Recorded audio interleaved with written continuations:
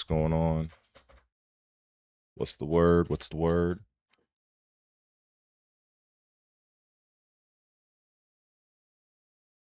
Kinda had to scramble on this one. I was like, shit, I'm about to miss my startup window. But yeah, I'm here. And as usual, a lot to talk about. And in fact, I wasn't really going to do actually, hold on, let me make sure my mic is good. Okay, my mic is good. Okay. I had to check OBS for a moment. Yeah, so yeah, there's a couple of things that caught my attention not just recently. I haven't now I truly have not watched it yet. I was going to. There is a three videos I seen, deep dives on Halo Campaign Evolved, Fable 3, and also State of Decay 3. They're not 5 minutes. They're quite lengthy. So I felt like, all right, you know what? Let me just, between that and the final update, not the final update of Assassin's Creed Shadows, which really pisses me off. Even though I kind of knew that, that was pretty much what was going to be on the docket, so to speak. But now that it's finally here, believe me, to say I was raging, to say I was cursing out, in my living room, pacing back and forth and just being really frustrated over it because it's a clear, um, it's a clear sign of what happens when you hire activists instead of game developers, or should I say, uh, activists posing as game developers. And, so I have a lot that I want to say about that. And of course it is talking about Assassin's Creed Shadows, but it's really the much larger issue that that I've been seeing. And the thing that frustrates me, and the reason why I even wanted to do this fucking live stream, uh, is because I feel, as a consumer, I feel so powerless. You know, I'm just being honest here. I feel so powerless that there used to be a time when you could vote with your wallet, and voting with your wallet used to mean something. It did. Now it doesn't mean shit. And you know, it's so frustrating. It really is. It may not be frustrated for some people that like to bury their head in the sand and they're very ignorant to the business side of gaming or just business in general. And they're like, oh, I'm just going to play my games and it doesn't bother me. That's fine. People are well within their right to remain willfully ignorant if they want, you know. But when I look at certain games, and just speaking about gaming, because believe me, I could talk about movies and shows as well. When I look at this, it makes me sick to my stomach that you have individuals that continue to push their mental illness for the rest of us. It really frustrates me. And believe me, this is likely going to be a very long stream. And I have several articles that I fucking intend to get through in this stream. And the reason why I'm very adamant is because a lot of times when I do live streams, I find myself, not to say there's anything wrong with it, I find myself in, I should say, over engaging with the chat. And like I said, there's nothing wrong with that. But I think for me, because I'm not a pro at streaming, I'm not. I tend to get off course, and then I might deal with the occasional troll in the chat or something, and so there's a lot of articles that I have accumulated over time. For instance, if you're on your computer and you're browsing the internet and you come across news of, say, this company laid off thousands of employees because of AI, what I tend to do, I would bookmark that article and I would literally, I created a folder where it's basically live stream articles to discuss. Yeah, to discuss. And a lot of times when I go on live, I never really get to them. You know, I spend like a good 8, sometimes 6 to 8 hours, and I never really get to what I really wanted to get to, which is I can take responsibility for that. But this time I wanted to kind of do that because there've been several articles relating to, you know, what's going on with Ubisoft, Microsoft, even some of the some news regarding Fable. I could just tell you right now, it entails there's no more transformative effects on the character for Fable. For those that may have played that franchise in the past, like I have, if you consistently are a good person, you end up having a halo around your head. You know, that was one of the cool things about that game, where things were very transformative on your character as well as how people interact with you. And conversely, if you are being a bad person, you actually develop horns, you know, to indicate visually that you've gone down a more negative path. In fact, way back, I believe Knights of the Old Republic, a very old game. This is back when BioWare was BioWare. If you continuously follow the Jedi code, your character would take on a bit of an appearance, if I'm not mistaken. I just remember, like, if you are more doing negative things, you actually develop like Sith like eyes or something like that. At least I think it was Knights of the Old Republic, but it was one of the older Star Wars games that illustrated that. And now I found a report that says that they took that out the game for the upcoming Fable game. Now, that might not be a big deal for some people. However, the you know, if you have developers that's saying we want to stay true to the authenticity of the franchise. We want to respect blah blah blah, you know, all the corporal speak, but yet and still you're taking away one of the main draws of that franchise, you know, for a lot of people that played Fable. And it's just like I said, you know, there's just too many developers that are they're altering the DNA. I think that's the best way to put it. In fact, I just came up with, they are altering the very DNA of gaming and to suit whatever virtue signaling, homo mental illness fuckery that they can come up with. And I'm seeing this repeatedly in so many different games, and I just I'm frustrated. I'm beyond frustrated because it's happening, but I also feel frustrated that I feel like there's nothing I can do about it but raise hell and fucking curse at the four winds. Because like I said, there was a time where you could vote with your wallet, but now it just seems like it doesn't matter. And the clear example of this is Ubisoft. If you, and I've done this many times, if you were to go to Yahoo Finance, which I love to do, I love doing it. If you go to Yahoo Finance and you look up the stock of Ubisoft as a company, they are in the fucking, they are underneath the ground. This is a company that used to trade and used to be worth millions of dollars. They used to trade, I think, upwards of like $50 a share.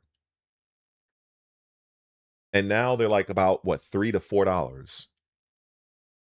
However, none of this matters to them. Why? Because the people that are in full control of that company, they don't give two shits about gamers.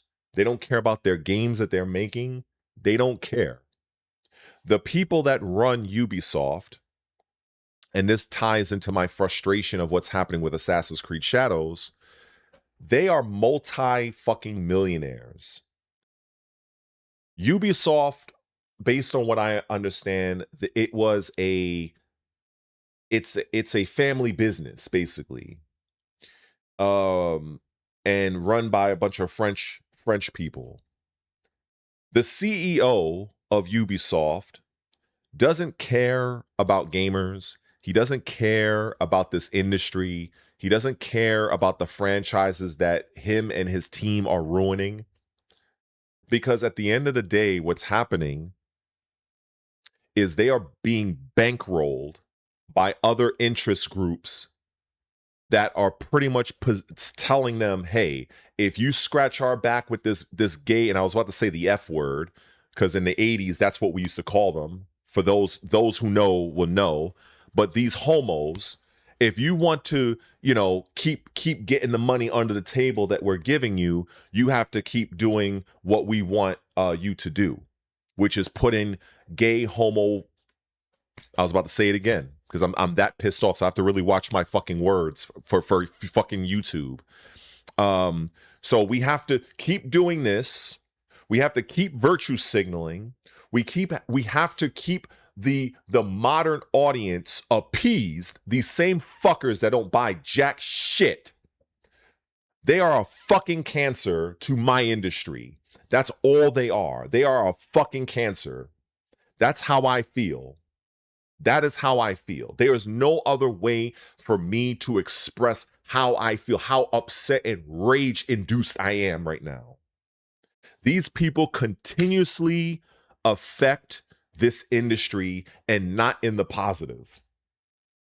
Every single game that is touched with their influence, the earning potential of that game is compromised. It's compromised. Now, I just started this stream about 13 minutes ago, and I'm already wound up. I'm already wound up. Just talking about this shit. You'd think me giving up Tekken 8 would give me a lot of stress relief, and it has. But dealing, now as a content creator and just somebody that knows the industry as I do, and seeing how things are going, it frustrates me because I've repeatedly told people day after day after day, there is a difference between running a particular marketing campaign versus an agenda. And I really want people to really understand this, whether they're people here in the stream that's lurking or chatting and yapping with each other, that's cool. But I got a lot of fucking stress to get off my chest, like breast reduction, and it has never been any more true than it is right now today. So just enjoy the ride that fucking Red is taking you guys on, or what have you, because I am focused. And I have a lot to fucking say right now.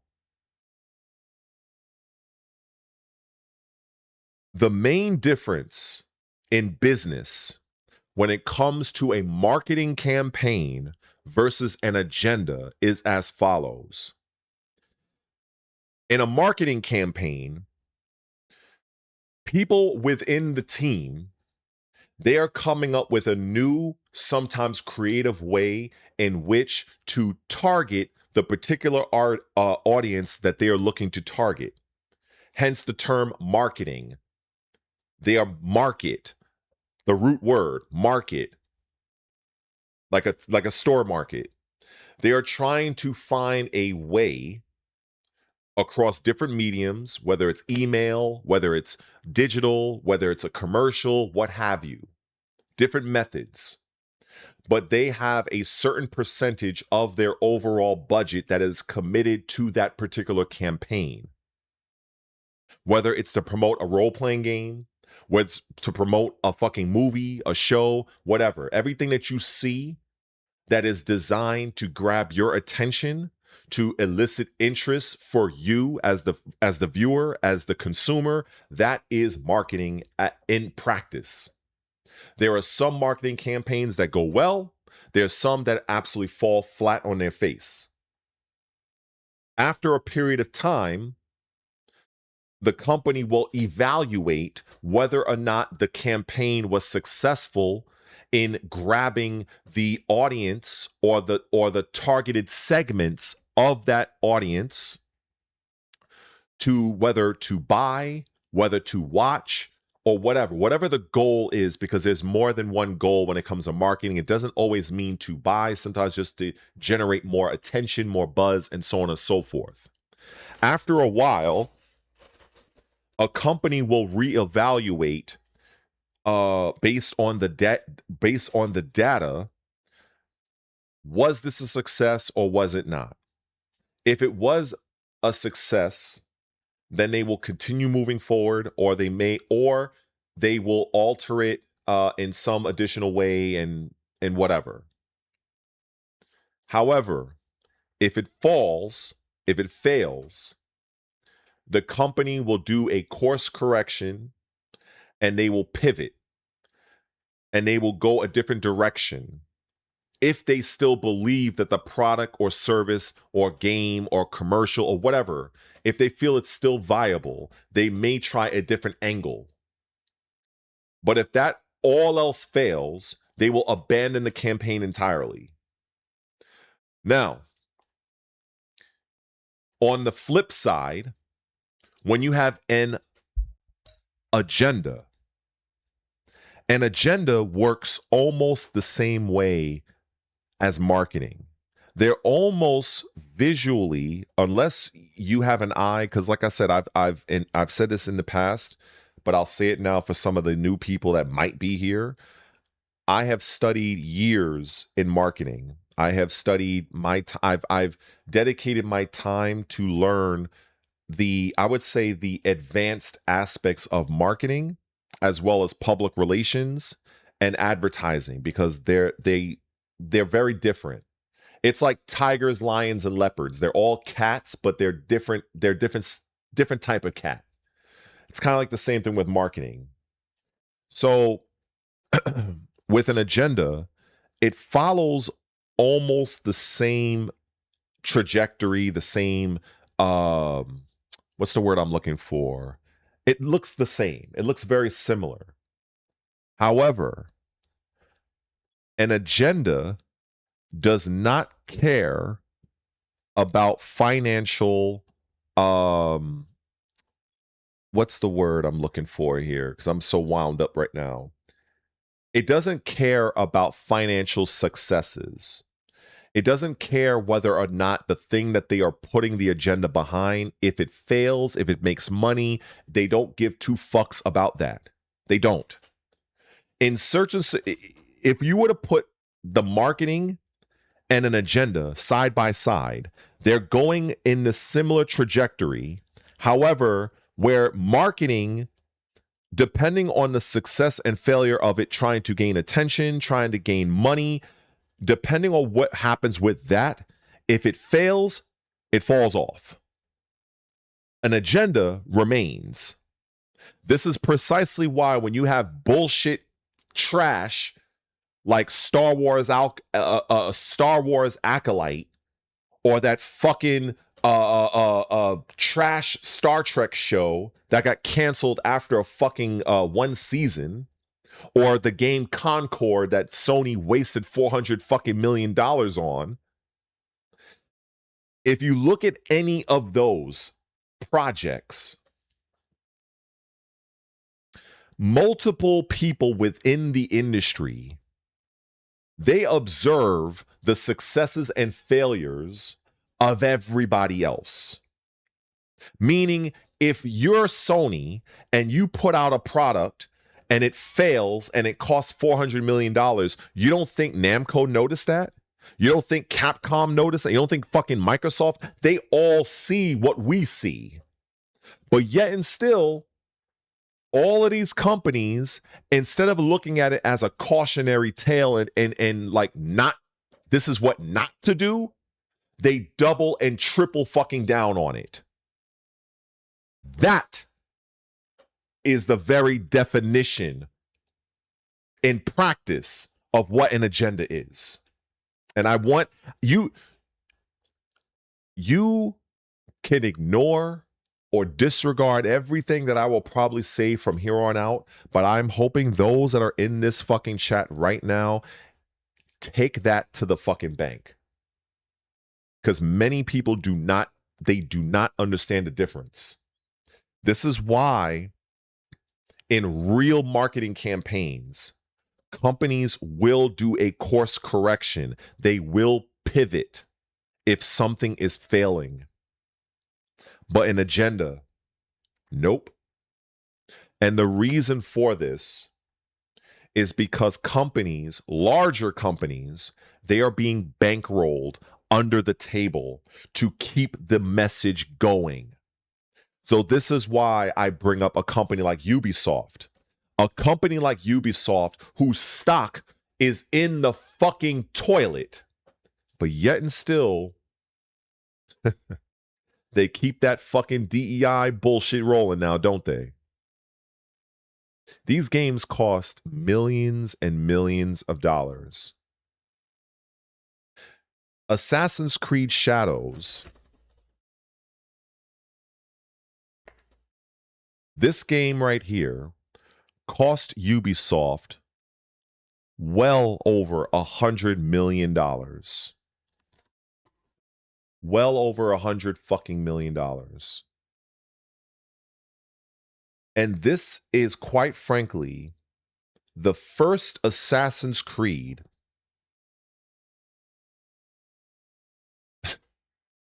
that only had one DLC,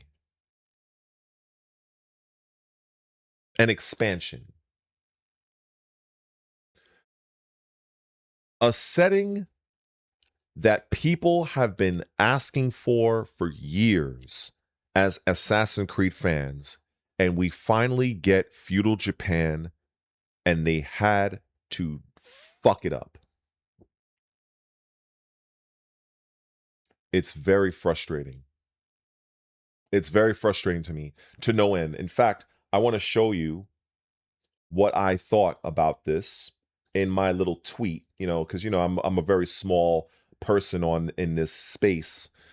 And so if I go to show, let me make sure my thing is set. Here we go. So this is my tweet here. I wanted to say more, believe me, but that was literally all I could fit in there. And I know Ubisoft doesn't give two fucks about somebody as tiny as me. If I was somebody of note in social media, that particular message, that would be fucking reposted, shared across all of social media. That is part of the reason why I wish I was much larger in this space. Because I feel that if I were, getting the message out in this way, it would happen. But it just feels like an exercise in futility for somebody like me that's on the lowest spot on the totem pole. This is a company in Ubisoft that used to be good. Now they're absolute shit because they have sold out. They have sold out making quality games in favor of appeasing their DEI and ESG masters. Environment, social governance, for those who are unaware. So I am angry at this. I am. But it's not just because of Assassin's Creed Shadows. It's because it's a trend that I've been seeing. Most games do not benefit at all from this. So what I was about to get into when I said that these companies are being bankrolled under the table, that is exactly what I mean.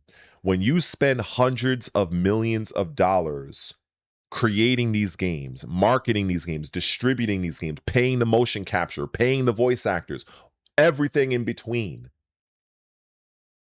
When you don't land, when you are not breaking even, when your sales are not reflective enough to justify the investment that you have put forth to make this project a reality,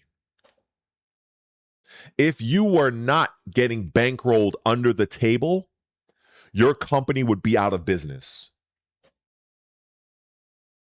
As much money as Microsoft has, Google, Disney, if these companies were to continuously fail and flop and flounder, they too would go out of business. In reality. But because the message is so strong, because they want to prioritize uglifying women, they want to prioritize gender swapping, race swapping, promoting mental illness, homosexual fuckery, pushing shit into our schools for our fucking children, allowing men to compete in fucking women's sports. All of this shit is fucking connected. It's all connected. Every single bit of it. Every single bit. And there are times where I literally feel like I'm the only one that sees it. I know I'm not, but it feels like I am. I look at the upcoming Odyssey movie that has fucking a black chick playing Helen of Troy and some fucking tranny playing Achilles. Like, what the fuck? What in the actual fuck is going on here? But to speak out about it, you're probably gonna be labeled racist. Well, I don't know how you could do that because my fucking father is a black man, so I guess that kind of knocks me off the list, as it should. I mean, shit, don't let the light skinness fool you. My father is a fucking black man, so they can't hit me with, oh, you're racist. Fuck you. On top of it, oh, you're a transphobe because, oh, you're not down with tranny. Oh, sorry, trans women, trans men. Fuck you and your fucking agenda. That's how I feel. Fuck you. I'm burnt up right now. I am so burnt up right now. I hate this shit. I vehemently hate this shit. I thought, you know what's funny? I thought I hated Tekken 8. No, actually, no, I do hate Tekken 8. But dealing with this shit, dealing with fucking Twitter, and seeing more and more of this nonsense, I hate this shit. I vehemently, unapologetically hate this shit. And I know hate is a very strong word. I know it is. And just to kind of clarify, I don't have anything against anybody in particular. I don't have anything against anybody. I have encountered my share of homo folk in my life. I have.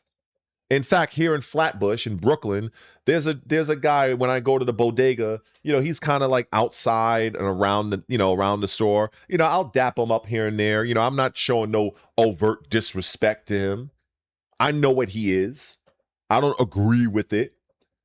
But the thing is, there's a difference between outright hating an individual and then you don't agree, you don't fuck with it, but you could still at the same time respect the fact they're human. On a human level, I will give them that.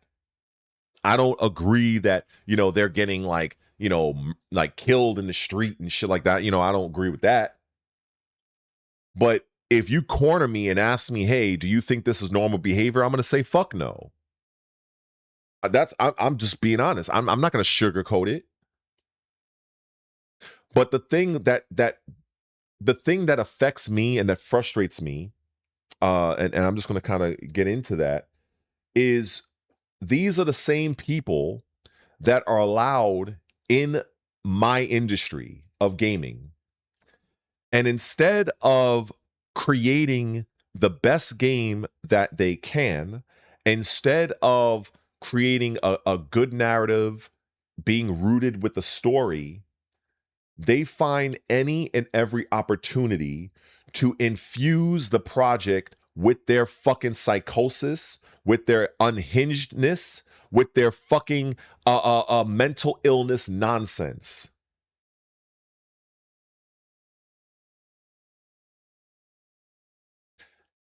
That is what makes me hate this.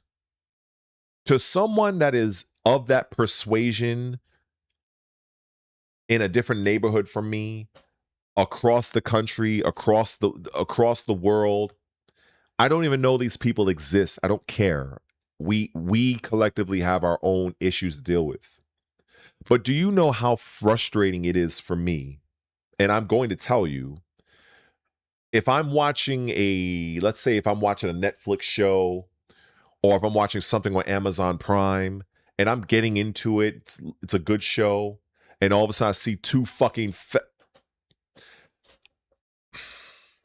see two homos tonguing each other down, flirting with each other. You know how frustrated it is to see that? What's the fucking purpose of this shit? What's the purpose? Why do I now have to be subject to your fucking psychosis? Why? The show was going just fine. The movie was just going just fine. The video game was going just fine until you had to fuck it up with your goddamn bullshit.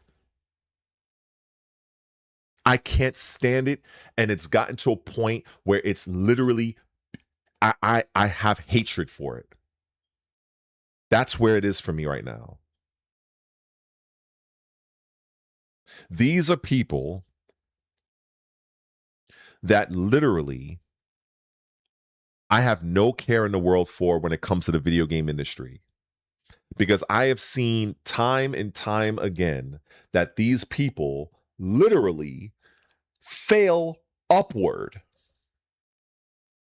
For those that don't know what that means, let me explain that. There is a man, I'm not going to play along with this bullshit. You can masquerade as something you'll never be. That's your prerogative. But there's a man named Corinne Bush that was the lead director, the game director of Dragon Age the Veilguard. And I've covered this many times, but you know what? Fuck it. I'm going to do it again. It's my fucking stream. That's what I'm going to do. There's this guy, and I'm not going to put all the blame on him because I am well aware that Dragon Age the Veilguard was in a 10-year development cycle, and it was stop, started. It was trying. EA, another fucked up company, was trying to force the BioWare developers to make Dragon Age into a live service game. How fucking stupid can you be? One of the most prolific role-playing franchises in gaming, and you're trying to make the game into a fucking live service. That's what happened with Dragon Age the Veilguard, formerly called the Dread Wolf, for those who are unaware. And once that was a failure, they had to completely alter the game, which added years to its development. So I'm not going to put the entire blame on the tranny that was there, but that individual does shoulder a good portion of the load. So when this human got on board for Dragon Age the Veilguard, and infused it with all manner of bullshit, with top surgery scars, basically body mutilation. Basically, that's what the fuck it really is. That's how deranged these people are. I don't give a fuck. I don't give a fuck if this shit is banned or not. I don't give a fuck, because these people ruined a fucking great gaming franchise. Dragon Age is that franchise is killed. It's done. That shit will need 20 years to recover or be purchased by an actual legitimate game developer.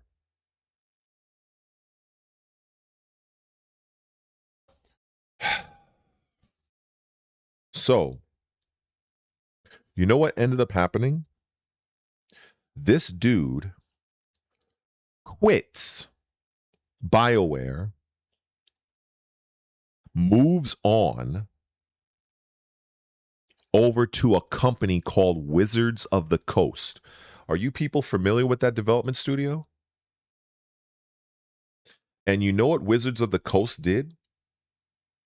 They gave this failed creative director that basically partly destroyed one of the most iconic RPG franchises in the last 15 years. They gifted this human his own studio. I shit you fucking not. So whenever I hear these people talk about we're so oppressed, fuck you. You people are the only ones I have ever seen in the gaming industry that are literally able to fail upward. I guarantee you, if that was a straight, normal, heterosexual man, white, black, Spanish, Asian, whatever the fuck, or woman, and they did that, I can guarantee you their next position would not be a position of leadership. I guarantee it. But because you're on that spectrum,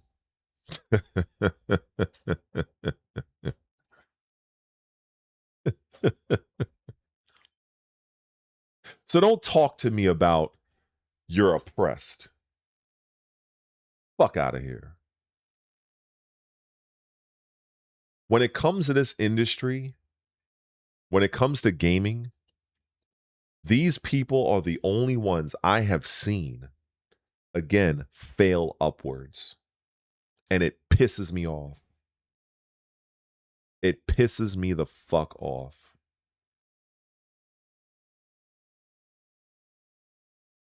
To say that I am angry right now and frustrated, that I know deep down nothing I say in this live stream, there's probably like 10 people in here, it's going to go absolutely nowhere. But it's still like it's almost like I'm pissing in the wind, or I'm shouting at a mountain. Nothing I say is going to mean anything. So the inevitable question is, what's the point? The point that I feel is I have a microphone. I have a pretty decent webcam. I have a tiny little following. Some people might tune in, some people may not. That's the point. I'm just so frustrated with so much of what's happening in this industry. As somebody that has been playing games for 40 fucking years. I'm 45 years old. I am not and never will accept this woke, feminist, homo, gay fuckery. It is not in my DNA. I am not of that world. I am not a millennial. So there's no way I'm just going to, oh yeah, I'm just going to deal with, no. No. I look at this shit as a blight, as a cancer on games, on the entire gaming industry. I look at it as a cancer in the movie industry. I look at it as a cancer. Do you know that they fucking made the next Wonder Woman a fucking tranny? Are you people even aware of that? Probably not. They took Wonder Woman. I want to emphasize this. Wonder Woman. I would be willing, and I'm not the most, I am not a comic book nerd, so I'm no expert. But when I look at Wonder Woman, that is like the female version of Superman. That is like the female representation of strength, of beauty, I guess even divinity. And they turned it into a fucking tranny. Unfucking believable. Unfucking real. So it is very frustrating. It is so frustrating when I look at what's going on, because unlike some people, I do more than not to say that there's anything wrong with it, but I do more than just play one game. I do more than just mash buttons. You know something I used to say? I used to say this many times. I used to say, if I had an hour, 1 hour of national talk time, where we're talking about like I'm standing on a podium and I am being broadcasted to millions and millions of people, I am willing to wager a few things would happen. Number one, I would likely be assassinated. That's number one. Number two, I would be, probably before that, I would be asked by certain people to be quiet and be silent, leading up to the number one bullet point I just mentioned. And or I would be canceled. That is what I feel would happen to somebody like me if I had any bit of national talk time. I really believe this. I feel like more and more what defines us as men, as real men, is being slowly chipped away. I am seeing today's man becoming more and more effeminate, beta, in almost every sense. I heard, and I don't know how accurate this is, but I have heard from certain individuals that deal with politics and military strategy that they say that if you want to destabilize a nation and weaken it, institute teachings that over the course of time will pit the man and the woman against each other, as well as condemning the qualities that make a man, make it so that its society condemns it. That's what I have heard and I've read. And I have to admit, I'm starting to agree. I'm starting to agree. There are too many spineless men that have positions of power that allow this fucking bullshit to persist. It persists in our fucking country, whether we're talking about the Senate, whether we're talking about Congress. You have a bunch of fucking whack jobs in there. Here in America, yes, I am getting a little political. Sorry, not sorry, because that's where a lot of this shit fucking originates from. But there's a certain dumb fuck in Minnesota that actually passed a bill, if you could believe this. And if you're from Minnesota, I'm sorry, but passed a bill that basically has tampons in boys' bathrooms in schools.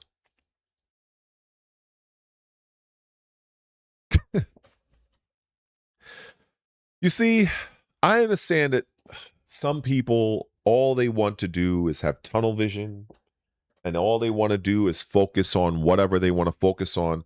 But many of these people, they want to remain oblivious to what is causing this. This cancer, this mental illness, it literally permeates damn near every facet of our society. And gaming, video games, used to be one of the last holdouts. It used to be. And like I said in a prior stream, where I pretty much said these things are incremental. They slowly turn the temperature up. When you look at the original Mass Effect trilogy or the original Dragon Age, the argument these people will say, and it's true, I will give it that, they will say that there were homosexual and queer, I think that's one of their favorite words, queer elements to those franchises. And they're not lying. There were. In Dragon Age Inquisition, for instance, for those who may not remember, because I played the game about 2 months ago. So for a game that came out years ago, that's recent. There was a character that was a tranny, but it wasn't a character that you could actually, what's the word? Recruit.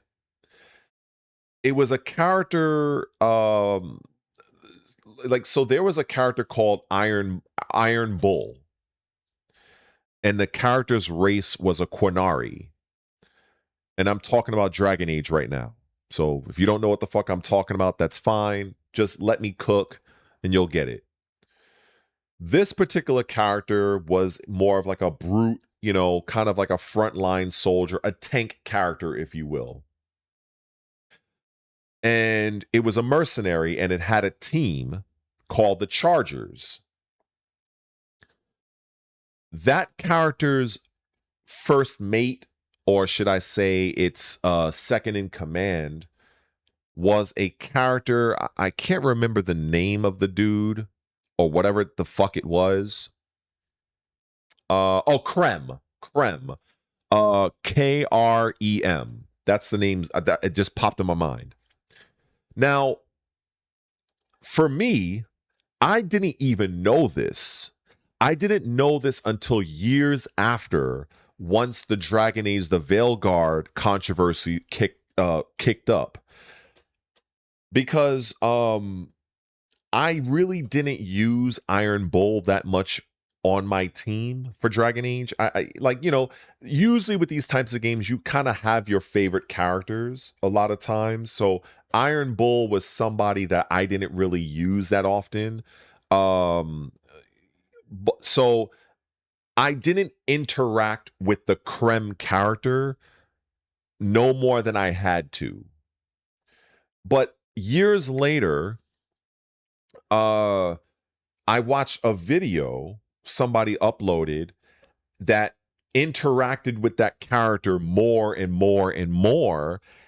And when you observe the dialogue, it turned out that this thing, this creature, this human was, well, you know, and I was like, wow. Now, in addition to that, I know I'm gonna be called, you're a fucking homophobe. You're a homophobe. I don't give a fuck. There's another character in Dragon Age the Inquisition called Dorian. And now this particular character was a wizard. And suffice to say, this character was homo. And once I picked up on that, I'm gonna be dead ass. I never had that character on my team again. In Dragon Age Dragon Age the Inquisition, you had this very good-looking woman, but for whatever reason, you could not romance her. Vivienne. Anybody that played Dragon Age Inquisition, I'm pretty sure the vast majority of players, you know, they liked Vivienne's looks. They may not have liked her character, her personality, but you know, hey. Then you had you had a lot of characters in Inquisition, but one of the things that really stood out about the game was that you had the option to dismiss companions. Now, honestly, I don't think I've ever done it. I never used that option, but it was there. There was a character, I think his name was Blackwall. He was like a soldier. There were options where I guess in the dialogue you were able to dismiss him entirely, but I've never done it, you know? And I say all this to say with Dragon Age the Veilguard, they don't really give you that option. And when you look at the mental illness character that is, what's that fucking Tosh. That character, non-binary, another example of activists posing as game developers looking to push their message. You can't do anything. They don't even give you the player options in the dialogue to admonish, dismiss, or even disagree. So you're given dialogue options, but you're not really allowed to really overtly criticize. It's basically like you're given the choice and option, but in reality, is it really a choice? Is it really? It isn't. And what did you know? And when did you know that the vast majority of the people that talked about Dragon Age the Veilguard talked about the non-binary character Tosh? So here you have a game that, as far as I'm concerned, had, in my opinion, the best combat of all the Dragon Ages. It was graphically very impressive. The performance of the game held out pretty well. I like the character animations. I don't think that really gets talked about much in terms of the actual gameplay. But all of that is pushed to the side because BioWare and EA, they wanted to push the message for the modern audience, and that is what led to the game, or should I say the franchise, currently being dead. And so when I look at Assassin's Creed Shadows, Ubisoft pretty much did the same thing in a different way, but the result is the same. And it really frustrates me to no end. 2 very good games killed because companies wanted to push their message. These companies, at the end of the day, as I've said, they don't care about gamers. They don't care about the advancement of the franchise. They don't care. They are just using gaming as a Trojan horse to push their mental illness, homo, tranny fuckery. That's what they're doing. And that's what they've been doing. You know, every time I turn on Assassin's Creed Shadows, every time I walk through the world of feudal Japan, every time I'm walking and I see in real time, it goes from a nice, pleasant, sunny day. The clouds roll in, they grow darker, grayer. You see that first flash of lightning. Then you start to see the raindrops start to fall down. The wind picks up. All of the leaves and things in the background just blowing in real time. And then all of a sudden a fucking monsoon happens. You know, when I see that, it it it it it hurts my heart that more people aren't talking about that when it comes to AC Shadows.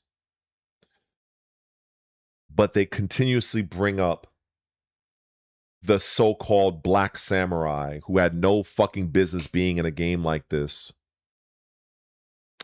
And the utter disrespect that Ubisoft has shown the Asian communities in how they handled certain aspects of the marketing of that game. That is another example of a good game being victimized for DEI, ESG, virtue signaling fuckery. And I hate it. I hate it with every fucking fiber of my being. As I look dead at this camera to anybody that's on the other end of this shit, I vehemently hate this shit. I hate it with every fiber of my being. I wish I can cut out the cancer that is DEI. That is fucking virtue signal. I wish I can cut this shit out like it was cancer from the gaming industry. Because I guarantee you, a lot of these games that should have been absolutely a hit would have been were it not for this fucking bullshit.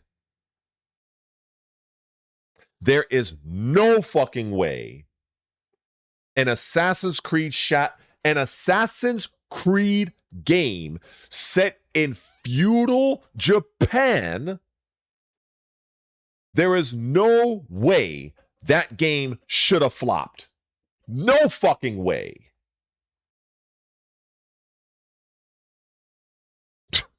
Unfucking real. There is no way a Dragon Age game, fans of the franchise was waiting for 10 years. There is no way that should have failed. But both of those games flopped commercially thanks to DEI, woke, feminist, homosexual, tranny bullshit. So when I say I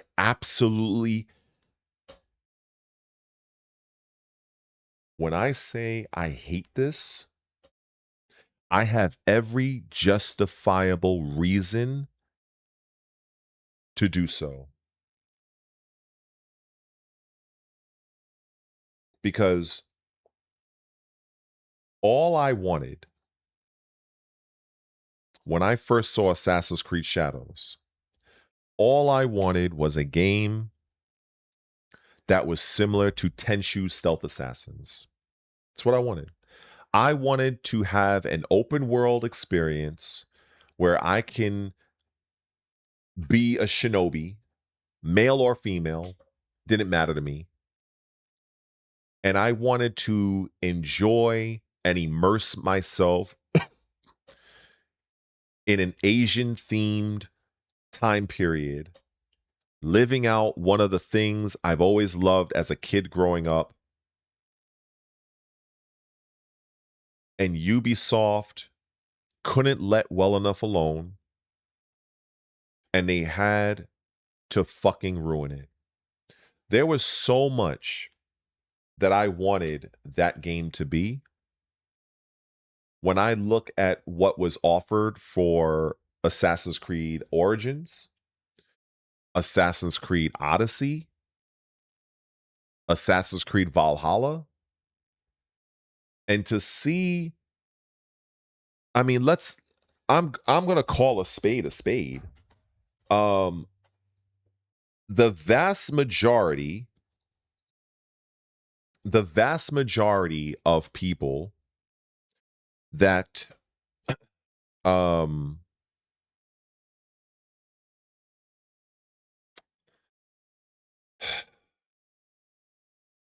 the vast majority of people that have played Assassin's Creed, I've said this once and I'm going to say it again.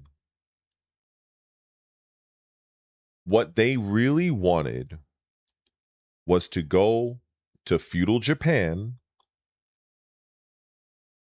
and be a pirate. That's it. Nobody gave two shits about the Industrial Revolution. Not really. Nobody cared about going into Italy. Nobody really called to go into Egypt. You might have had some people that wanted to do the whole Viking thing, to be fair. But that doesn't mean that those games aren't good. They're great. But speaking from what the vast majority of the fandom really wanted, even right after the very first Assassin's Creed in 2007, if I'm not mistaken, was to go into feudal Japan and run around, be a ninja, assassinate shit from the rooftops, you name it. That's what people wanted. And let me tell you what Ubisoft's excuse was to not do it. They felt, and let me just put this here, feeling is not rooted in fact, by the way. So they felt that the gaming audience wouldn't want that because the ninja trope has been oversaturated. That was one of their quotes.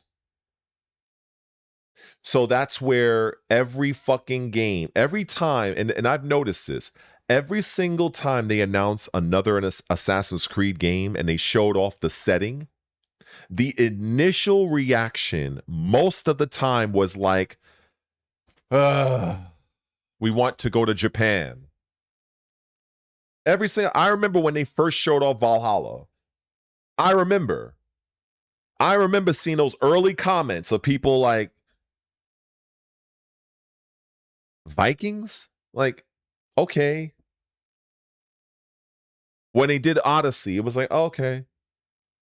All right, we're doing this. So I'm speaking to the point of people wanted feudal Japan for a long, long time. And now that you finally did it, you fuck it up. Pandering and virtue signaling for this bullshit. And now that the final fucking update for Assassin's Creed Shadows. And I'm pretty sure, and the rumors are they're gonna basically whatever DLC they're gonna put in there is probably gonna be them trying to promote the next fucking the one that's coming out. What was it the Black Flag remake? So I guess we're gonna be able to dress like fucking pirates or some dumb shit like that in feudal fucking Japan.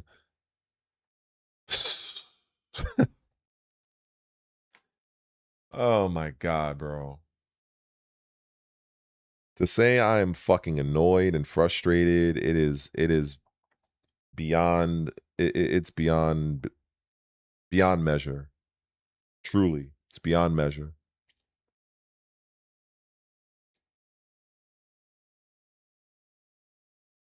Beyond measure.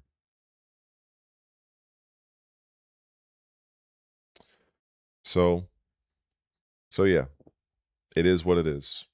I can't stand it. I feel absolutely powerless for it.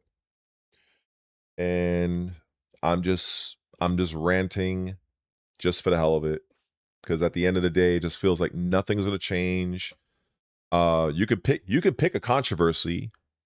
You could pick one. You could pick the next God of War, that the wife of war. You could talk about that. I mean, shit. We could talk about how bullshit that's gonna be. I'm gonna tell you right now. We could talk about anything. How many controversies exist in the gaming space? How many? Tons. At the end of the day, it just feels like to me that it just I feel like it goes back to what I said. Voting with your wallet is no longer effective. It doesn't matter because you can vote with your wallet, and at the end of the day, it's still gonna get pushed. And I didn't want to spend too long on this because like I said at the very beginning of the stream, I wanted to get to particular articles. So that's what I really wanted to do because there are just too many controversies that are going on in gaming right now. And as a consumer, as a very tiny content creator here on YouTube, and even tinier on Twitter and on Twitch, it just feels like nothing I say will make a difference. It just feels that way. And it frustrates me that when you have people that do have influence, that do have those larger audiences and they have that type of clout, and all I see them do is fucking shill, bend over, spread their cheeks and take it in the fucking in the one-way exit. It makes me frustrated. It makes me frustrated because these are people that are fucking spineless. But yet and still, these are the same people that wield massive amounts of influence, massive fucking subscriber base, massive streams. It's not so much I'm jealous of the size of their channel or their influence. I'm frustrated that they are in a position to do more and they don't.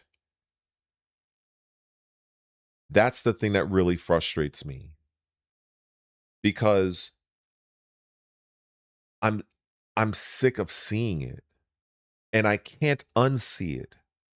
It's like, for instance, my hatred of Tekken 8 is legendary amongst my few subscribers. It's legendary. I can rant, I can bitch, piss, and moan about Tekken 8 unlike nobody else.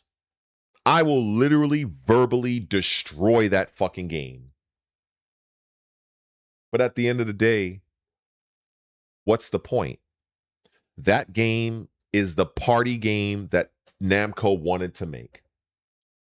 So the only thing that I can do really is choose whether or not I engage with it or not. And that's why after 31 years, I said, fuck you, Tekken, and I am done. That's my power. However, like I say, when it comes to the gaming industry as a whole, when I'm playing a role-playing game, and you're invested with the game, spending hours and going through the story, and then all of a sudden you come across some fucking homo character, and you're ask yourself, why is this character in this game? What is the point?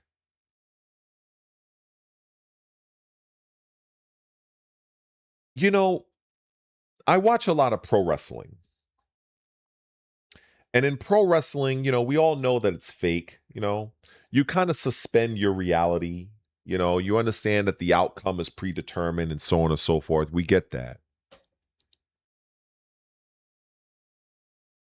However, when you look at a situation that I'm about to talk about with Dragon Age the Veilguard, just to kind of illustrate this point, for those that are unaware, in Dragon Age the Veilguard, the plot is pretty much all hell breaks loose.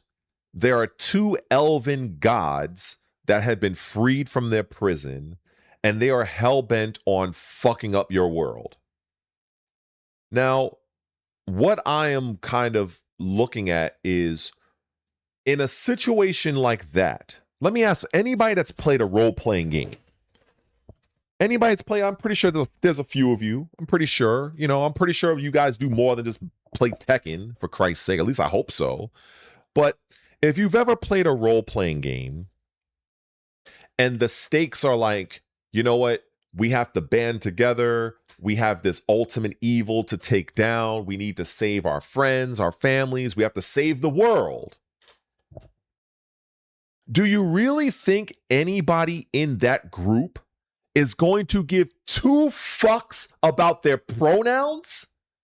Do you really think if I'm trying to save the fucking world that anybody is going to say, oh, I'm not she, I'm they, them? Get the fuck out of here.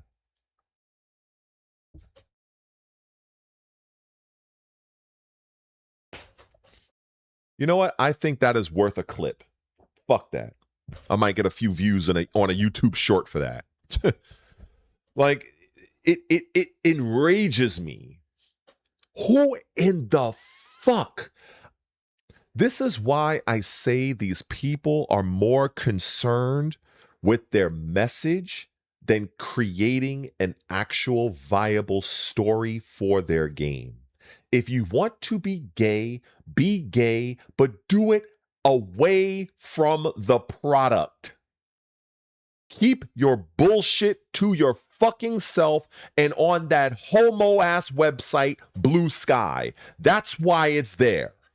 That's where all them fucking trannies and the homos and the women that hate men, that's where all of them lie. That's their fucking world. That's their Twitter. Go and circle jerk each other there. But when it comes to making a fucking quality goddamn game that people have been waiting for 10 fucking years on, the least you could do is demonstrate to the rest of us normal people that despite the fact that you are of the persuasion that you are on, that you are still capable of at least being a credible game developer, where you are putting the game first and not your identity politics, not your fucking psychosis, not your fucking tranny self-mutilation, none of that. You crafted a story where two elven gods are hell-bent on destroying the world, and we are supposed to believe that you have a character on that team that is concerned with its pronouns.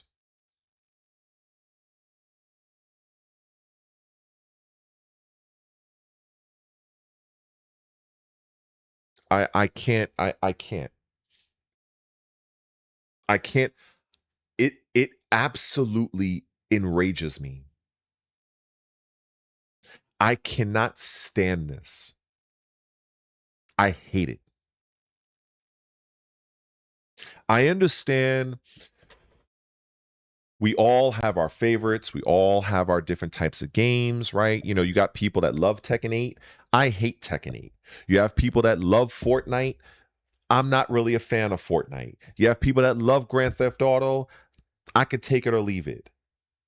We each have our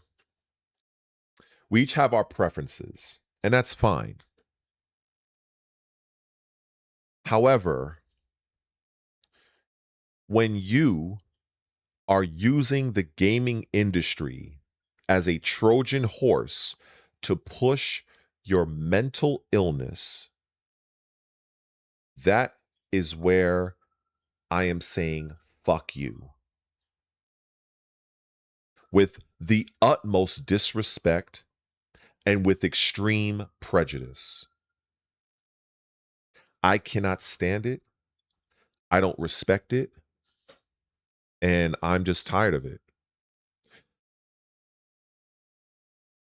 And that's just how I feel. That's how I feel. I'm tired of it.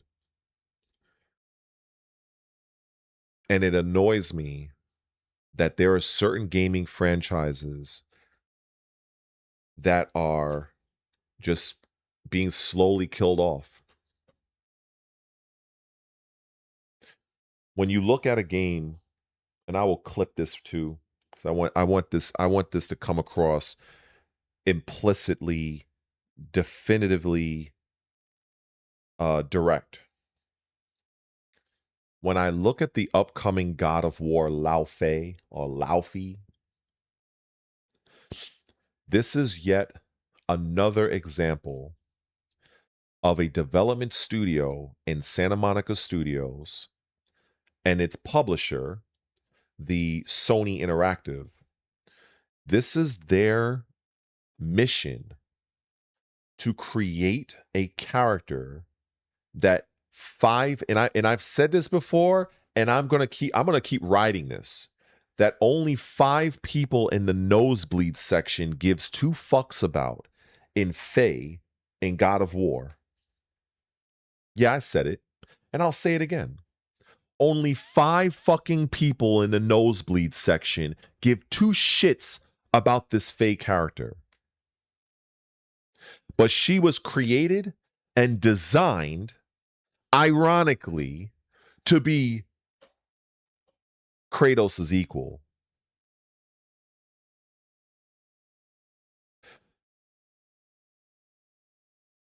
But you choose not to make it a DLC. You choose not to. In fact, for this, I want an extreme close-up. Fuck that. We're going here. This motherfucker real quick. I want this to be very definitive. In fact, let me do a little let me see. Can I zoom out a little bit? Yeah, let's do that. In fact, fuck that. We're gonna zoom in. Fuck this shit. Okay. Adjust my microphone. I am going to give you the unbridled reality of God of War Laufey as I look directly into this camera. This is going to be very triggering to some of you. God of War Laufey is a direct result of what Santa Monica Studios' effort is to replace Kratos as the lead character of this franchise. I must say this again. God of War Laufey is Santa Monica Studios' effort to create and position a character to eventually replace Kratos. I hate to be the bearer of bad news, but that's what this is.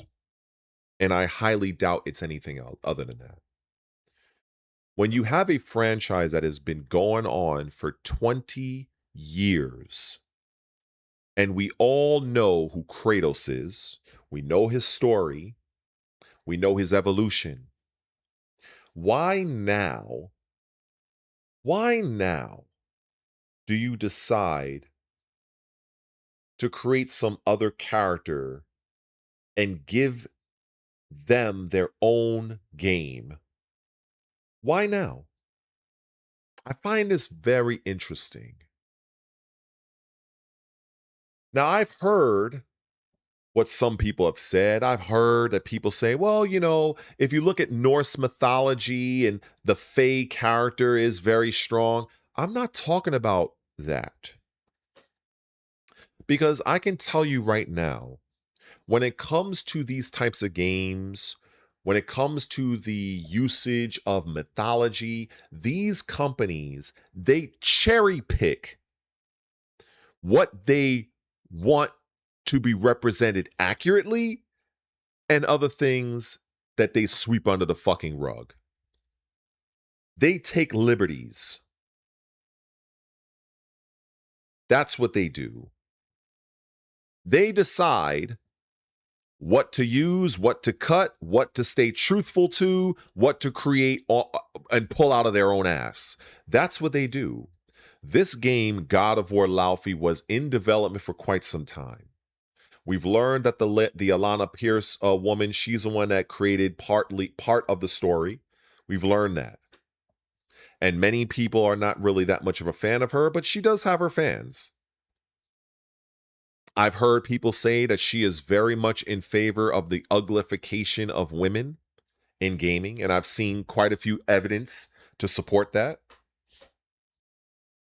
But I'm not the foremost expert on Alana Pierce. I'm not. I'm not even going to lie about that. So there are other content creators that probably know more about her in that regard. However, what I do know is that this particular game was designed and directed and created and pitched years ago. What that tells me is that the development studio, Santa Monica Studios, along with Cory Barlog, they had every intention on creating a character that would be equal to Kratos, and of course be a woman, with the intent to pull the attention from him, the star of the fucking franchise that actually is what made the franchise what it is, to take the attention off of him and put it on this random fucking soccer mom. That's what the fuck they wanted to do from the very beginning of that particular process that no doubt started probably maybe 4 or 5 years ago. That is not my opinion. That is a fucking fact. Especially when you recognize pattern recognition when it comes to the time that these people continuously replace male protagonists with fucking females. Instead of having the fucking balls and the creative vision of creating female characters and giving them their own franchises, which is actually more beneficial. But instead, no. We ain't gonna do that. That's what it comes down to. So this is not an issue of, oh, I hate women, all of that shit. You guys can pump the fucking brakes on that shit because I'm well aware that some of the greatest franchises, some of the greatest comics involve women. And I appreciate a strong and capable woman. But what I don't appreciate is when you are purposely positioning one to take over something that is already established as being what it is for the sake of gaining some points on a DEI chart and to fucking virtue signal. That is what I fucking can't stand. And that is what I'm calling out. And it's a goddamn shame that people that are much larger than me in this space, they refuse to call this shit out for what it is. You mean to tell me Santa Monica Studios, you guys couldn't take the blueprint of the Fae character You couldn't take that blueprint and just create a brand new IP that creates a new franchise centered around a strong and capable woman character? You couldn't think of that? You couldn't think of that? I'm asking Santa Monica, Cory Barlog, you couldn't do that? That was too much for you? Are you that creatively bankrupt that you have to go into the annals of a dead fucking character, a dead soccer mom character? At least that's how you portray the character, because it damn sure doesn't look like Deborah Ann Wolf to me. I don't know who the fuck this soccer mom bitch is. I have no idea. But then again, that's part of the other controversy of the uglification of women now. So I'm going to hold off on that one. But what it is you guys want to send a message. You are wanting to fight the patriarchy. You're tired of seeing a male, manly character that is pretty much the very definition or the very example of what it is to be a man, flaws and all.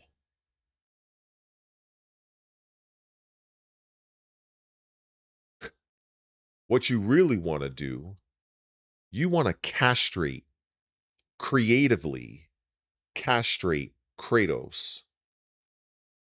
You want to create this character and position her essentially as the upgrade.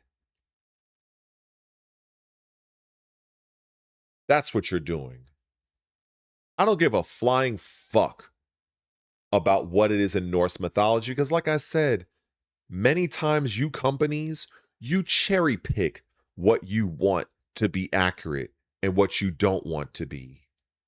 And you found this as the perfect opportunity to come up with a character that you can bring in. Oh, this is Kratos' wife, the giant from Jotunheim. She's this powerful, brave, and stunning character. Look at her go. We're going to make the entire point of his journey revolving around her, but not his fucking son.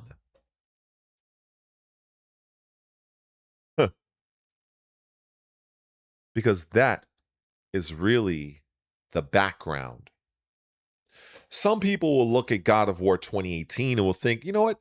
That's actually not true, Red.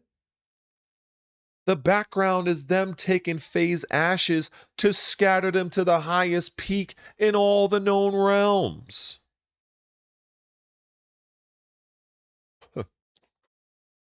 You don't say. So I asked those people, is that the best story you can come up with? Really? That's the best you got? Or was it more of a purposeful decision because you know, and people like me know, that when you plot out these games, you have a multi-year strategy? I mean, after all, come on, Cory Barlog.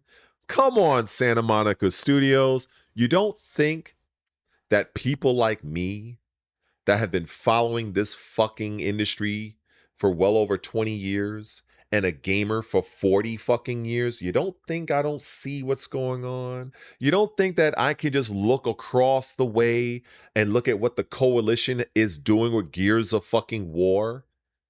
The Xbox equivalent, basically, of God of War?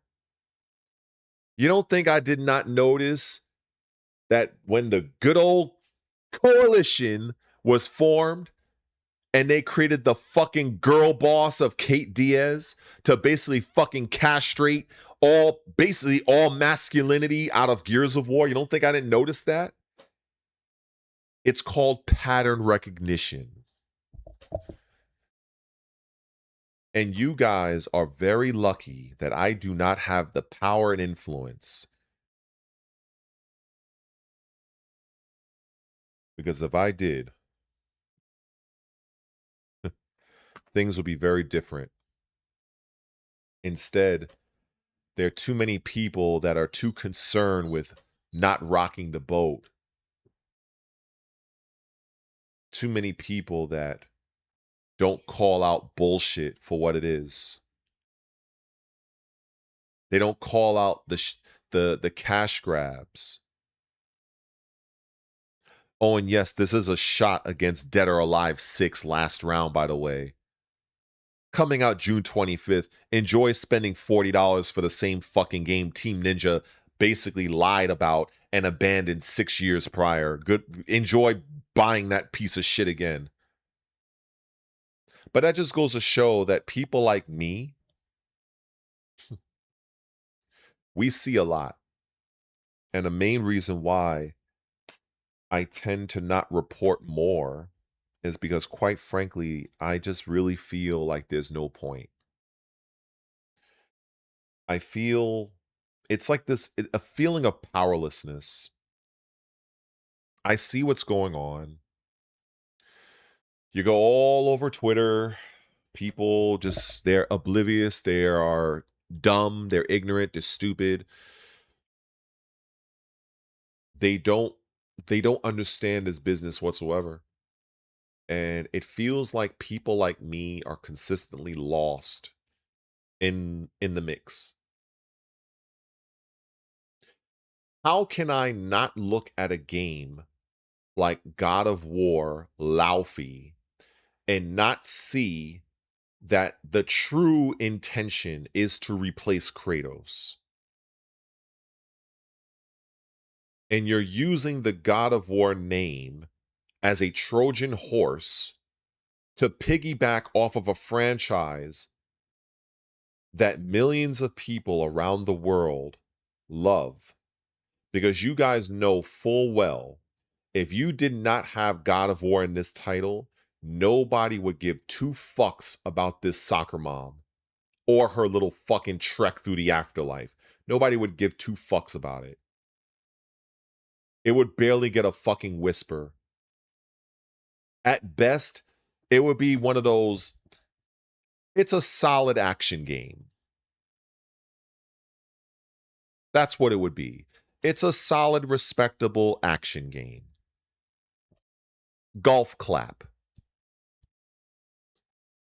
Wave. That's what it would be. The main reason why people are even watching that video, they are watching it because they find it to be offensive and a joke. And as I said, yeah, there are 5 people in the nosebleed section that love it. I bet each and every one of the males probably sit down and pee. I'm pretty sure. And they probably got rainbow flags in their profile. Oh, and pronouns as well. So it doesn't surprise me. I don't see not one real man, not one real fan of the God of War franchise asked for this. You guys at Santa Monica Studios, you guys decided to take it upon yourself and drum up a story that we don't give a fuck about. Where's Kratos?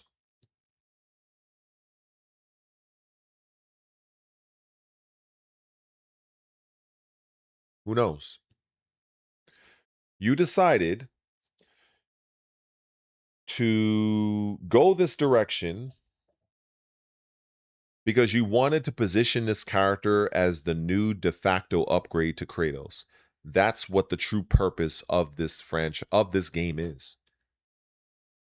Now, of course, Santa Monica Studios cannot openly admit it. They're not. Fuck no. They know better. They're dumb, but they're not that dumb.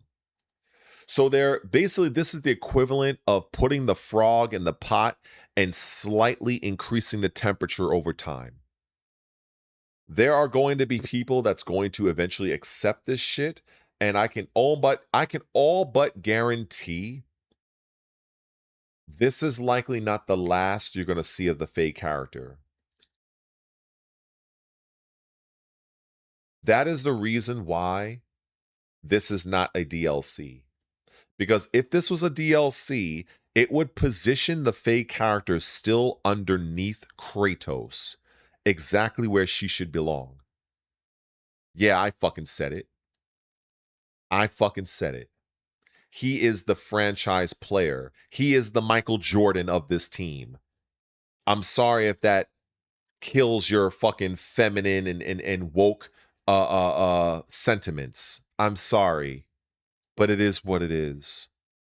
Kratos is the Michael Jordan of that fucking team. And you're benching him to put in Bill Cartwright.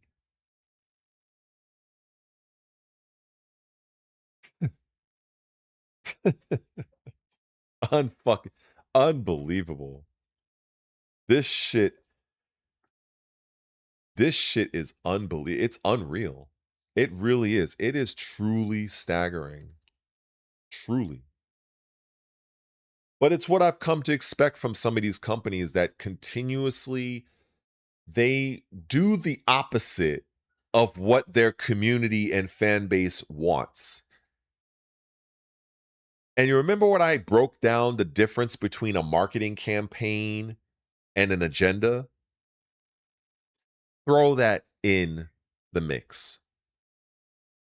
When you have the overwhelming amount of your fan base is calling for the next game of God of War for Kratos to move on to the next pantheon, which I believe will be Egypt. And instead, not a DLC, you instead decide to do a full-on game on a dead wife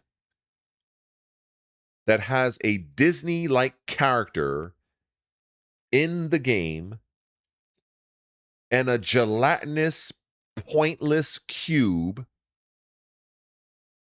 as a companion. You have got to get the flying, cosmic, northeast cosmic, unmitigated fuck out of here.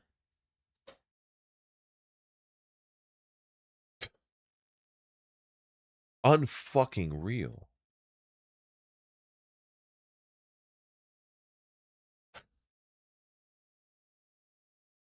I could probably fucking end the fucking stream off of that. Like, that is unreal. Like, this is something that I can rant about every single day of the week. I could literally find I can find a new angle to absolutely eviscerate this horrific design decision for at least a good month. I will fucking scour the internet for any little shred of information on this future flop of a game. And I can talk about this shit every day for 30 fucking days and whore this shit out. I could, but I don't think it's really worth it. I don't. But there are moments where I'm like, look, this is I don't think this is going to end well. I don't. I don't think it's going to end well. I just don't. I think that when this game comes out, God of War Laufey, it's going to more than likely be a financial flop. And if by some off chance miracle I am wrong, I will be completely mind fucked. I will admit it. I when I look at the overall God of War fan base, if I were to take a percentage of how many millions upon millions of fans of the God of War franchise that wanted a full game of Faye, I would have to I would surmise, to be fair, there might have been maybe 14%. Maybe. And I'm trying to be generous. I'm trying to. I am. But, you know, it is what it is.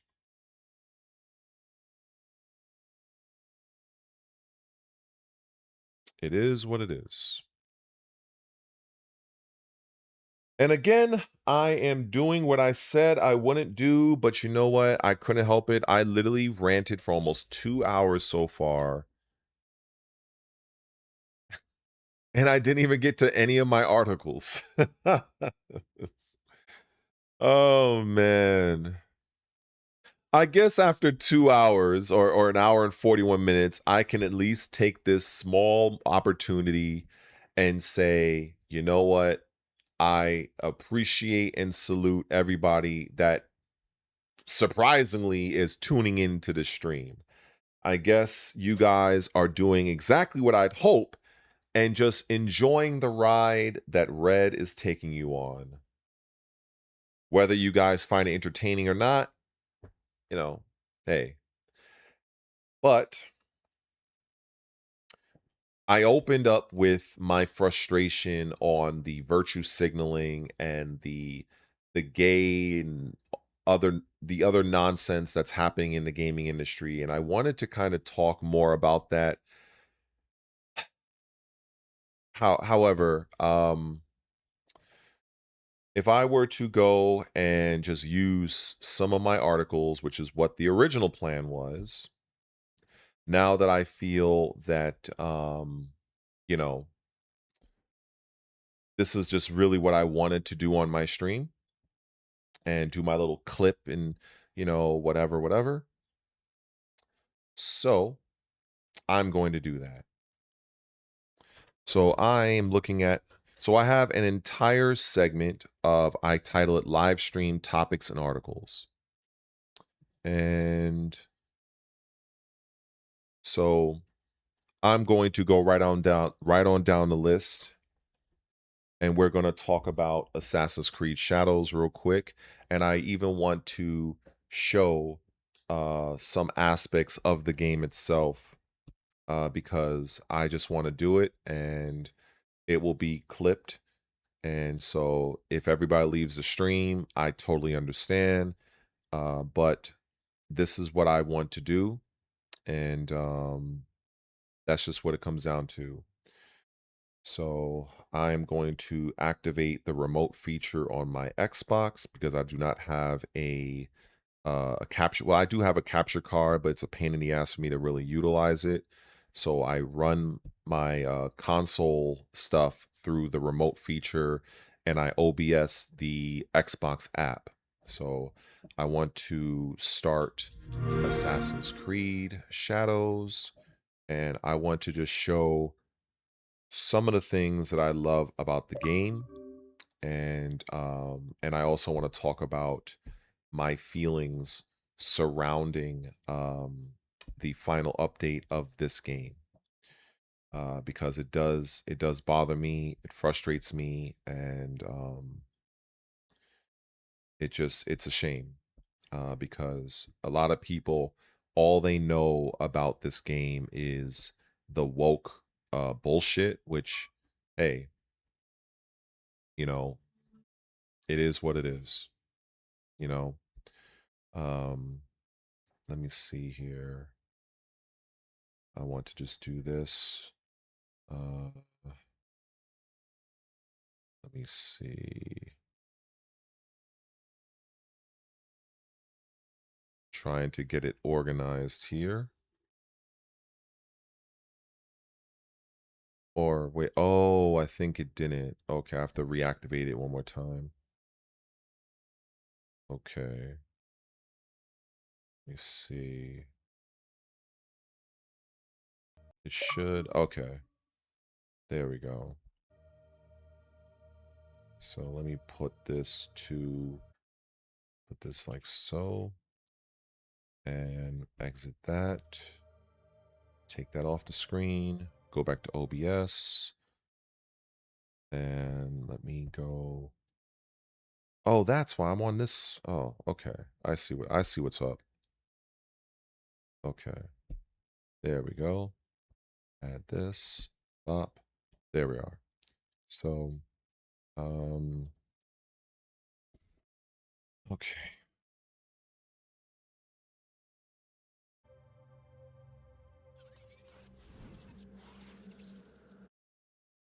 Oh, it seems like I can't look. It seems like I can't look at my OBS while the game is on because it says click to tap here to keep playing, which is fucking annoying. So, I don't know why it's like that. Wait, is it? Oh, wait. I think I see. It's because I think, there we are. Okay. All right, I'm good now. Okay. Let me activate the sound. It should be picking up.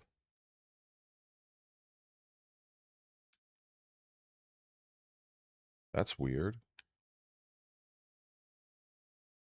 Oh, I think I understand why. I think it's because I have to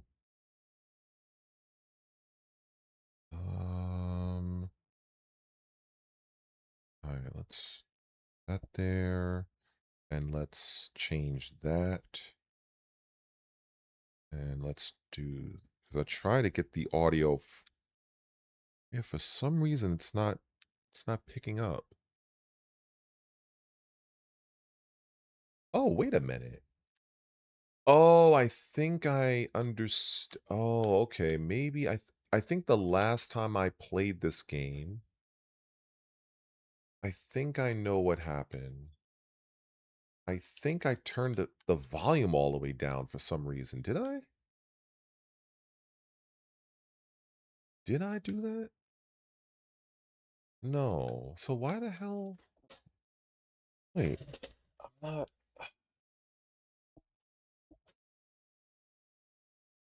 Where's the audio? That is so weird. All right, you know what? Okay, I can see the audio making a sound on the OBS with this. You know what? I'm just going to start the game and see what happens. Oh my god.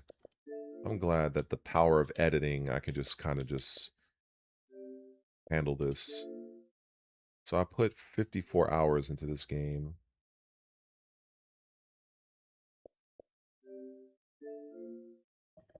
Okay. I don't know why the sound wasn't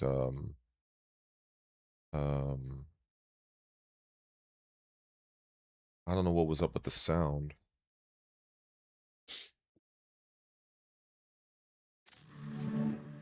Okay. All right, fine. Looks like the sound is back finally. Okay. A lot of times it tends to be sometimes it's a glitch or what have you.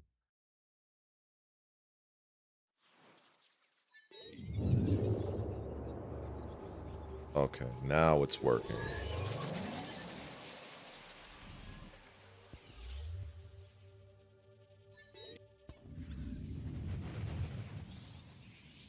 This game, I absolutely love this game. I don't remember where I was at because I've been spending so much time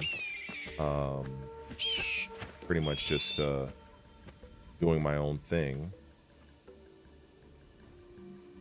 But you know the funny thing that I find interesting, and this might be an unfair comparison. This might be an unfair comparison. But when I look at a game like Crimson Desert, and I know this might get some, you know, criticism, but a game like Crimson Desert, as big and wide open as it is, the performance of that game is really not that good. However, when I look at this game has so much detail. If you guys aren't noticing, do you see like the little bugs and the butterflies and things flying around? Like that, like this game, it annoys me. It really annoys me that this game will not be remembered for it being one of the best looking performing and best looking games of this generation. But the only thing that people will remember this game for is them putting in a black so-called samurai and how Ubisoft completely disrespected the entire Asian fucking populace. Everything that they did with the Japanese culture and how they approached things was really fucked up, really insensitive. And for a multi-million dollar company to basically screw up in the ways that they did is going to take precedence over how phenomenal this game is. This game, it's like, it's I cannot say enough good about the game when it comes to the world, when it comes to the characters, the background, the weather, the lighting, the sound, everything. Even just the way the character interacts with the background, with the ground itself. You have a character where they interact with the environment in such a way that is not like, for instance, when I look at God of War Laufey, I swear that the character looks like they are literally gliding across the ground. It doesn't even feel like they're actually rooted in the environment whatsoever. It doesn't. And it's just wild to me. Like, I look at this game and it annoys me that this is a game that is literally not going to continue thanks because of fucking unbelievable virtue signaling bullshit. It's absolutely insane.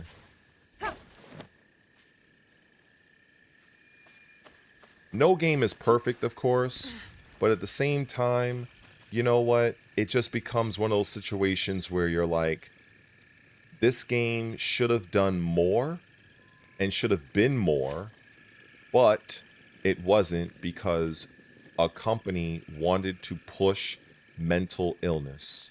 That's what they wanted to do.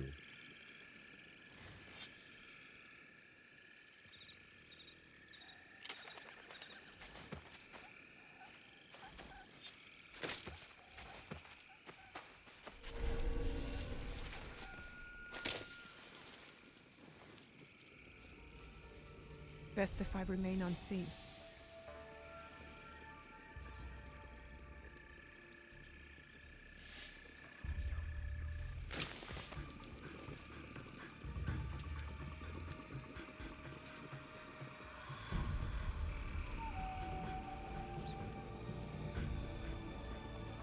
Now this guy, I'm definitely not able to kill this guy. But you know what? For shits and giggles, why not? Huh? Bleed for me.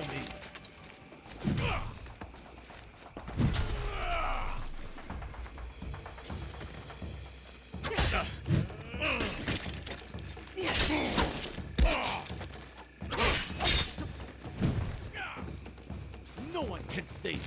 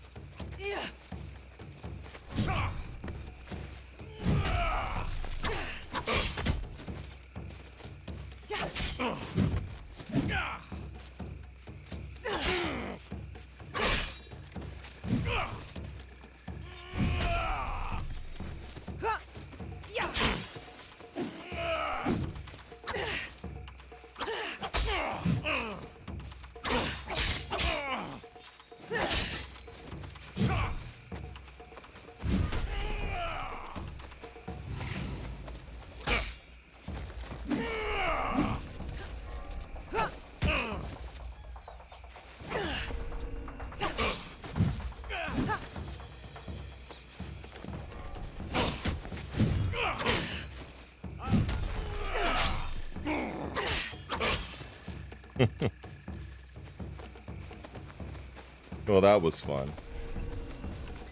Ain't no I'm beating this guy, so. Anyone see them? Here, die.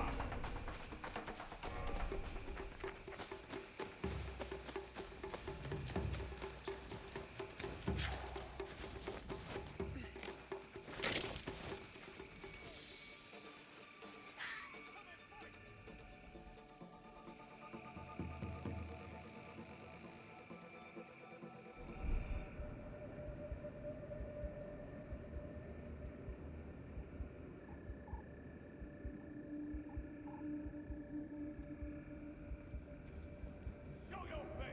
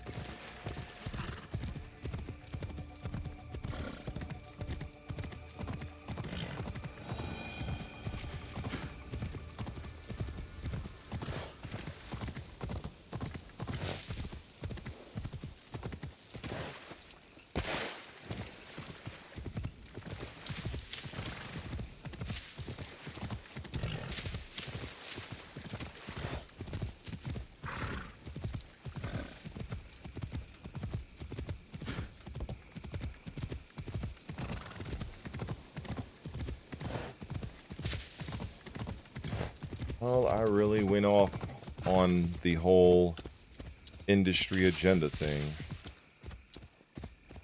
I almost feel like I'm out of ammo, in a sense, playing this game. Frustrated that no more updates, no more nothing. But yeah. I guess you guys are dealing with I'm glad I didn't even bother looking at the chat, because I had a feeling me talking about what I was talking about was going to attract some random troll. I was pretty sure about it. So, seems I was correct. Seems like I was correct.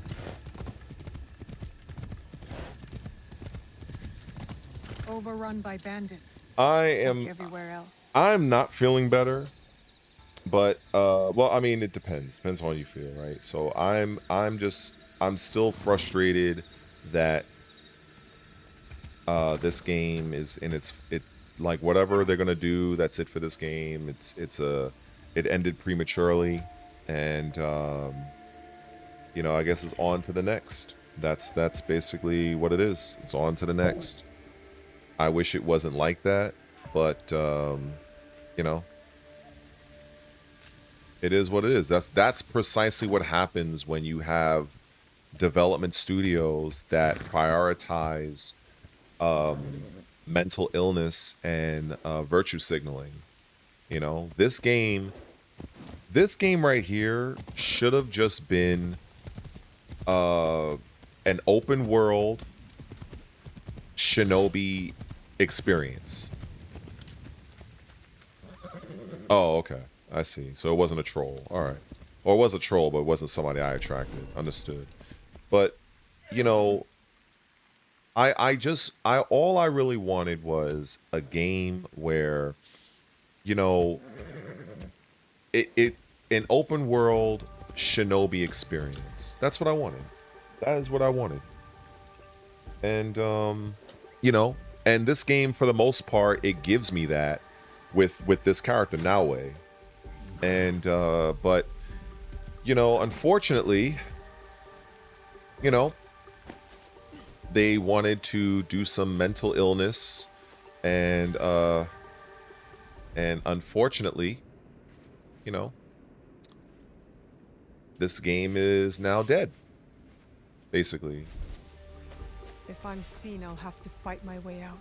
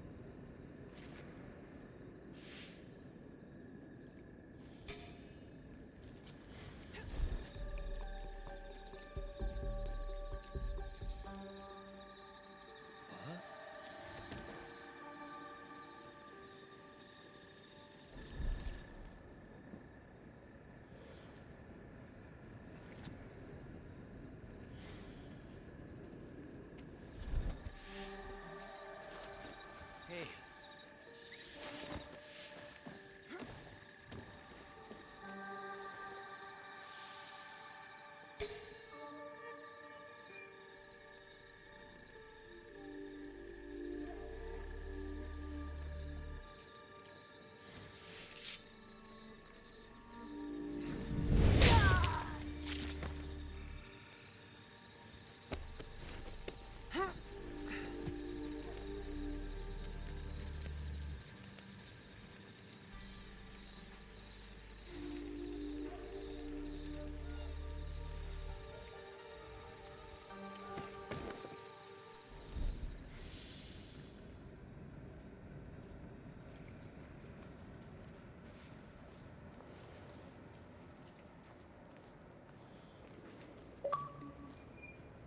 What made that noise?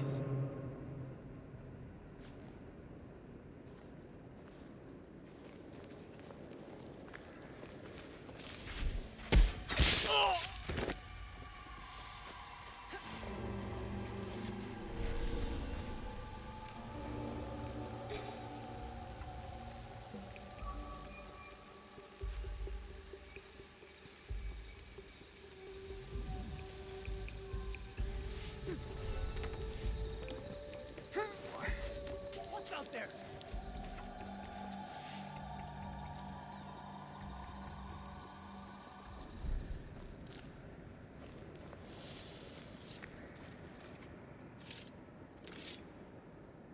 Enough of this.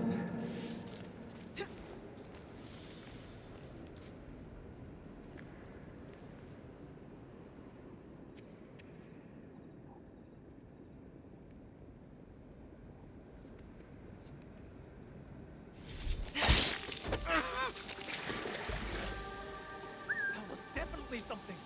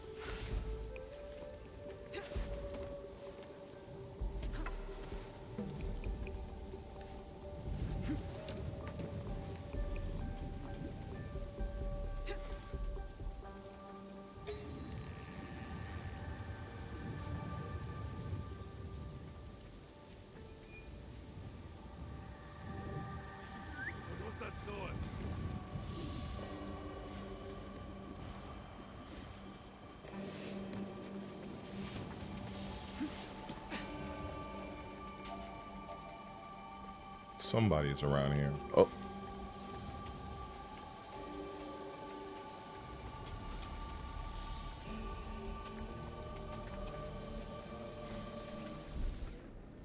Somebody was lurking around here.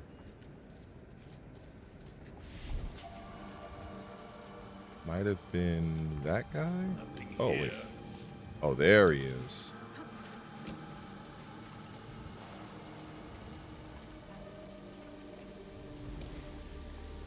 Somebody is in here somewhere.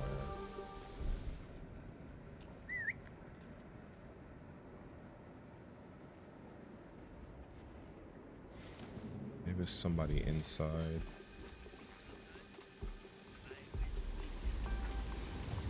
Okay, so we got them.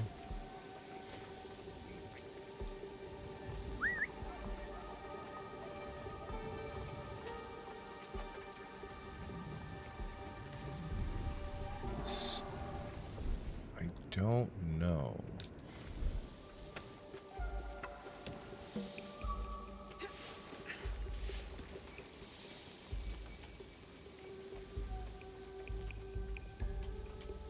Maybe it's this guy. Huh.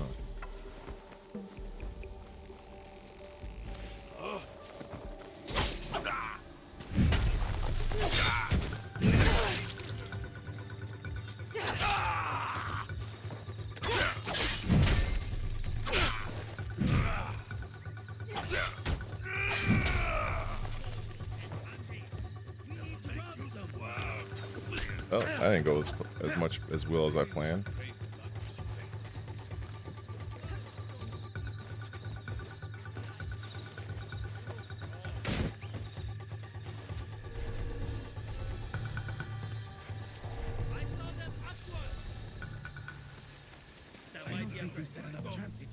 The peasants and monks are nothing to fear. There's more dangerous enemies than peasants and monks. Oh, I thought I assassinated him.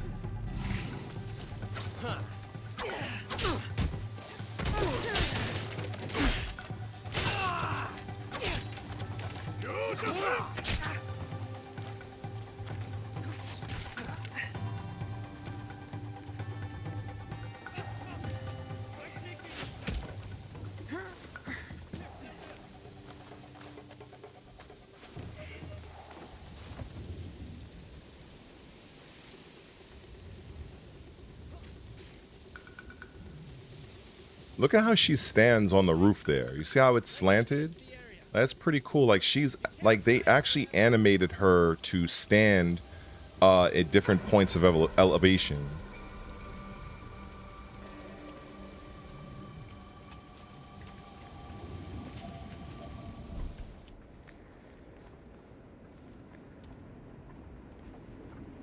Any more?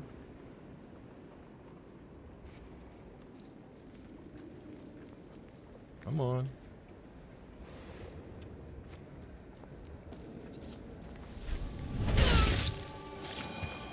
Oh well.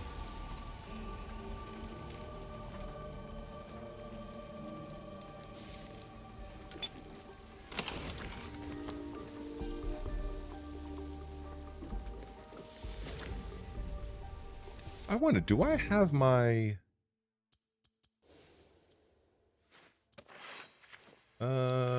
I think I do.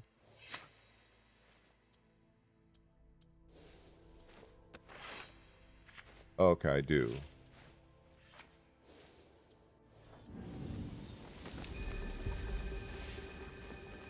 Oh, I'm not even supposed to be in this section. It's like level 23.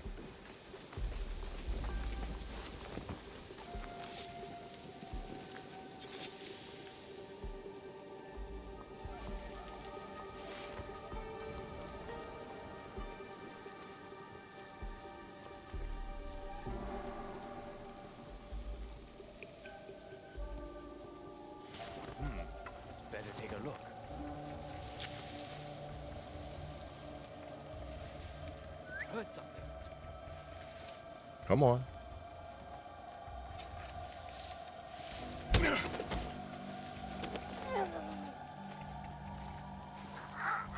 Go to sleep.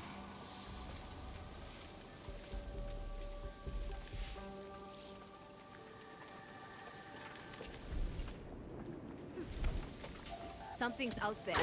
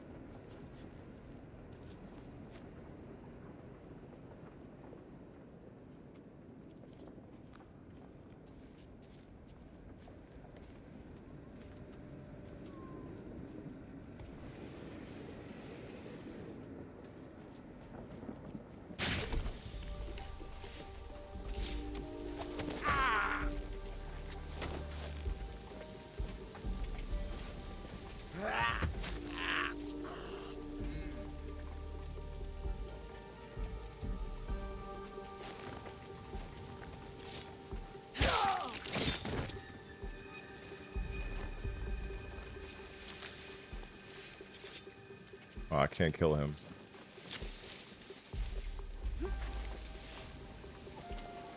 Oh.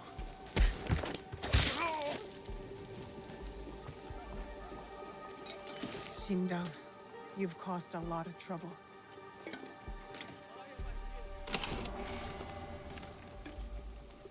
I should return to the monks at Ninobiki Falls.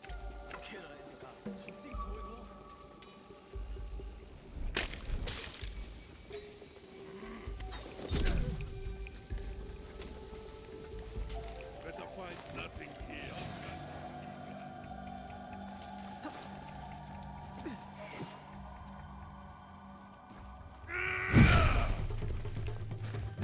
Oh, shit.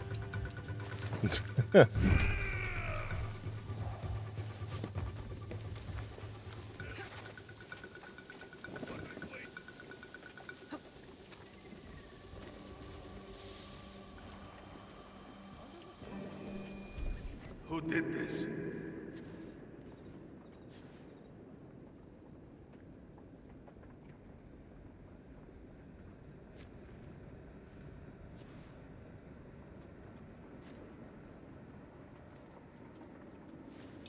Think you can hide from me?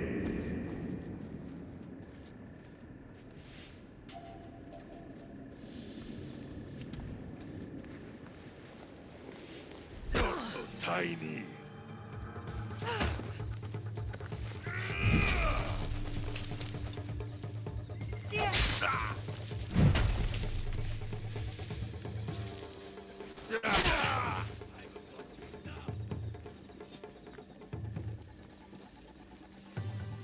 I'll make you squirm.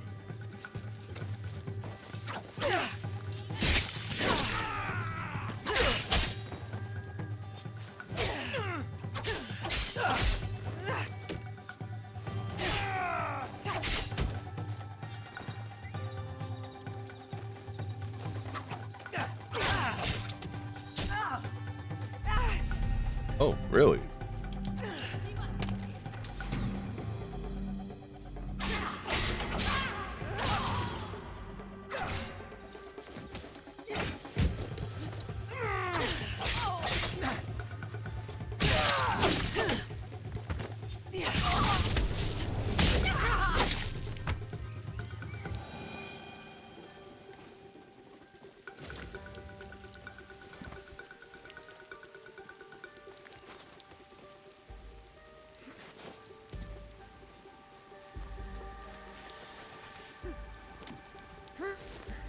Oh.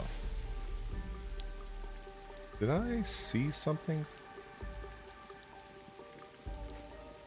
Yeah. I wasn't sure if I was seeing something wasn't sure if I was seeing something that I actually liked. I think, admiring the rain. Might as well collect the spoils of war.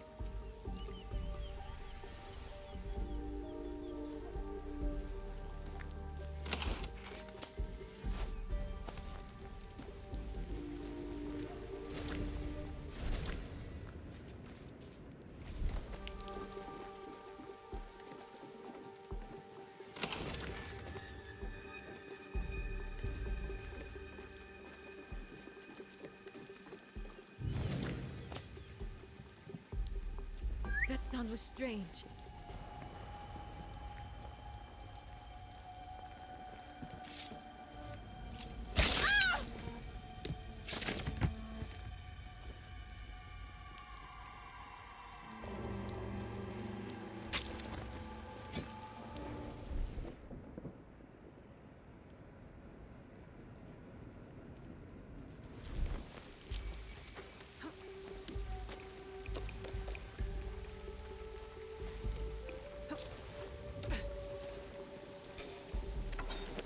Someone out there?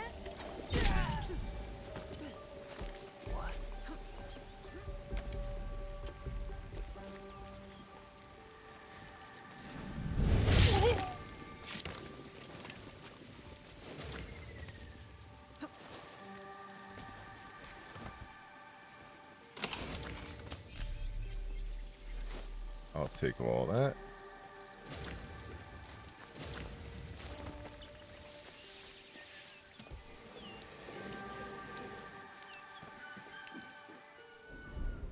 I think I have no interest in any Tekken right now. I have no interest. I don't even know what Tekken even is.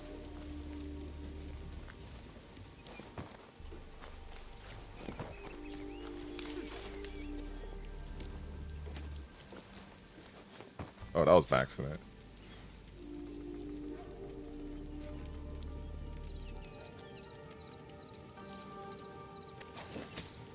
Where'd that come from? Give in to your fate!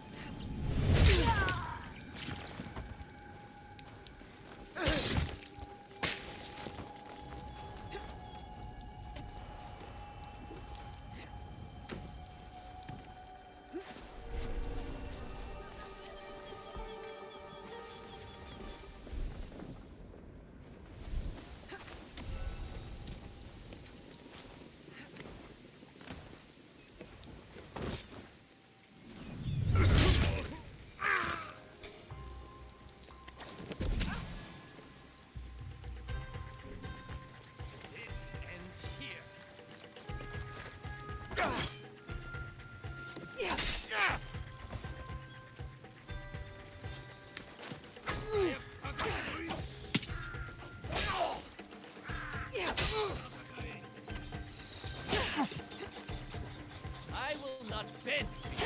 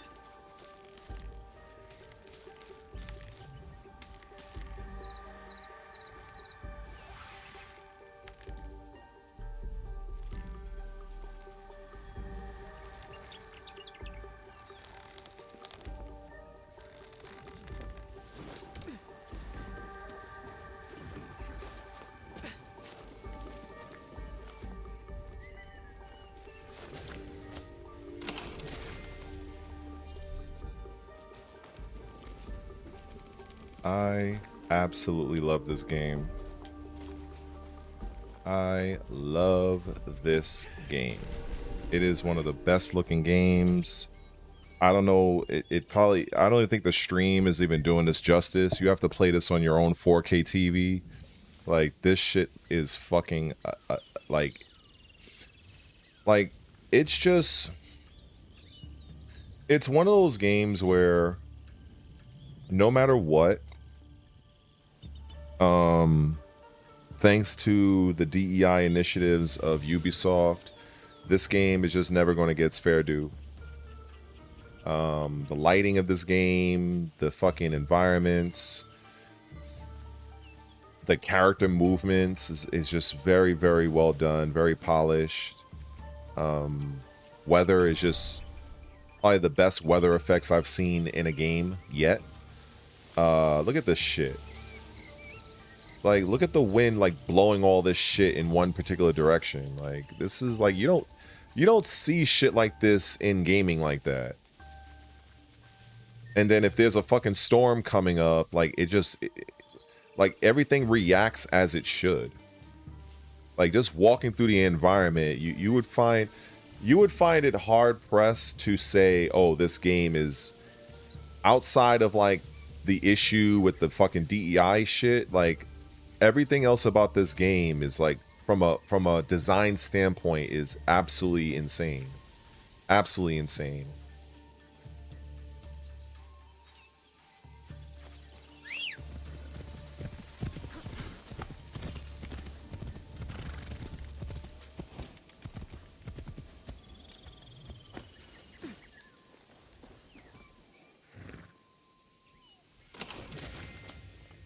But then again, it's not to say that the other games aren't as good.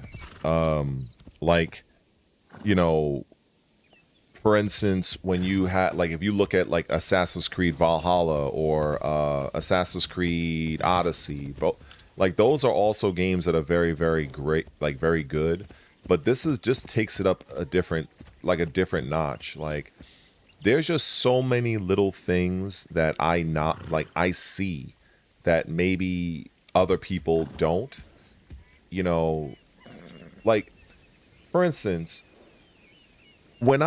as great as Crimson Desert is, and I'm not going to say that it's not, you know, in terms of what they can do in that game, but I have to, like, fiddle and fidget around with the fucking graphical settings just to get the game to run halfway decent, where with this game, there's no issue. Like, I start the game, you know, and that's a petty nitpick, I'll admit it. But, you know, at the same time, you know, I'm just like, it's this game, like, I can just watch this in motion. It's really, really, really fucking good. Like, when the wind kicks up, the breeze is blowing things every which way. Like, it's just... Unfortunately, this game will just not get its praise because of all the other nonsense.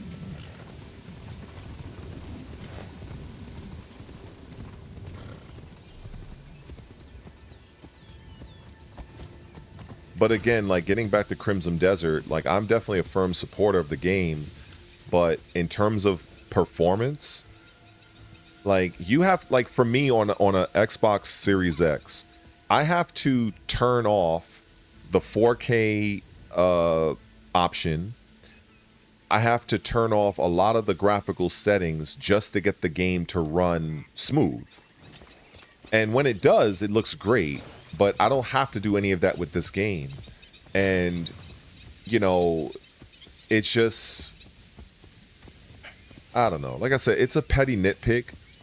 But I guess what I'm trying to say is that for everything that is in this game, from the lighting to like random creatures flying around, the birds, mosquitoes, different bugs. You have like a flock of birds right here, I think. If I'm not mistaken, it looks like it. I think they're stalks. Look at this. Like, this is crazy.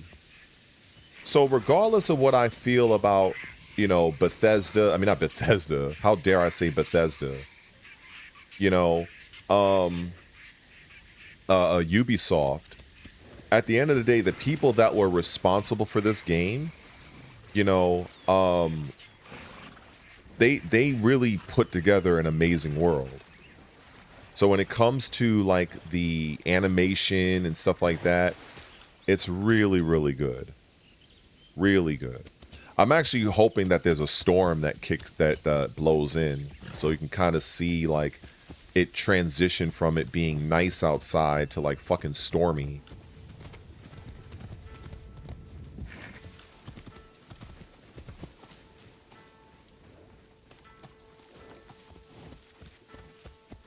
Like this, the ecosystem of this is insane. It really is.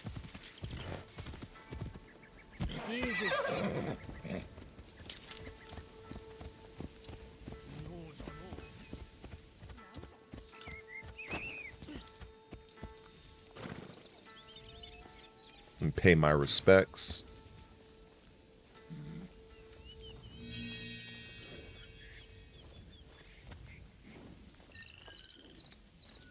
I mean, the foliage of this game looks really nice. The plants, the way everything moves with the wind, things blowing in the distance. Like, even look at this. Look at her. Look at how her leg is positioned. Does anybody see this? Like, a lot of games will cut corners with this animation where there's an uneven terrain and you can see that her idle positioning is taking into account that her fucking right leg is at an elevated position. Like, they've actually thought of that. There's many games I've seen where they will literally ignore any kind of elevation or de-elevation and how the character responds to it. This game is completely fucking different.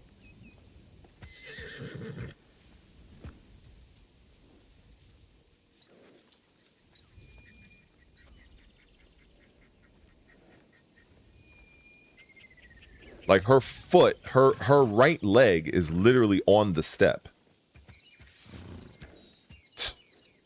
Bro, you can't... This is why I get so upset, because you have such an amazing game here, and basically the developers just decided to just say, you know, we're gonna put in this fucking, this, you know, gay bullshit. We're gonna fucking DEI this shit all to hell. And what ends up happening is that people are not willing to give the game a chance, which I understand them, but it does hurt the game. And this is what led to it only having one fucking DLC. And to be honest, from what I hear, the DLC that they have really isn't even that significant compared to like other like games like Odyssey or Valhalla, which those games are great in their own right, but this is like, it takes it into a whole different direction.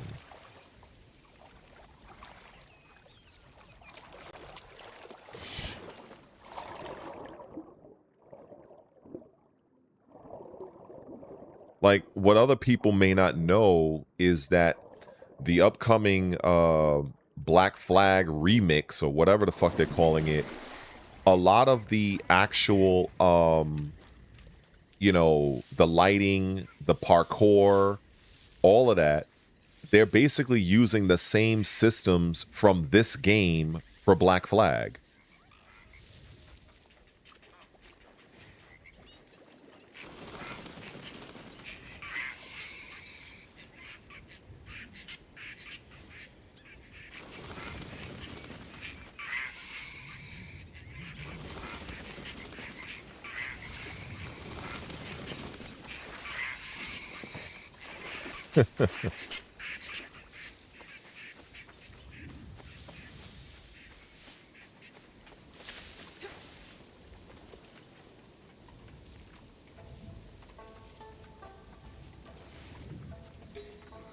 Oh, I think a storm is coming in.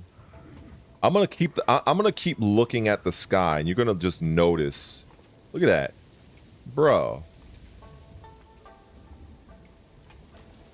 Oh, and also the storm and everything, it does affect other things. It does affect how, like, for instance, when it's raining and storming, you're free to run, and you can take advantage of the fact that you're,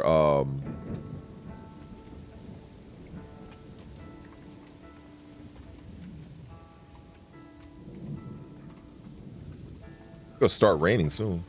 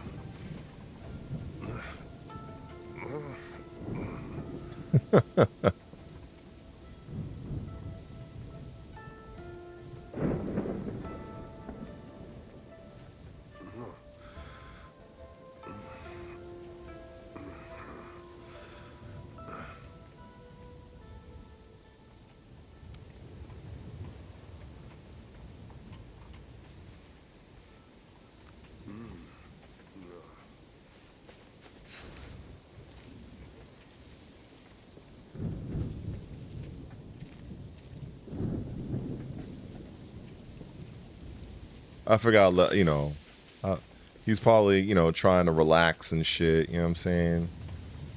No need to end him.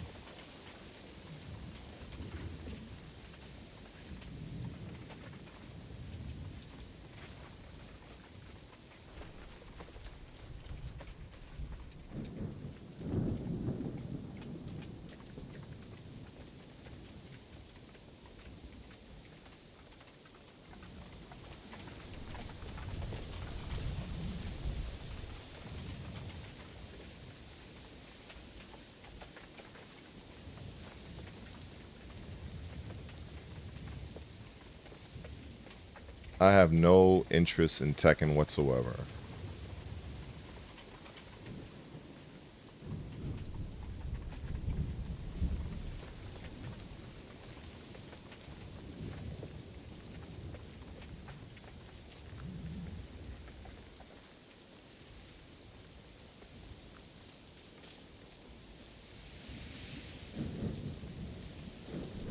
It really is amazing when I just look at just how, and that's not to say that other games don't have stuff like this. I heard that, you know, Ghosts of Tsushima and Ghosts of Yotei are very good in their own right. But, you know, it's just very frustrating, again, that this game is just, it's, people don't talk about stuff like this just because the controversy of this game is, it's too much, it's too wild. And this is a controversy that Ubisoft decided to focus on. I mean, of course, this game is not perfect, but I really do appreciate just the animation. Of course, there are a few things that I kind of would have done a little different, but just in terms of the atmosphere and how things, oh, here comes the rain, finally. So in terms of how things operate, it's just second to none.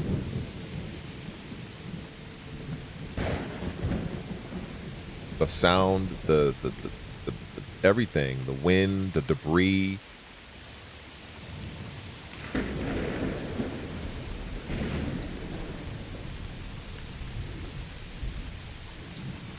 So basically, this storm came in real time. This wasn't just something that just happened out of the fucking blue. Like, literally, I've been in here for like, you know, for a while. You can see how dark it's gotten now.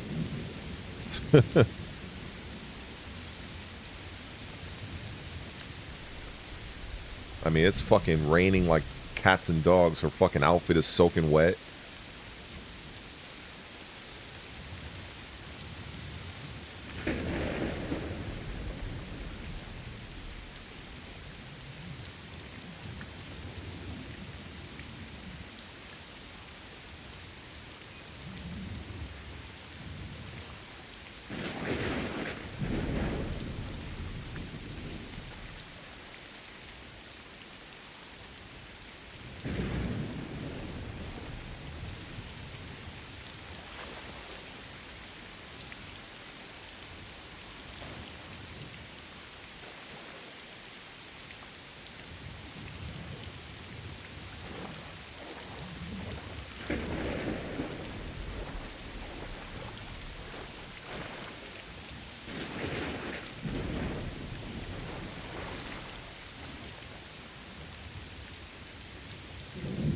And then, you know, just one of the things I also really like in terms of the combat is basically, I love what they've done with the game when it comes to posture attacks. So basically, with with this, like with her katana, she has light, light, light, light. So she has a 4-hit strike with her katana. So 1, 2, 3, 4. Right? So 1, 2, 3, 4. So if you hold the light, she adopts this posture. And then what I like is that she can move around with it, but if you dodge and still hold the button, she goes right back into it. So I really do like that. And then when she lets go, she does that attack. But if you hold the button on the second light, so light and then now hold the button, now she adopts this posture.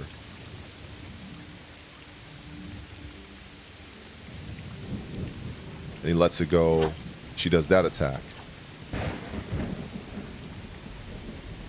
Now on the third, she does light, light, no, second. So yeah, so now she adopts this posture.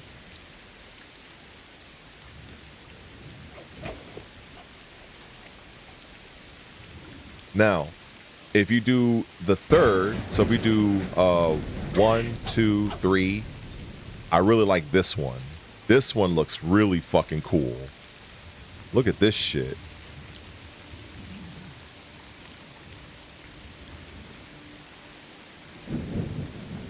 So that's what happens when you charge on the third strike and you let it go. It does that type of attack. So the fourth one, I believe it's so for instance, if you do light, light, light. Okay, so she has that. So let me see if I can do the fourth one. 1, 2, 3, 4. Okay, so that's basically the 3. So basically the recap, she does, if you hold it traditionally, just hold it from start, she adopts this. Oh, and you see how the rain is starting to go away? So she holds it like this, right? So on the second, so light, then hold the button, she adopts this posture. If you do it on the second, 1, 2, she adopts this posture. She does that. And then on the third, it'll be 1, 2, 3, and that's where she adopts this posture. That's just the lights. Now the heavy, when you hold the heavy button, she adopts this posture. I really like this one. And then you let it go. And then the second heavy, which is right trigger, heavy, heavy. Now she comes into this posture. So it's like really, really good tactics. So heavy, heavy, heavy. Really, really cool. And of course you can mix and match them. So you could do light, heavy, or light, light, heavy, or heavy, light, and go into this posture. So you can mix and match them as you see fit. Or you could do heavy, heavy, light, and now you're in this posture. So if you notice how smooth the transition is, if I just have her face the camera, so she does heavy, heavy, and immediately goes into this stance.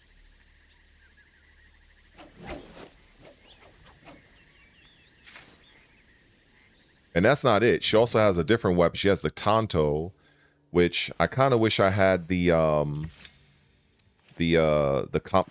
Kasuragama. So sometimes what I like to do, just because I'm a fucking nerd of this shit, I have to admit I'm a bit of a nerd. I'll remove the katana just so I can have her just you know, so she doesn't have anything on her back.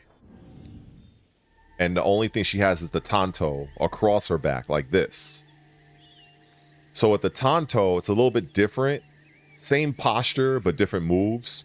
So when she takes it out, she uses the blade and her hidden blade at the same time.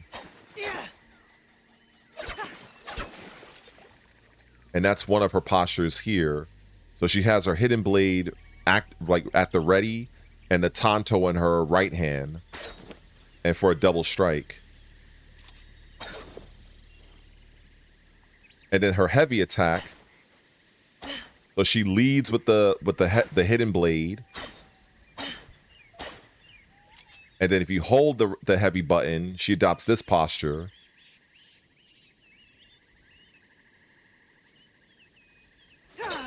And she just goes and attacks you with both blades. She doesn't have as much attack options with the Tanto, but it makes up for it with the speed.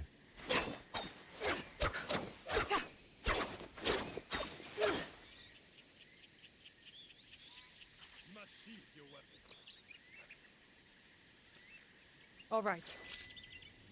I guess a guard. Oh yeah, if you're near a guard with your weapon drawn, he'll tell you to sheath the weapon.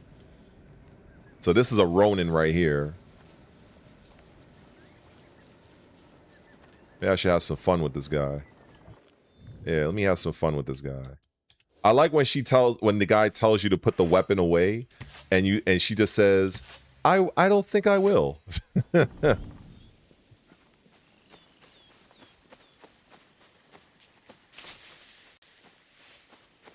So watch this, watch this, watch this. Oh, watch this, watch this. Wait.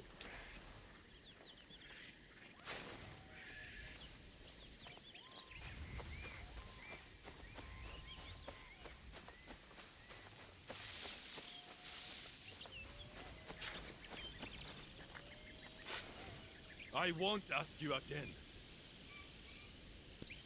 I'll teach you respect.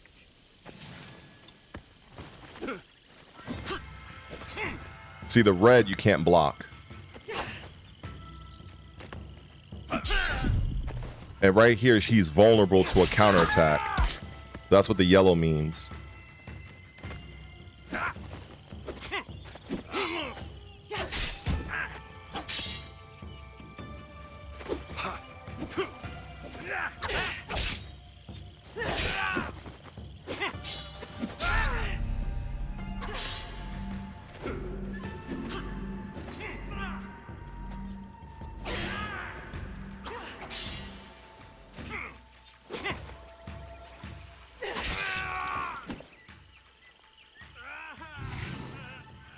He's poisoned now. I poisoned him. That's hilarious.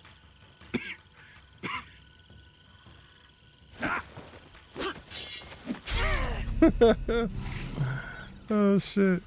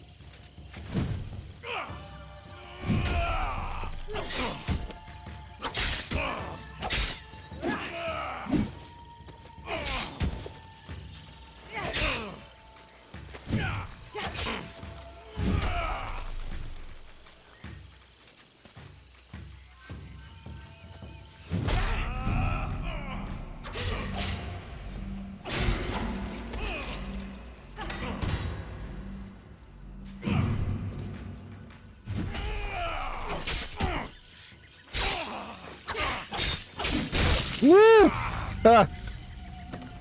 I got. Oh, I love this fucking game. The thing that's really good is that, so as a shinobi, yeah, of course I know Rise of the Ronin, of course. But the thing that I really love about this is that as a shinobi, you know, you're not all powerful. So you can choose to engage and fight, but you know, in a head-to-head battle, you're gonna be at a disadvantage. You know what I'm saying? Like, especially when there's numbers and you deal with enemies that have like armor and shit like that. So while you can attack, if you play this game the way you ideally should, if you're engaged, you're only really attacking just enough to bide yourself time to escape, because you're really more deadly from the shadows. You know what I'm saying? In terms of assassinations, in terms of like kunai throws, stuff like that. So I think when people play this game, I think they're playing the game not to its strengths. You know what I'm saying? And I mean, of course you could play it however way you want, but if you really play this game the way you should as a shinobi, that's where I feel like that's where the game really shines combat wise. That's why, like, in the options, in fact, I could probably show a few of these things. You have like different different skill trees and such. So for instance, with the katana, what I do like is, for instance, you have different attacks. So you can dodge backwards and lunge forward like this. I don't know, I guess you can see it in the screen. Also, I do know about that game you mentioned, but it's on Game Pass actually. But I heard the performance is absolutely horrible, so I'm holding off downloading it because it's like well over 100 gigabytes. But yeah, so I like this one right here. So you got the counter attack. Look at that. So if you press left bumper at the last moment, that is a fucking great looking counter strike. So in order for you to get your skills, the game actually encourages you to explore the game, because for instance, as you level up, I have about 4 skill points, right? On the upper right hand corner, right? You see it says 4. However, there are 6 levels. So you see 1, 2, there's a third. So if you look at the Chinese, not the Chinese, Japanese characters, you see from top to bottom.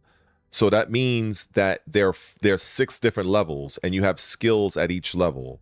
So for instance, at the base level, I have this, and this from left to right, right? So for this one, Melee Expert, you can pump additional points into this, which increases your damage with all melee weapons by 2%. So if I had to guess, you know, as you increase more, it's probably go from 2% to 4%, maybe 8 or what have you.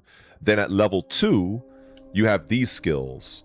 So it says that increased damage on afflicted enemies. So enemies that are inflicted with poison, fire, stuff like that, that will do increased damage. So that's at level 2.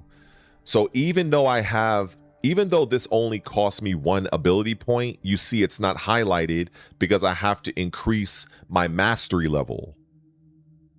And in order for you to increase mastery levels, you have to do certain tasks and side quests and different things in the game. You don't have to do it. You can just go on and do what you want. However, this incentivizes you to explore the world a little bit more, to gain extra levels or masteries so that you can put points into the appropriate master level. So right here, I'm at the 2nd level here. So you have 3 skills. You have this one, Generator, which is passive. So if I dodge attacks, it generates 10% of my adrenaline. If you know adrenaline from past AC games, that's what fuels your powered up moves, like your special moves. So if you dodge pretty well, you gain 10% each time you dodge out the way appropriately. Then the 3rd one, you have the counter attack, which looks fucking phenomenal. I need to get that. But as you could see, oh, it's knowledge rank. Sorry, so knowledge rank 2. So knowledge rank 3 is 2 abilities. It's second wave, which is the special attack that you have, which is called tidal wave, and it can be chained up to 2 times. So you see this, and it goes to the second guy. You see that? So 1, 2, and then you can put points. You could put 2 more points into that one, and then the other skill is the eviscerate. You have that one. Strike an enemy dealing 75 ability damage and push them away. Half as effective on large enemies. However, if you go up 1 more level, now eviscerate has the full effect on large enemies. So this level 3, it says half. Level 4, now it's full. Now when you go up to level 5, you can drop a smoke bomb after the push.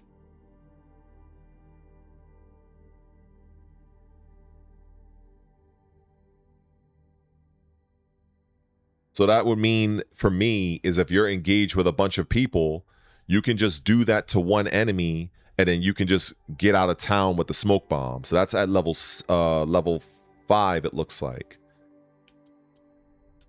So this one over here, the counterattack, this is level 2. So level 4 of this, now the counterattack can only be performed...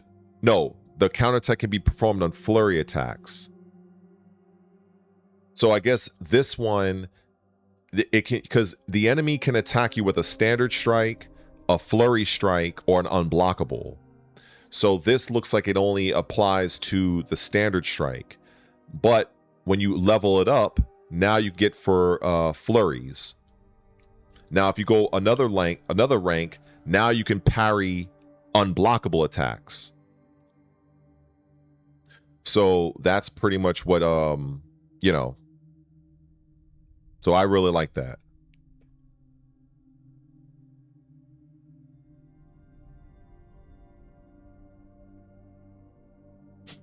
Yeah, buddy.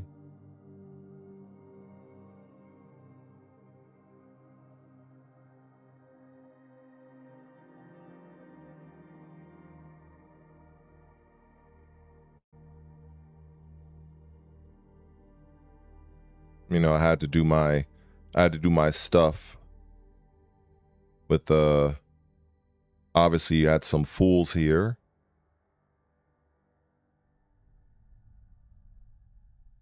So we have some idiot here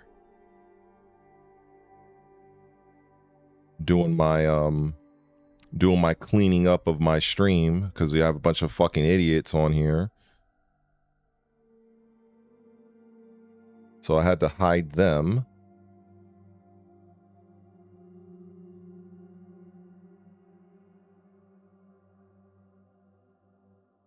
So I guess, let me see. So this is what I have to do here. I think I did this before.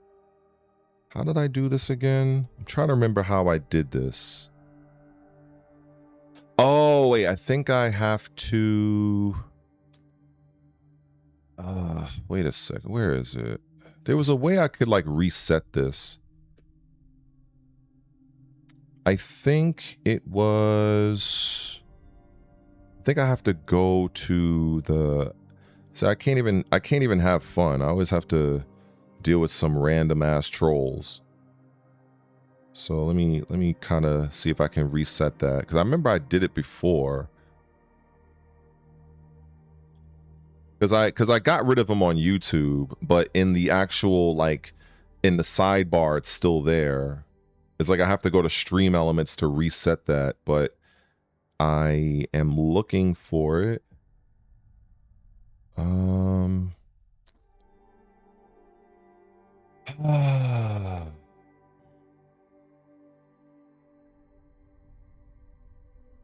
Because, you know, I try to think that people are, like, more mature and shit, but unfortunately they're not. So I'm, like, trying to find where... Because, like, my chat is, Like on YouTube, I deleted them, but I mean, it depends. I guess if enough people just type shit in, like it'll just kind of fade away, I guess. So that's kind of how that is.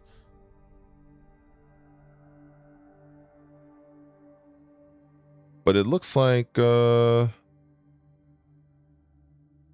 It looks like it's fine. Okay. All right.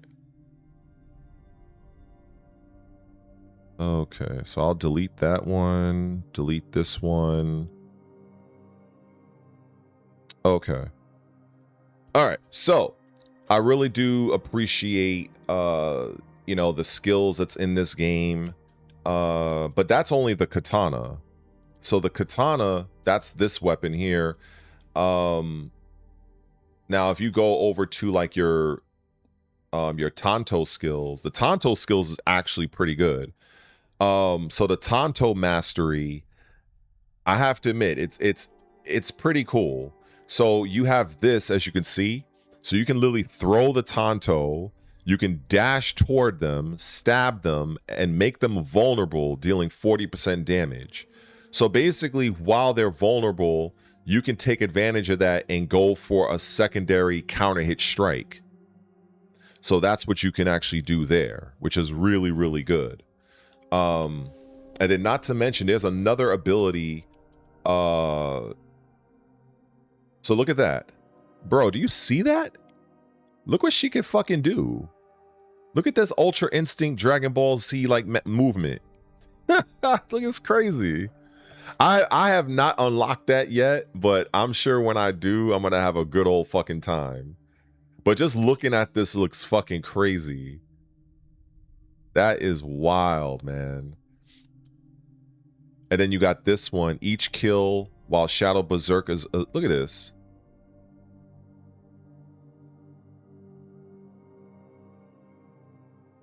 That is fucking crazy.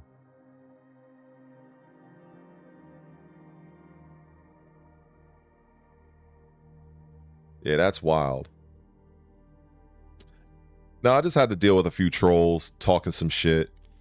But yeah, so this one, so you increase Shadow Berserk barrage by 10 seconds up to 3 additional hits. So it's like, let me see. 1, 2, 3. That's crazy. Oh, wow.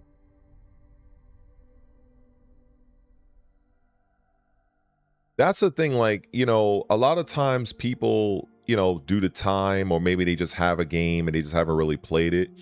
But, you know, sometimes all it takes is somebody to kind of inspire you to try the shit out. Believe me, there's been some games where I've tried out because of, you know, I've watched other people play it. Let me see.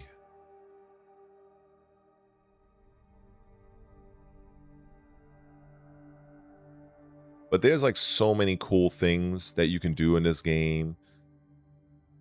So you have this right here. I think it's a leap strike. So hold the right trigger or there. Oh, actually, no, I can activate that now, actually. Yeah, let me try that. I can activate that now. Yeah, so holding right bumper, which is the light attack or the heavy attack right trigger, and press B and direction, you'll leap toward the opponent. So I already have it activated. So if I... Oh, no, not that one. That's the...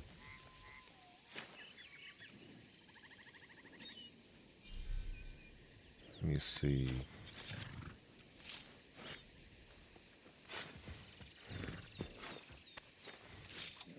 So, okay, so you got this. So if I hold this button... See, look at that. So basically... Oh, here's a person I could try it out on.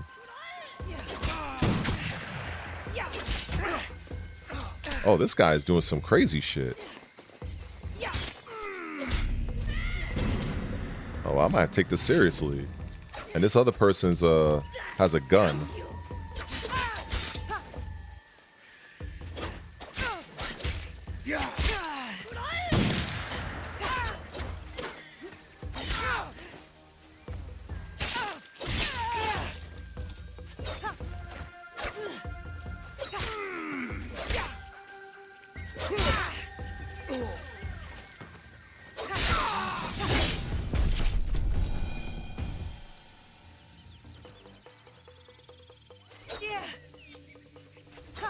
So if I hold the light attack and jump while walking forward, she does this attack. But if I hold the right trigger, well, she does this attack. So I guess if I maybe I can alternate. So if I do this, oh yeah, you can alternate. Oh shit! All right, we're gonna try it on you now.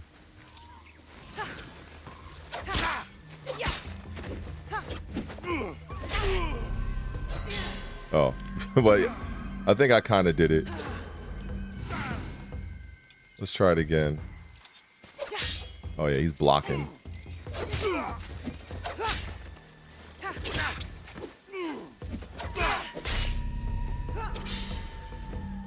But it's pretty cool. But because he's a Ronin and he's level 9, he does like massive amounts of damage. But, you know, that's kind of just to give a gist of, like, you know, what the move can do. Alright, I guess this guy just wants to... He wants to smoke. Alright, let me take you seriously now.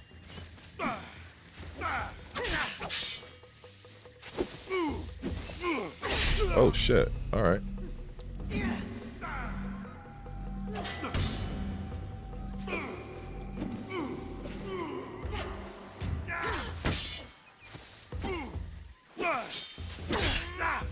Woof. Oh man.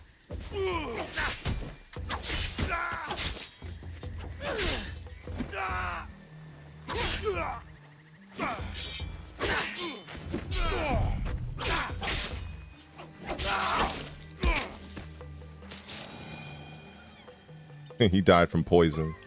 You see the blood is on the blade, right? Or at least it was. That's pretty cool.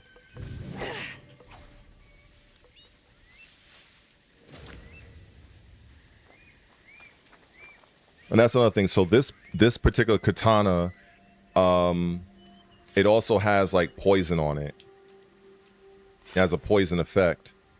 And what I like about it is that if you look closely, you can even see the purple is to denote that it's actually poisonous, even though it's probably not coming very coming across on the stream. But you know, if I look at the edge, you can see a light purplish tint on it. And then if I just kind of, you know, go to the weapon itself, you can kind of see it a little bit on the blade. Maybe you can see it. But yeah, toxic katana of defense. And so different. I like how, you know, the RPG aspect, which people sometimes bitch and complain about, but I do appreciate, you know, that you can have different weapons that give you different different buffs and different things that you can afflict the enemy with. You know, it's pretty cool. And not to mention like the outfit and stuff. You know, the outfit's the same thing. Everything is kind of standard from like Valhalla and shit like that, Odyssey. You know, some of these outfits look absolutely amazing. You know, so, and they each have like their own like different perks. Like this one, I think it says tool days buildup. But so that's 18-something%, which is cool. There is, oh, and you see this one. So my melee damage for this increases 20% at nighttime.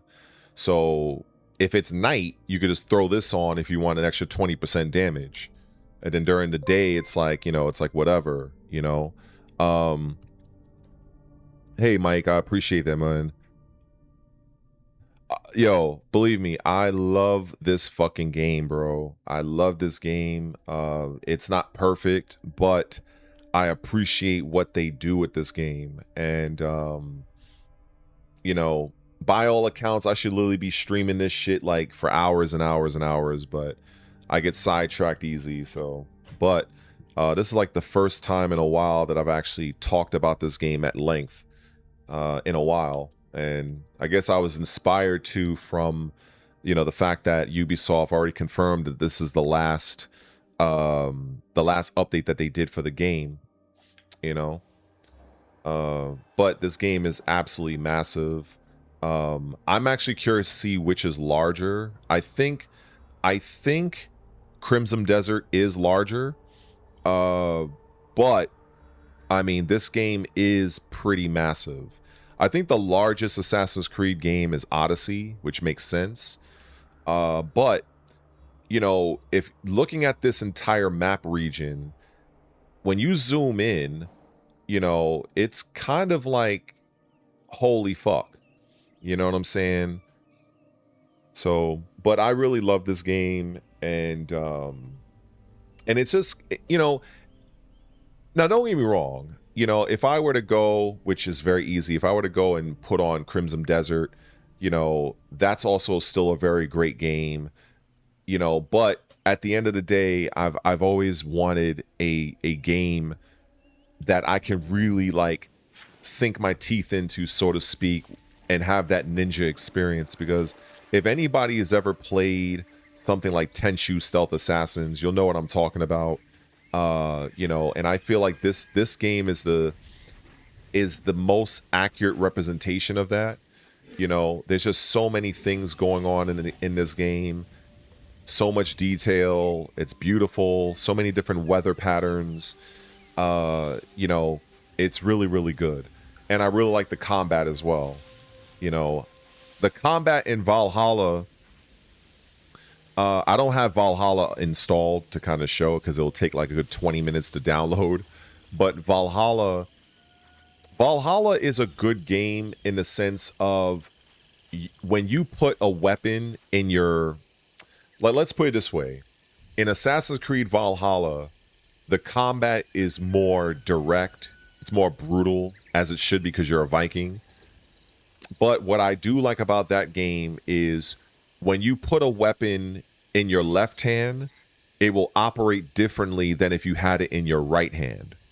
So for instance, in Valhalla, for instance, if you put an axe in your right hand, you're going to use it like you would a normal weapon like this. You know, it's going to be like I think in Valhalla, it's like a 3-strike combination. But if you were to put that same axe in your left hand, it basically turns into a completely different attack. And if you hold down the button, Eivor, the character that you're using, will start to go into like an endless combo hack fest that lasts for as long as your stamina holds out. And that's the thing with AC Valhalla, you have stamina to contend with. This game, you don't have to worry about stamina. So that's a little bit different for people who probably spent a lot of time playing Valhalla, and then they come to this game. You'll know that there's no stamina meter, so you don't have to concern yourself with that. Some people might like that, some people might not like it, but that is a difference. Some people are like, hey, you know, I don't have to worry about stamina when I'm dodging and stuff like that.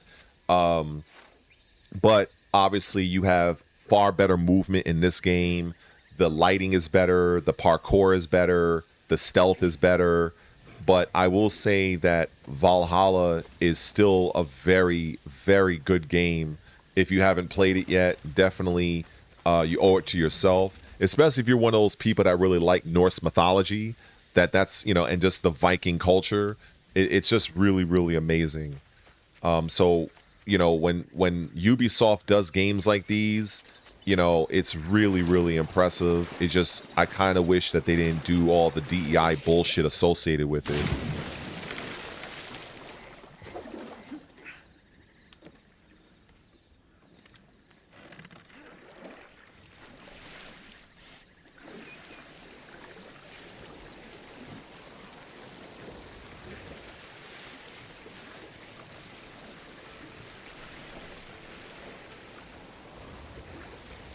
Yeah, I think the game is on sale, if I'm not mistaken. I'm actually curious. I think it is. Oh, Blasphemous 2 is 67% off. Holy shit. I mean, I already own the game, but oh, this is just a DLC to get the first weapon.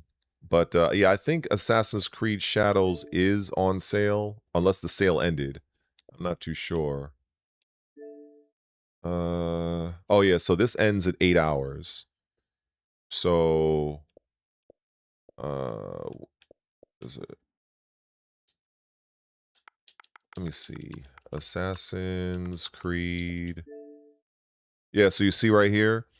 Oh wow, even the premium version is. Oh wait, is it? Oh, okay, now you see right here. So $34.99. Now, if I had to guess, well, I don't know. I don't know if it's the same on PlayStation. But this sale ends in 8 hours. So if you're on Xbox or PC, you know, you might be worth it. You know what I'm saying? And then of course you got Odyssey. This is like what, $11? So that's wild. So if you never played Assassin's Creed Odyssey, you can get it for $12 in the next, you know, for the next 8 hours. And this game is really something too, especially since they increased it for current gen consoles. I've been meaning to play Odyssey again. It's just a different style of game, and I do appreciate that. Another game I really do enjoy is this one right here. In fact, I haven't checked to see if I can play this game on stream or not. Let me see. I'm kind of curious. Because, like, remember, I don't know if people remember, because I don't use a capture card, some games work with the remote feature for me, some games don't. So I'm kind of curious if this one does. It's been a while since I played this one.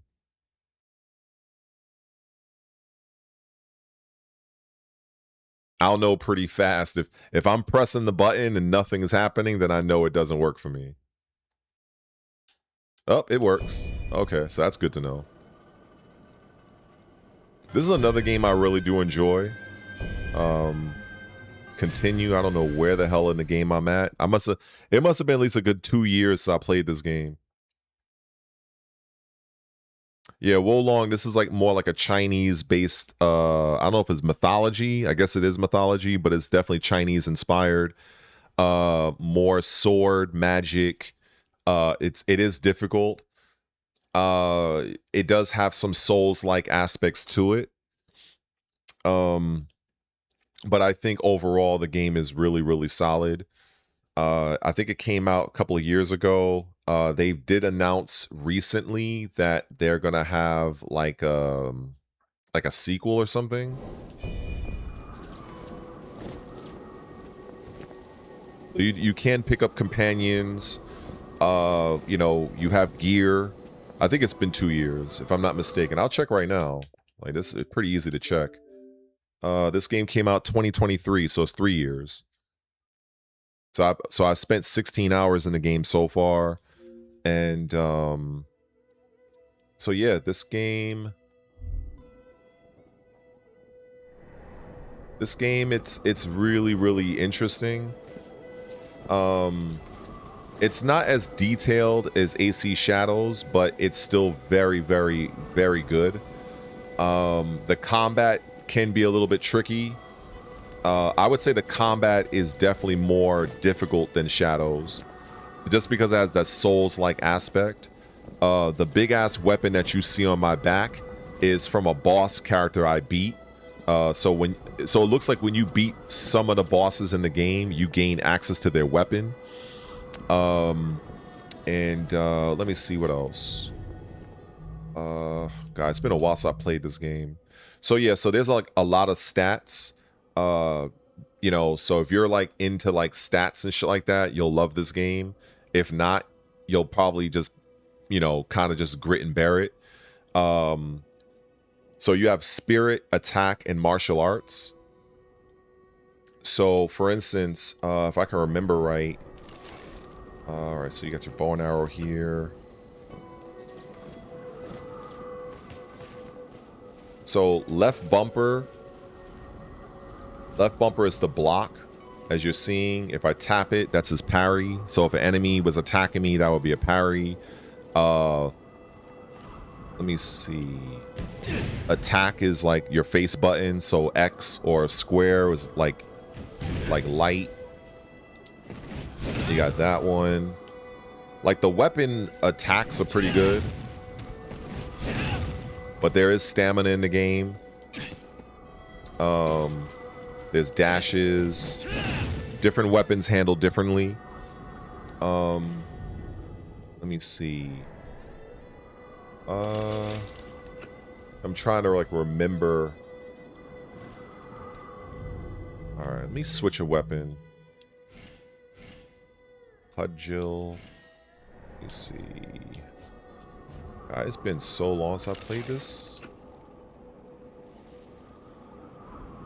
Okay, so this right here, when they did Wulong 2, I knew it was Wulong 2 when I saw the character look like this, where it has like the fucking skeleton. So once I saw that in the trailer, I immediately knew it was Wulong 2, because this is what happens when you hold the right bumper. And then from here, you have access to like your martial arts skills, which is on the right-hand corner of the screen.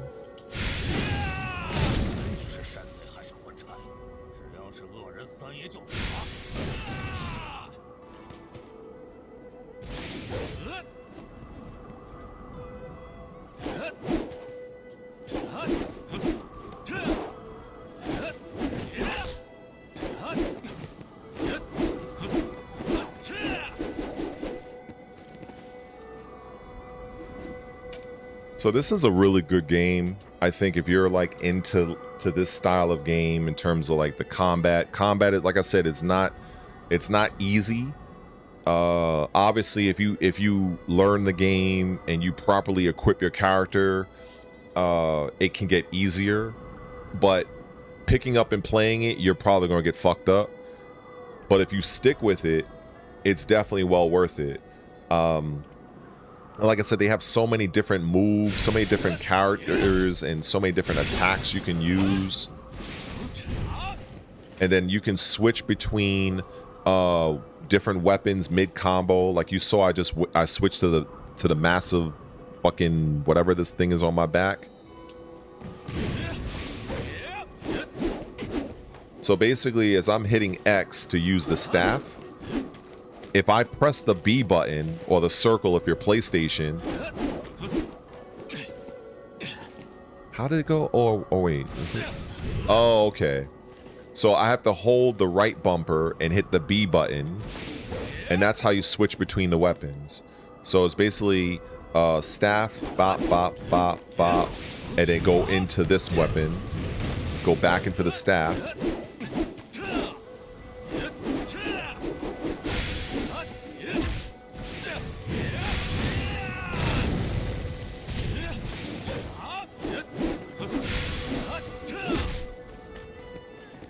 So there's you can definitely do some cool exhibitionary shit in this game. And that's just between these two weapons. You have like so many different weapon types in this game. I'm just glad I can actually play this game. I wasn't sure if you can play it, or I could play it like on my remote feature. Before I was playing this game off stream because I wasn't really playing. I don't think I was even... Was I really live streaming at that time? I don't think I was. I don't think I was live streaming at the time. So I didn't know whether or not I could play this game like how I'm playing it right now, but it's really, really cool.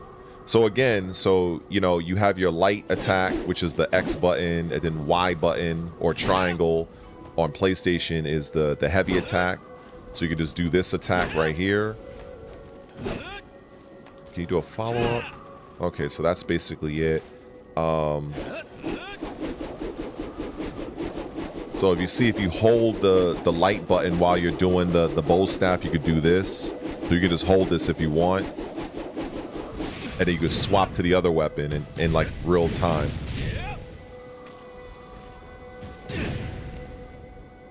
So each weapon has like its own like special unique property, like I showed you with the staff. You know what I'm saying? If I hold the square button on PlayStation or X on Xbox, you can do this, which is pretty cool. But another weapon might have a completely different ability. So when it comes to this game and like Assassin's Creed Shadows, for instance, They both share the RPG elements, you know, so depending on your equipment, your armor, you know, will make you susceptible to different things or vulnerable. So it really depends on how you're going to outfit your character. You have ranged weapons. Here's your armor. So for instance, I don't have, like, I'm still very early in the game. So you had General of Mangreaves. So I got basically all of the General of Man equipment. You got the accessories. So you see here, this one, I got lightning defense plus 13, minus 2.6% damage received while airborne. So if I'm attacked while I'm in the air, you know, it's whatever. Same thing with this one, the armor. I'm minus 2.7 for spirit damage taken in low spirit. So the low spirit thing is kind of like posture damage, if you remember from Sekiro. So if you've ever played Sekiro, while you're parrying enemies, you're weakening the enemy's posture, and then once it kind of goes down to 0, you can kind of insta kill them. That's kind of how having low spirit and high spirit is for this game. And then different weapons will affect how much spirit you take away from the enemy, and armor will dictate how much spirit you will be like if the enemy hits you, the armor will dictate how much spirit you lose. So that's pretty cool. And then here's the magic or whatever. So you have wood, fire, earth, metal, and water. So that's pretty cool. Of course, I didn't really do much in the game, but so that's pretty cool to kind of like look at that. And some weapons have a different affinity to each virtue. So some weapons are more geared toward the fire virtue. And yeah, it's really cool. Really, really fucking cool. They have like a great tutorial. So you see here it says dual swords, sabers, and halberds. It is possible to perform a perfect deflect when equipped with dual swords, sabers, or halberds by pressing B. Just as the enemy's attack would hit, if successful, performed at the right time, you will be granted a substantial spirit gain bonus. If the timing is not exact, you will still be able to deflect the attack, but will only gain the regular amount of spirit. So with this right here, it incentivizes you to get good so you can get the maximum benefit for your parry. But if you're not that good with the parry, they still will give you the parry aspect, but you lose the potential of gaining the bonus. So I do like that. So it's really cool. So you see when I did earlier where he was swinging the staff. So it says it right here. It says, additionally, you can perform a continuous swinging attack by holding the X button during a normal attack. So there you go. Now with spirit, so this is kind of what this means. So spirit is a crucial factor in battle. It increases when you attack an enemy or perform a successful deflection.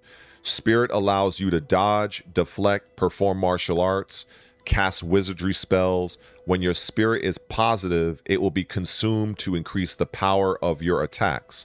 Spirit decreases when you use it to perform certain actions or are attacked by enemies. When your spirit hits the lower limit from receiving an enemy attack, you will not be able to maintain your stance and become defenseless to any attacks for a short period of time, duration. If your spirit stays unchanged for a while, it will start to return to default status of 0. This means a negative spirit will start to increase and a positive one will start to decrease. So there's a lot. And then you got the fatal strike. Of course, this is like your stealth attacks if you catch people unaware and shit like that. You have your block. Of course, when you do block, it does cost some spirit. You can still guard when flinching after an enemy attack, except for when you are in a weakened state. And then you have deflections. You have deflect counterattack, which is right bumper and the B button. Martial arts is basically your special skills. You toggle that off on with the right bumper, and then you hit any of the buttons you see there. And then you can switch the martial arts set by pressing the left trigger while holding right bumper. So for instance, if you look at the right hand of the screen, if I hold the right bumper, you see my character changes like that, right? So you see for this, I think I have the staff equipped. Yeah, so for the staff, if I hit the Y button, he does that attack. If I hold right bumper, hit the X button, he does this move. If I hit A, he does that move.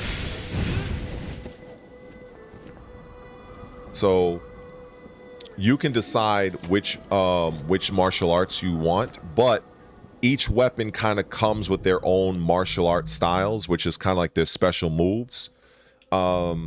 So, for instance, you can see here the bronze halberd. If you look at the martial arts, it says Dragon Slayer, Dragon Flash, and Dragon Tail Whip.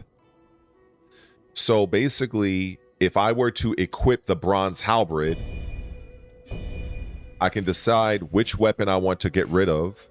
Well, not get rid of, but I can switch. So I'll get rid of the great club. So now the halberd is there. So you see how it changes on my character. So that's basically the halberd. So here, the staff, basically a halberd is like a bow staff with a blade at the end, right? So this is like your regular staff, right? So you have that. And if I switch it out, so now the halberd, it's a little bit slower, but you have more range. And I really appreciate the way the attacks look. They look really, really good.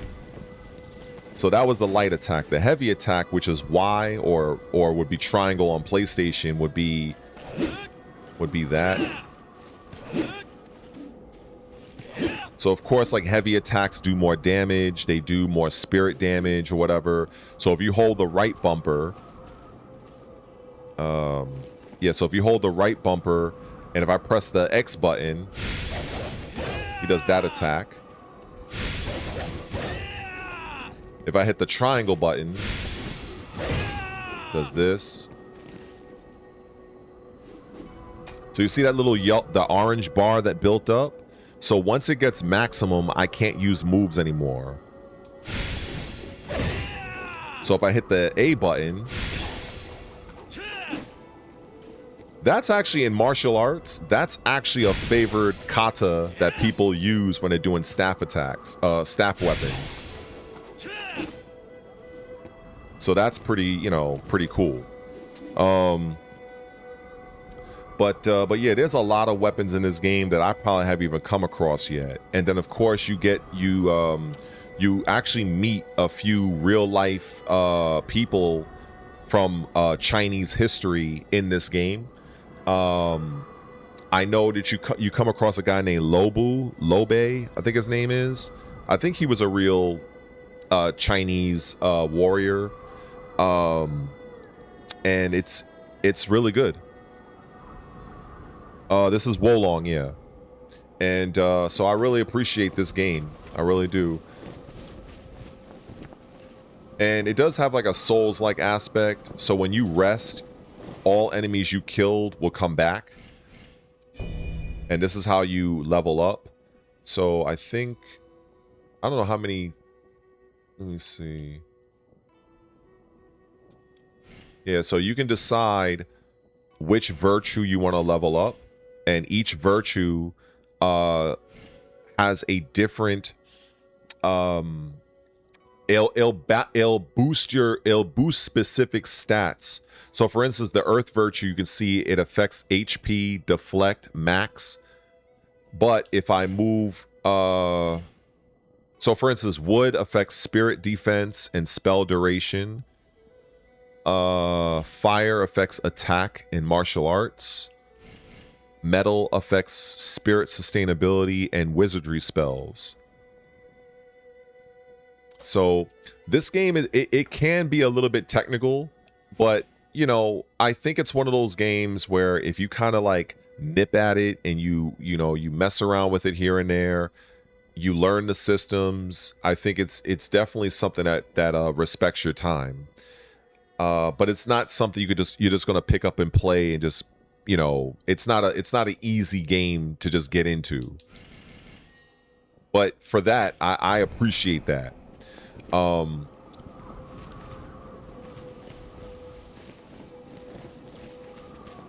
don't even remember what I was supposed to do here. I think I'm supposed to go this way. At least I think I am. Oh, probably not. Wait. Oh, that's right. Wait. Am I supposed... Yeah, it's been a while since I played this shit.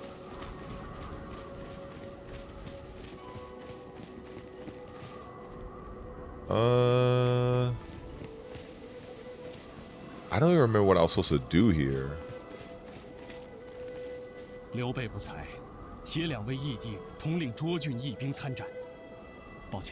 The pairing of the game is really good, but it's not...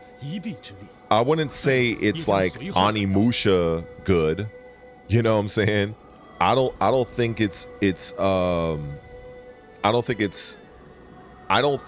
Onimusha the way of the sword good.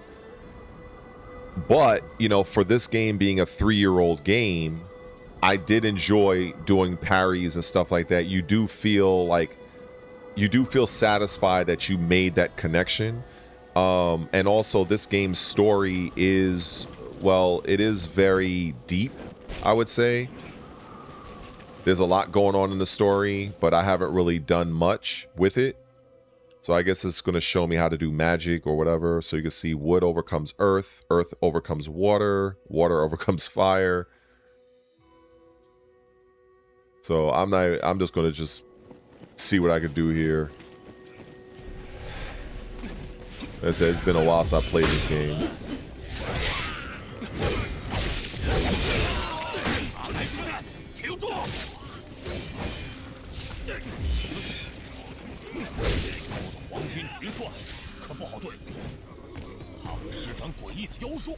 So these guys are kind of with me, but you don't have to have, at least I don't think you need people with you.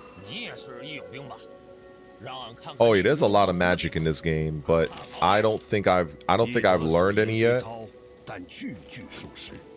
But yeah, they do have a lot of magic in this shit. But I am definitely not the foremost expert of this shit.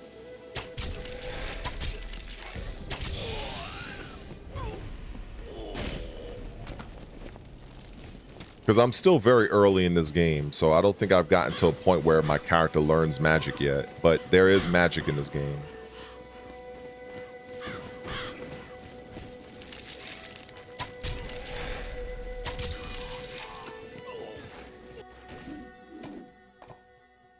Oh, wow, look at this. So, fires up your ally's spirit to encourage them to perform their actions.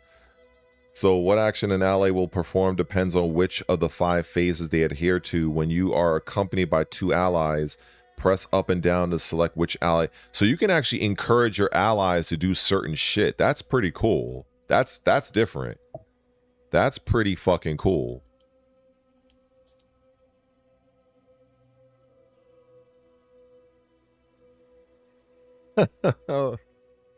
That's wild. I was kind of upset, but I understood that the this game was taken off of Game Pass for a while. But now they brought it back. Oh shit.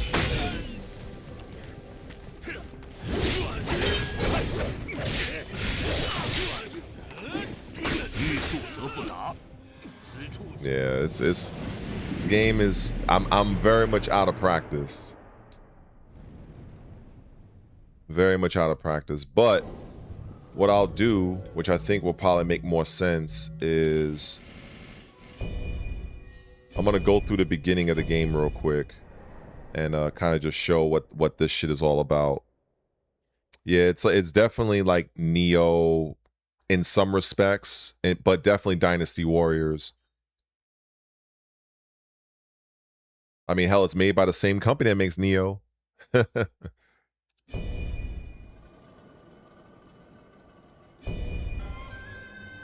I'm just gonna start a new game, and then you guys can see the story and shit. Because, you know, Jules loves magic, and best believe there's a lot of magic in this shit.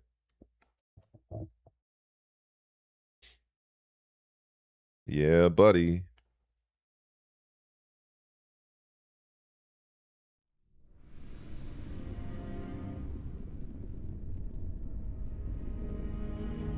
古代帝王梦寐以求的仙道秘宝丹药。相传，秦始皇为了拥有长生不老之躯，也渴望得到此禁忌之药。然而，人们相信这种强大的丹药会给世间降下灾难。还曾经有人说，秦王之后的每一场战争和权力的暗斗，也必有着丹药在其中作祟。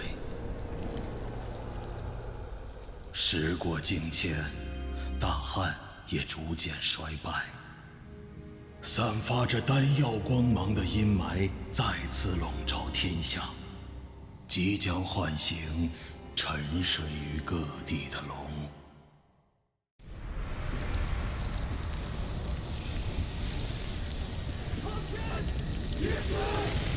往前，大力，向前，一致。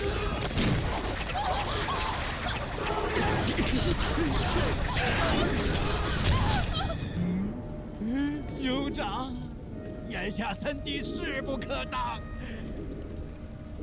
皇天盛世指日可待呀！天下大吉，天下大吉！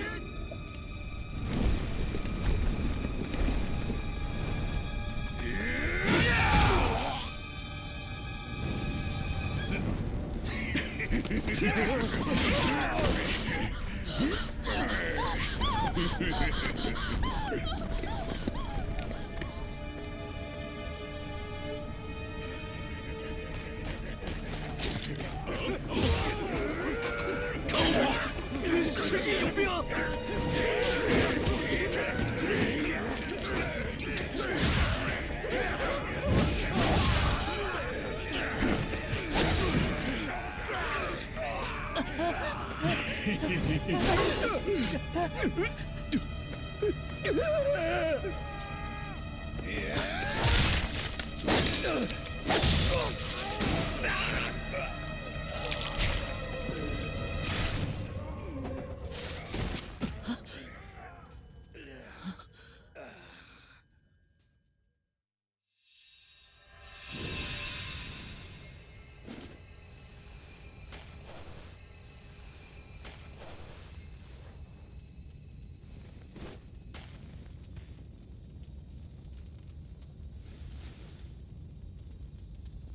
得您出手相助，大恩莫齿难忘。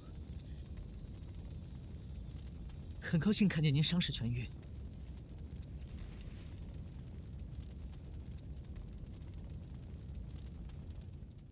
啊，找到你了，拥有不死丹田之人啊！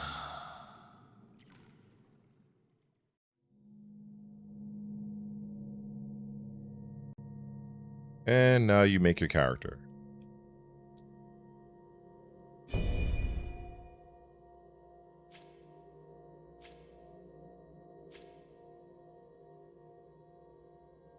Well, at least the female looks like a female, right?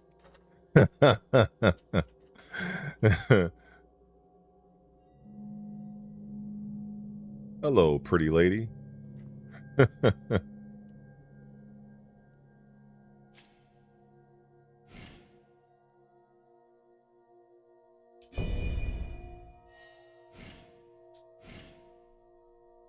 Let's see. I'm not too sure what these things mean, but... So yeah, so you can mess around with the game, the character if you want. I don't think I really did much here. I think I kind of just left them as it was. I was pretty like satisfied. You do like facial. Oh yeah, maybe I'll do some facial hair. How do I do that? I think it's. You can change the color, or yeah, I can change the color, but can I add facial hair gradation?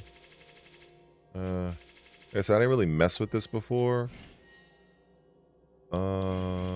Face aging, forehead wrinkles. I really wanted to do that, which kind of tend not to. You do wrinkles, smile lines, eyebrows, the iris of the eyes if you want. Facial hair. Okay, here we go. This is what I want. All right, so we do that. Hell no. Hell no. I think I prefer this, honestly. No, I stopped with PlayStation after PS2. I was on board for the whole PS2 era, which was a lot, like almost over 10 years. But I left Sony after that. Yeah, I try. Like, you know, when it comes to these games, I try to prefer to give characters somewhat my look, but I don't mind the way this guy looks here. I just wanted to give him a little mustache and a goatee. Let me see.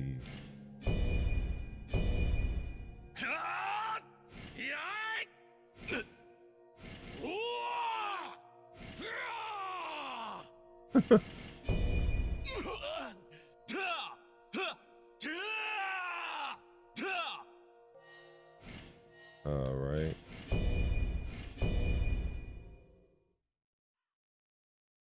Yeah, Heavenly Sword was really good. I had a chance of playing that game. In fact, I don't know why Sony doesn't bring that back. I think that was a pretty good game. I think the female character looked really, really nice. She looked real strong. I don't know what happened to that franchise.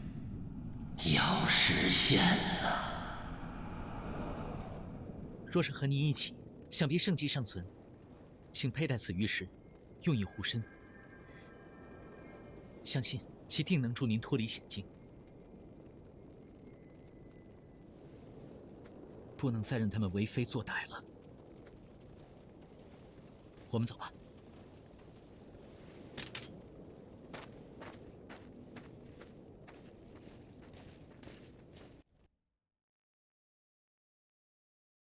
I do appreciate that they do give you the option to like really get into character creation as much as you want to.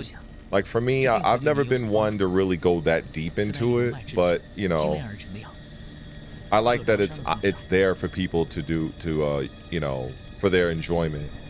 So for instance, as you can see here, I have a regular sword. And I have one martial art style. So it's called the Star Flail. So you see that? So each weapon... I guess I can take this thing off my lap because my fucking lap is burning up real quick.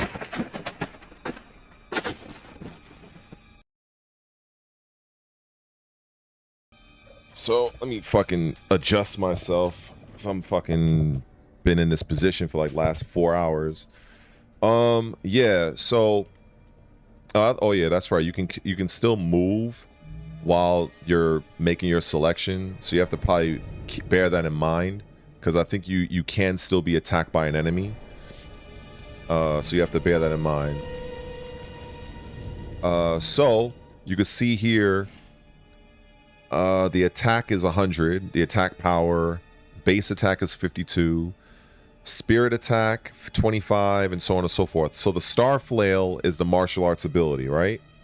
So if I hold again the right bumper to activate, that's the Star Flail. So that's your special attack for this yeah, I definitely stretch, believe me.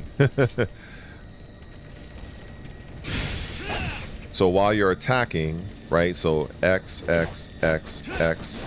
So I think it's what? 1, 2, 3, 4, 5. So you have 5 strikes.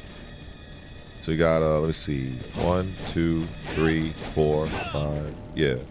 And then, I think that the triangle button, the heavy attack, you have this attack right here.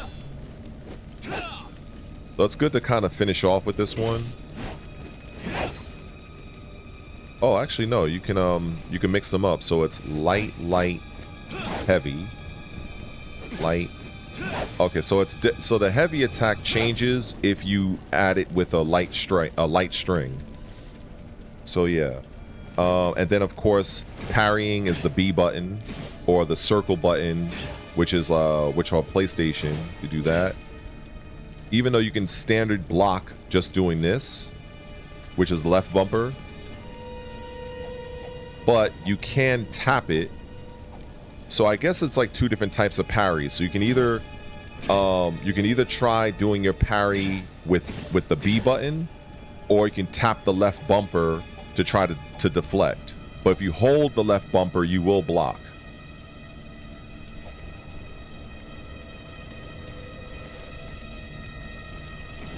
Jump is X, or A, I should say.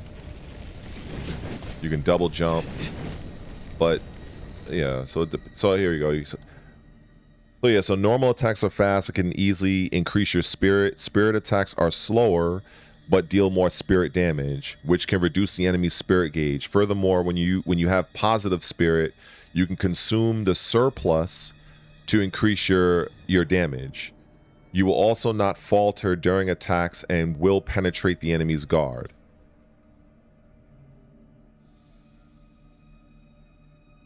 So this game is like, you know, it's definitely different. So you notice that there's a 0. Oh shit. Let me get my timing down.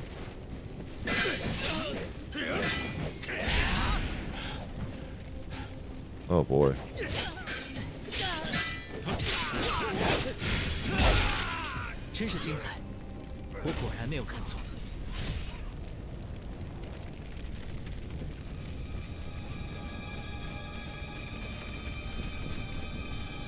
Now, I will say this. Many people who try this game, they gave up. They literally gave up because they could not get past the first boss. And the reason why for that is because they tried to go straight through and they didn't grind their character a bit. That's not to say you can't beat it, you know, like just going straight to them. But it is ideal to build up your character. I'll show what that looks like in a moment.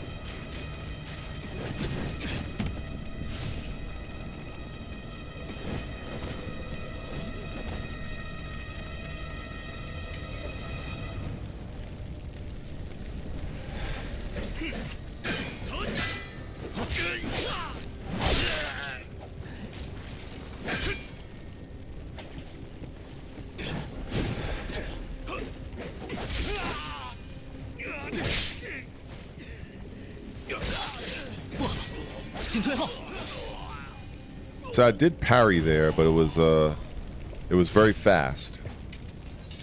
Definitely very fast. So what ends up happening is you might notice that there's a 0 and like with a circle.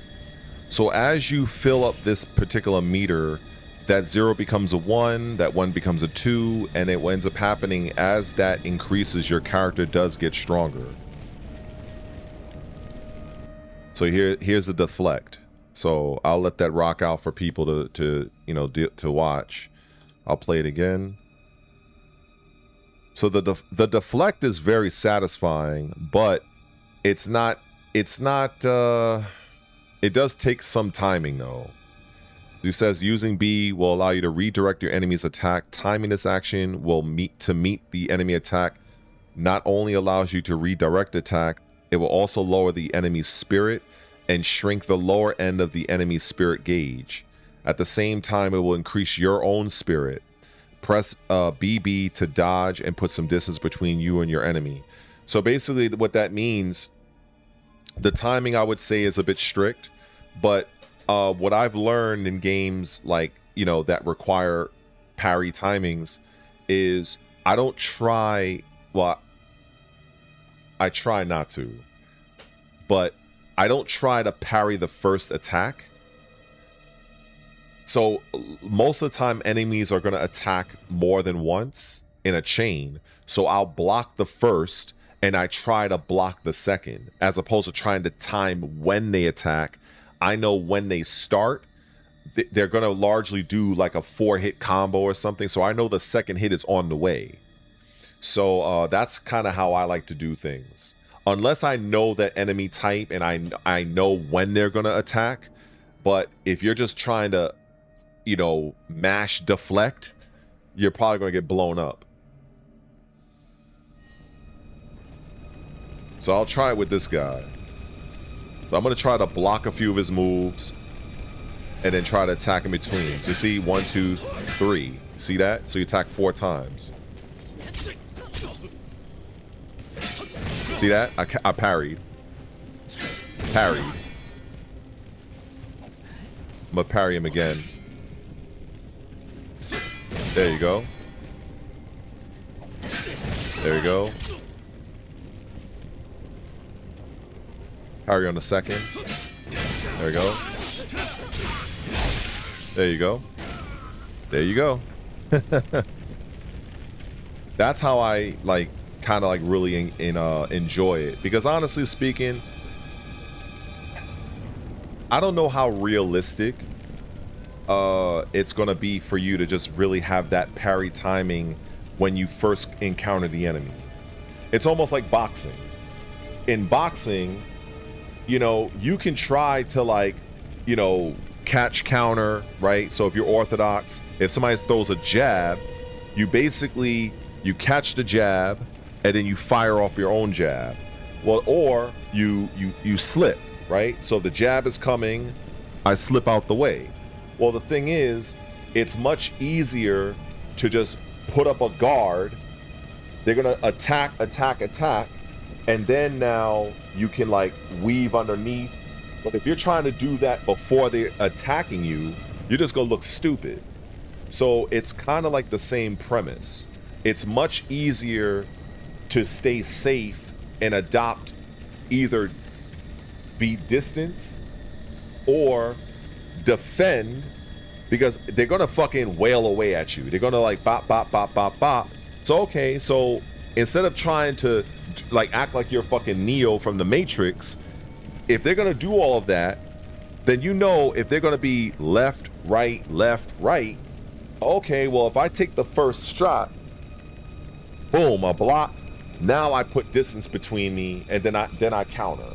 Or I block and then I shift and now I come back up. So I adopt the same principle when it comes to these types of games. So I'll let the enemy, because at least I know, unless it's like unless I know it's an unblockable move, I know if I'm here, if I'm blocking, I don't have to worry about timing because I'm gonna block.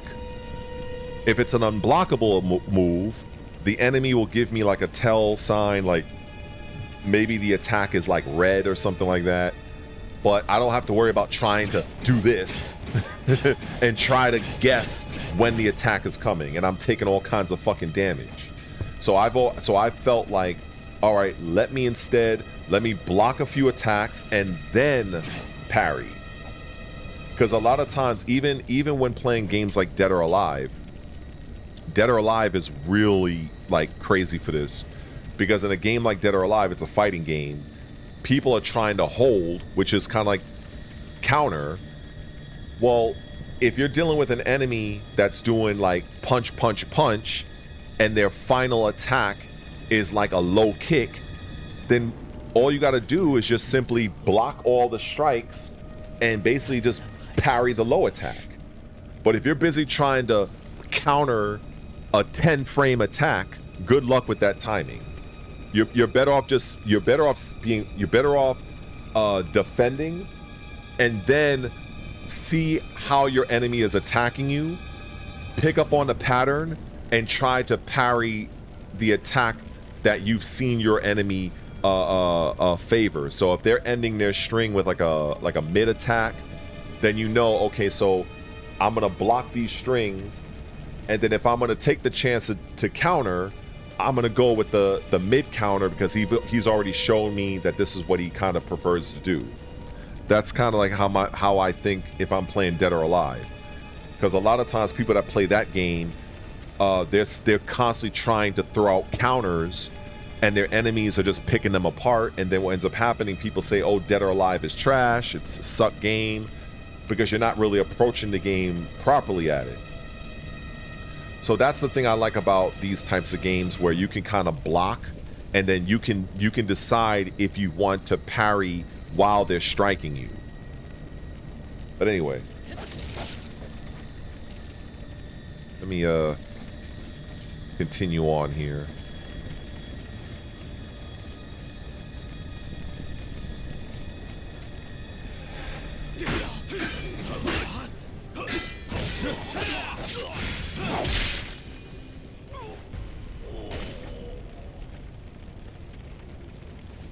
I mean, now the thing is, it's not foolproof, because the thing is, enemies, they can have different attack timings. So sometimes, even if they're in mid combo, they might have a different attack where the startup is a little bit slower. So even though you may have defended the first strike or two, maybe their third strike is a slower attack. So it's sometimes it's best to observe what type of attack string they're using. So you see, this says your morale rank affects your combat power. Likewise, an enemy with high morale is more dangerous. So you see here, it says threat level 0, 1 is in yellow, 5 is in red. So what that means is, if an enemy has like a high number, that means that they're gonna be much more of a threat to you in this game. So for instance, this guy, you can see in the distance, I don't know if you guys can see it in the chat, but he's a number 3. Let me see, how do I choose a different character? I forgot how you... I actually forgot how to do it. Huh. I forgot how to switch between characters, but you can see this guy is a 3, so he's a modest threat to me. But if I do kill him, it'll help rank up my my circle, which on my screen it shows a white. I guess it's going to illustrate that if I do kill this guy, it'll bring me to level 2. Now the other guy that's on the other side, I forgot how to change to see the other people. I forgot how to do that, but I guess I'll figure it out. There was a way in how to do this. Was there? I don't know. I guess we'll see.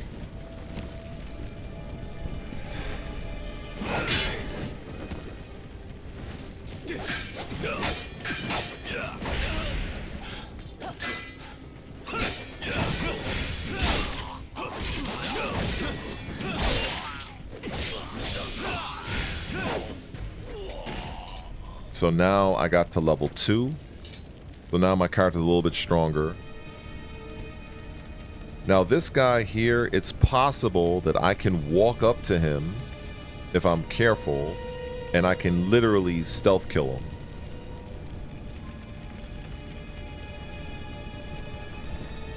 So when you get close...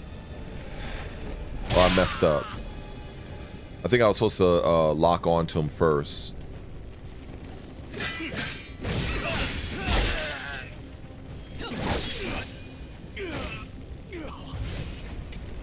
So I'm at level 2. So typically, when I fought the boss character of this stage, I was at like level 14 or 15. And I think what people were doing, they were trying to fight the boss at like level 5. And they kept getting massacred. So that's what ends up happening. So this guy's a level 4. So he's a little bit more challenged, so I have to be careful with this guy. So you see here the critical blow. So now this is something that you can't block this. So enemy will wind up to perform a critical blow which cannot be blocked with guard. Taking damage from a critical blow will lower your morale rank by 1 point. If you redirect an enemy's critical blow or deflect it, the power of the deflect increases and you can significantly break the enemy's stance and recover your negative spirit. So it's kind of like if you see an enemy that's about to do like a move like this, if you are able to parry it or deflect it, it's going to be a great benefit to you. If you miss and you get hit by the move, I'm at number 2. If he hits me with it, I got hit. So you can see I'm down to 1. Now, that's worth a marker, a stream marker. So because I parried it, it allowed me to get a critical attack on him. So that was pretty cool. Like I said, this is not an easy game, but it's definitely a pretty rewarding one. I guess I can at least take off Assassin's Creed for the moment. I think I still have it in quick play, quick resume. Let me just do that.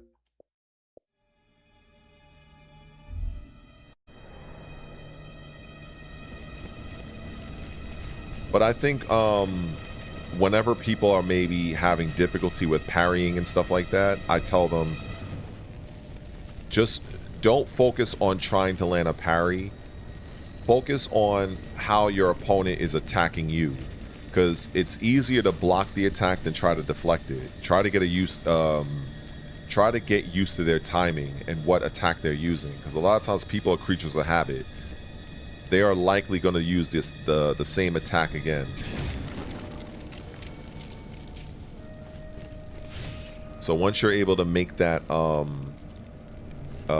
read, deflecting their attacks becomes a lot easier.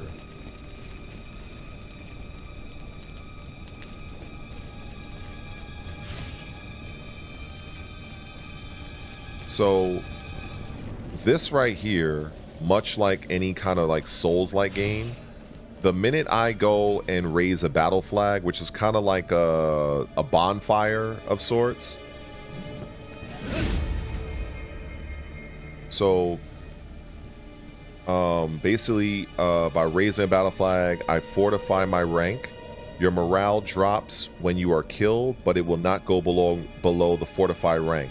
So basically, I will not go below rank 2 at this point because I fortified this. Now, as you go through the game, when you go to these particular these things here, you will have more and more options. For instance, you see, like, this is for jewels, of course. You got your wizardry spells. So obviously I don't have that yet. Supplies you don't have, online lobby reinforcement, so you don't have any of that. But you can level up, and so right now I have 840 skill points, so I can level up one of these right here for 500.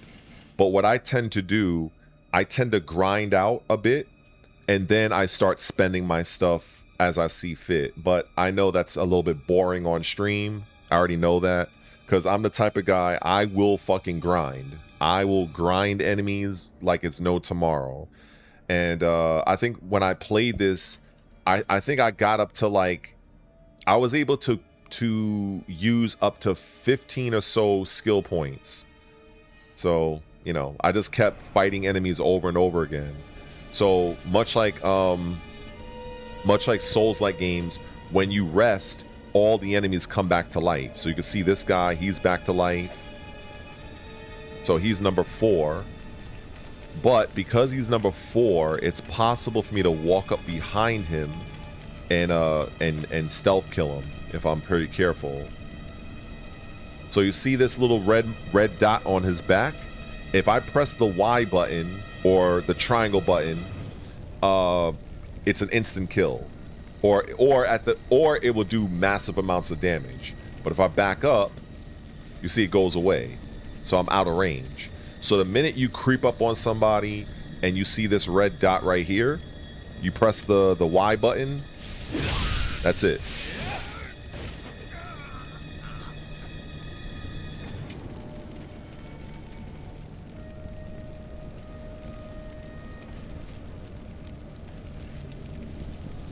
So this is my, this is like my little grinding phase.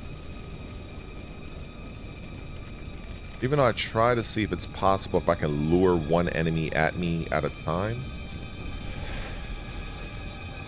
Which I did.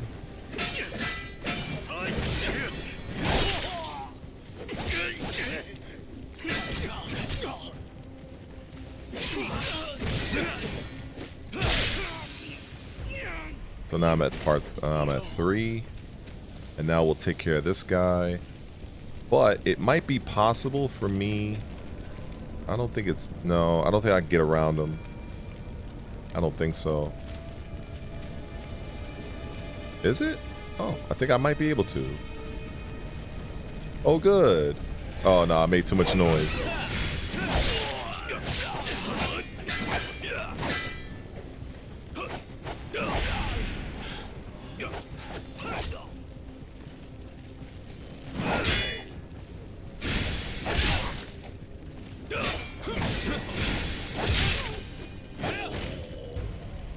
And of course you have your martial arts skills as well based on the weapon. So depending on the weapon, you'll have different martial arts skills as you pick up different weapons. So I think for this one, so I have, oh, because I have a few. So for instance, so the pole arm. So here's the deal. This is what's cool about this game also.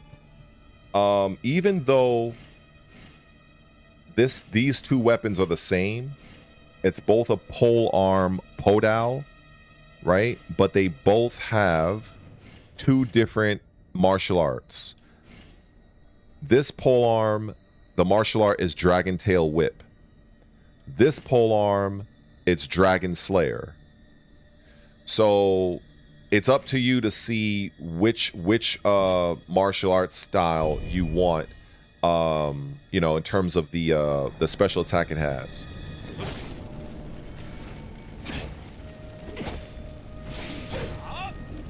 So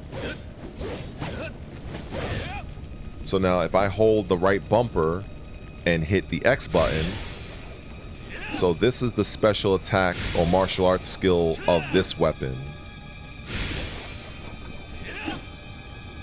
Now if I were to go and switch to the other pole arm, this one is the Dragon Slayer. So same weapon, different attack. So it depends on what you want. Obviously, you can see this one's probably a little bit slower because he has to jump and attack. But if you look at it, this attack does more damage. It does 412, whereas this one does 249, but it does hit you multiple times. So you kind of have to decide which works better for you. For me, I kind of like how this one looks. The one where he kind of twirls it behind his back. Now the same thing goes for the sword. So the sword. Now this is my current sword right here. So the martial arts style for this one is Starfall. So that's 288. But the bronze sword is 490 with Meteor Shower. But I do take a loss in base power because you see it goes from 100 to 94. So I'm taking less energy in terms of the overall weapon strike, in terms of damage, but I get a more powerful martial art ability. So for instance, this particular weapon, let me see. So this one, the martial arts style for this one is this, right? So that's the fucking Meteor Fall or whatever it is. That's a Starfall. So the bronze sword, the Meteor Shower, will look like this.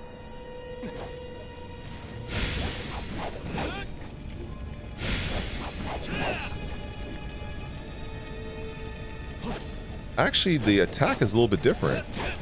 Oh yeah, okay. I forgot it has a little bit of difference in terms of how it's attacked, or how the attack animation.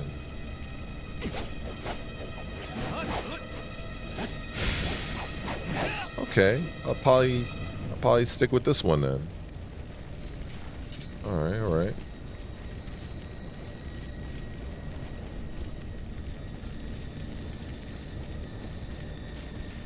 So like if you're like into grinding and shit like that like me, then you know, I just go back here. Basically the bonfire of Wulong. We just do that. And I think there's the enemy again. So I eliminate this guy like I did before, just to make it easy on myself. So now you see I just got up to level 4. And so I'm gonna try to bring this guy out like I did before, exactly what I did before.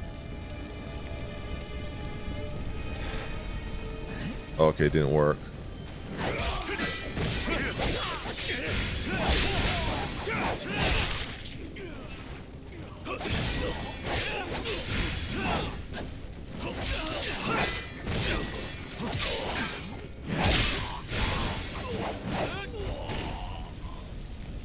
So I'm pretty much just about at level 4, well, level 5. So we go back and whore this shit out again.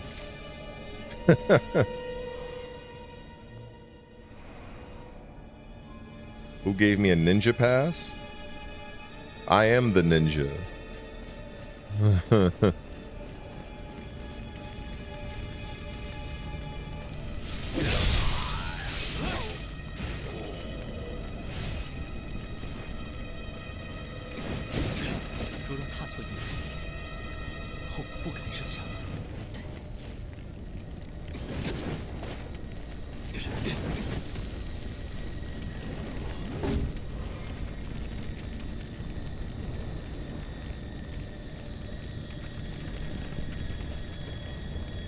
Let me see.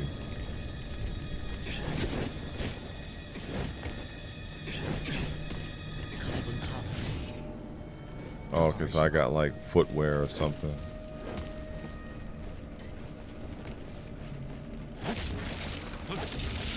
There is somebody like in the in this stage is like really tough to beat. But if you level up like accordingly, it's not that problematic.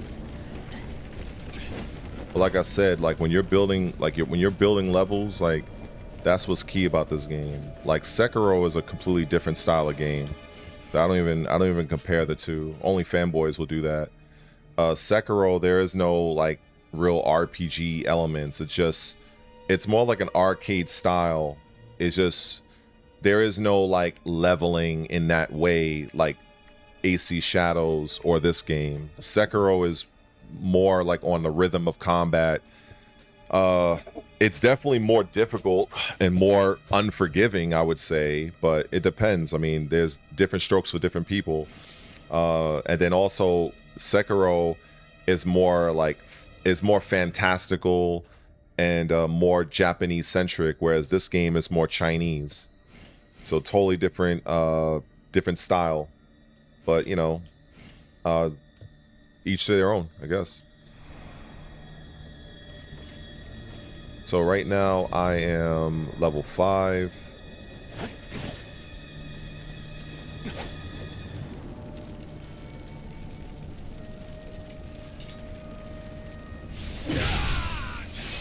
Should be level 6.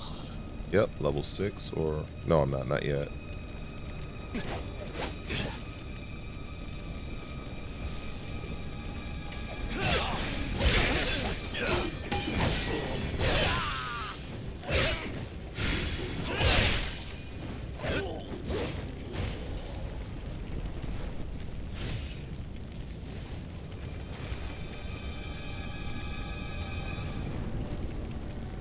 Sekiro is really, like, it's a really good game. I'm not gonna Like, I would say it's even great. It's just it's more of a Souls-like than anything else, even though there's an ongoing argument that it's not. But yeah, it's a, like, for instance, I wanted From Software to do another Tenchu game. When Sekiro first came out, and I bought it because I own Sekiro, I actually bought it at launch.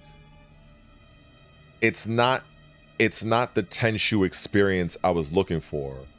Assassin's Creed Shadows kind of gives me more of that feeling. But Sekiro, it's a very like tough game. It's not easy for many people. It does require some time. You have to recognize patterns, especially when you're fighting the bosses.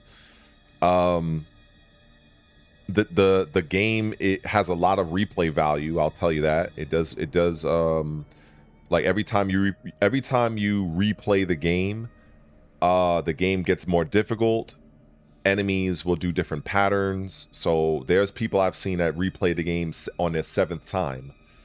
So, you know, there's room for both. You know what I'm saying? You don't have to like pick one or the other, you know what I mean? Like, they both serve a good purpose.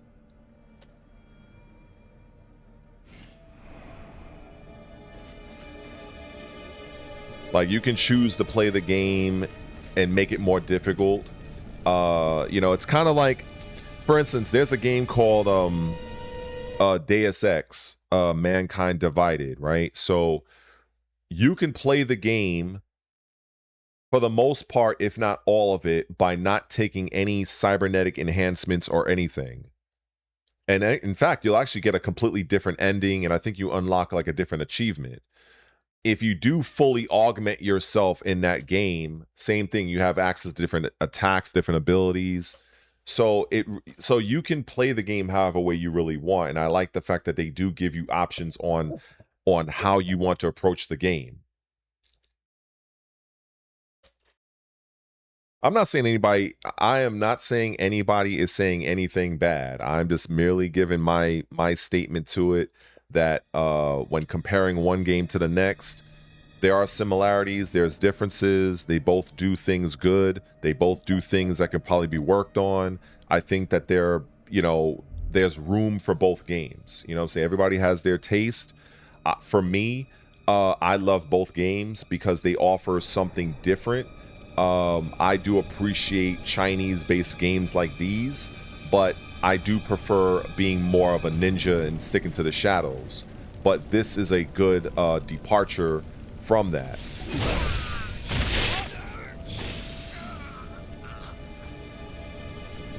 And also with this game, the mechanics are very different in terms of, like, for instance, what I'm doing right now, I don't necessarily really need to do a Sekiro. With Sekiro, you're not really, you can have items that will help to augment Wolf. But with this game, with the number system here, me killing enemies over and over again, this game handles that in a completely different way than Sekiro. With Sekiro, you can reset the enemies and hunt them all to hell, and you're building up currency to buy certain things, to buy certain weapon attacks, and so on and so forth. So they do similar things, but they do them in a different way. You know what I'm saying? So I personally love them both, even though I have not played Sekiro in a while. So I may actually I may mess with it.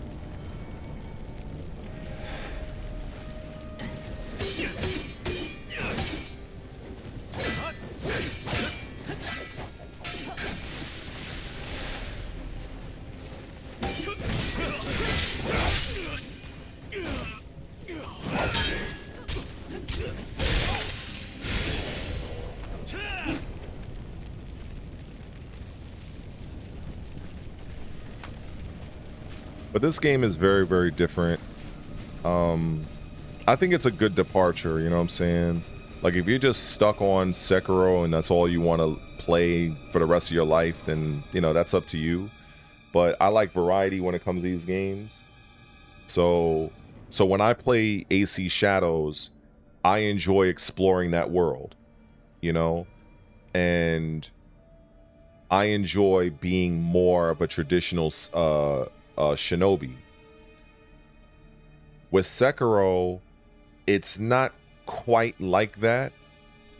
Even though you can stealth people and you have assassination kills on enemies, you can do that, but it doesn't have that Tenchu style feel for me that I get from playing Assassin's Creed Shadows. However, the prosthetics that you do get with Sekiro is very impressive.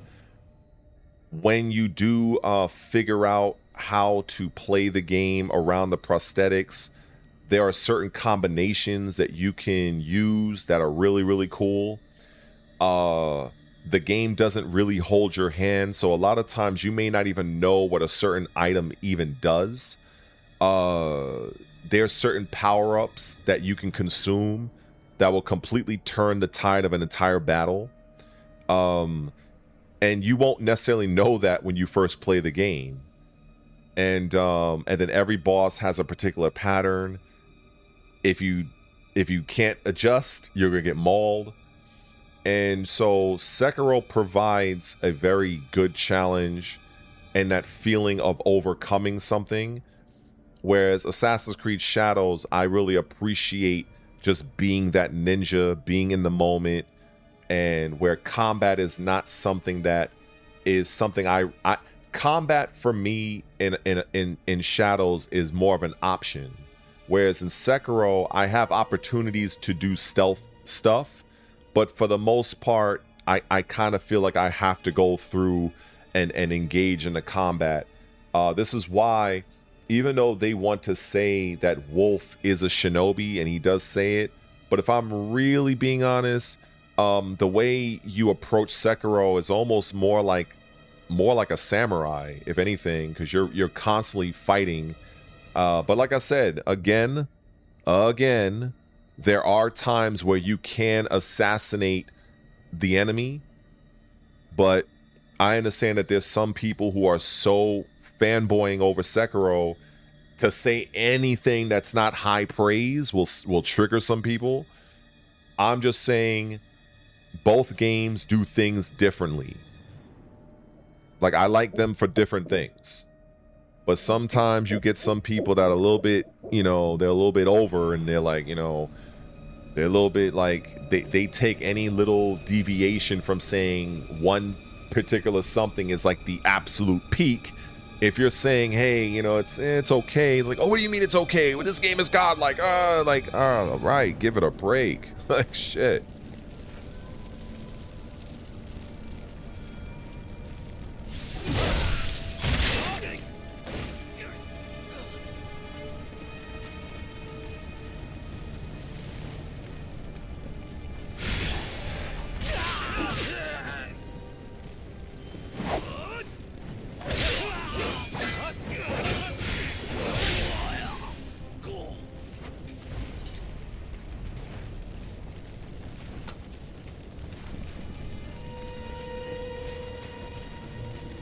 So as you can see here, like, I'm kind of gaining these levels pretty quick.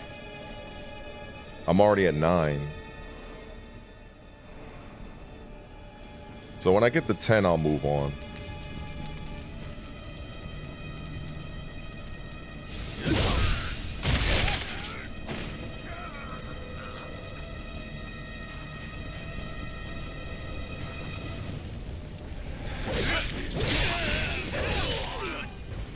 So look at that. So you see how easy I cut through these guys? So yeah. So that's what's so, you know, that's what's so cool about that. And in fact, shit, if nothing else, shit, if you want, I'll put on Sekiro. Shit, I got no problem with that. I'll just have to install it, but it's not like installing Tekken. That shit's like, what, 10 gigabytes? Shit, I'll do that. I don't mind. I haven't played Sekiro in forever. Shit, I don't mind embarrassing myself while I readjust. Let me see. In fact, yeah, I think I will. Fuck it. I'll install that shit right the fuck now. I think that's what I'll do. Yep, 10 already. I'm gonna I'm gonna install Sekiro real quick.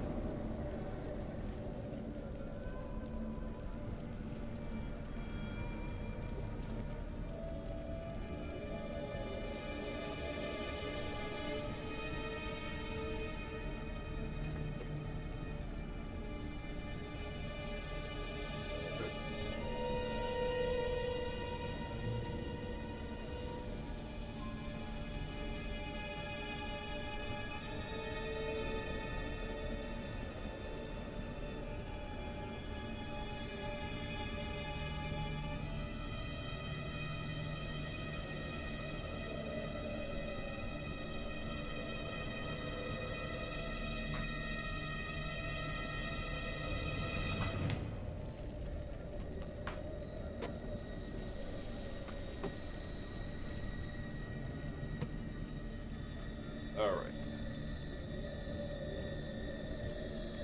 What?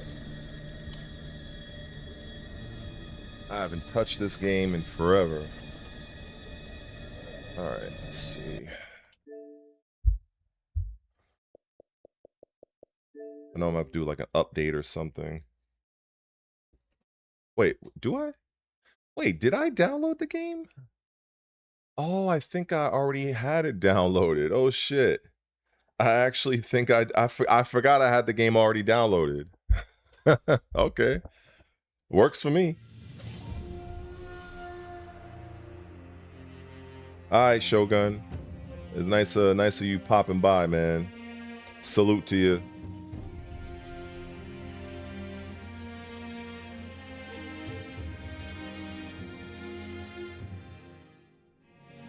Man, I love the music of this game. That's another thing. You know, like, my man, like, no disrespect, but when you say it's an amazing game, enjoy it, like, you act like I never played this game before. Like, I own the game from when the game first came out. Like, the game first came out, I own the game, so I'm well aware of the game. I just haven't played it in a while. Just to kind of be clear about that.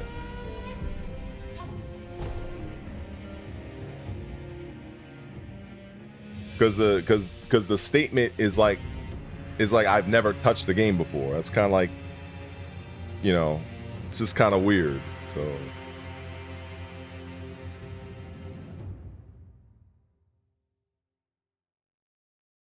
well, I've played the game. I haven't beaten the game.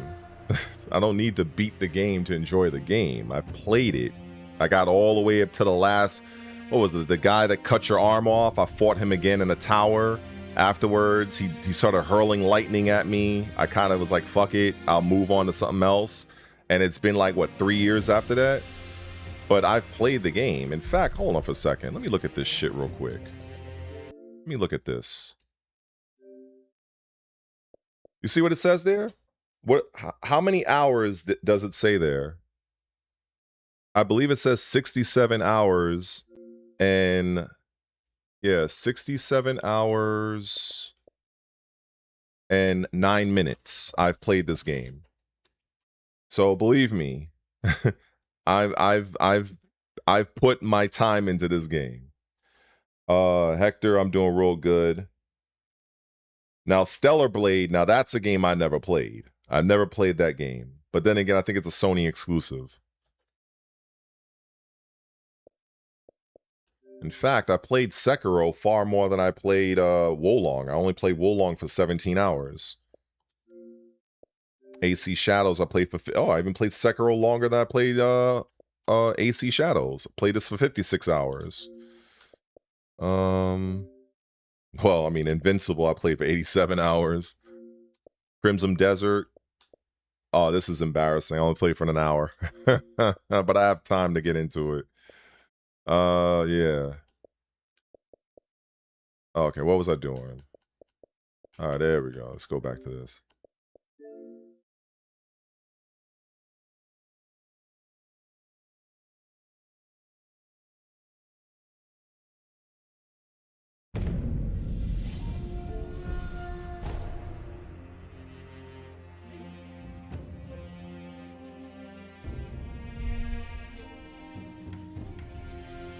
I think at the time, I think I deleted my save data. I think that's what I ended up doing because I wanted to start the game over. Let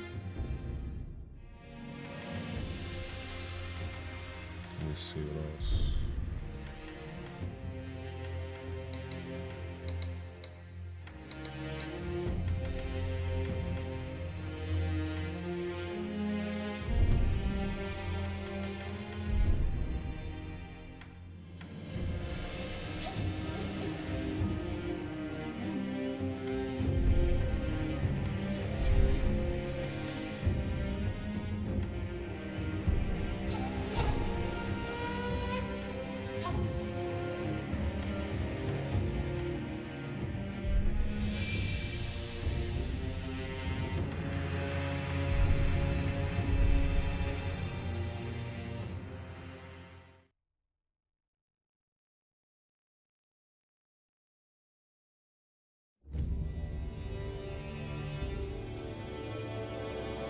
Yeah, 87 on Invincible.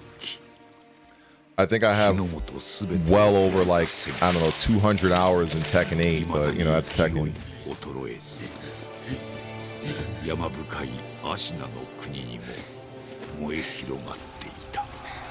Toasted bagels are great if they're fresh. If they're stale, it's trash. So, you know, but if you get fresh bagels, it's really good.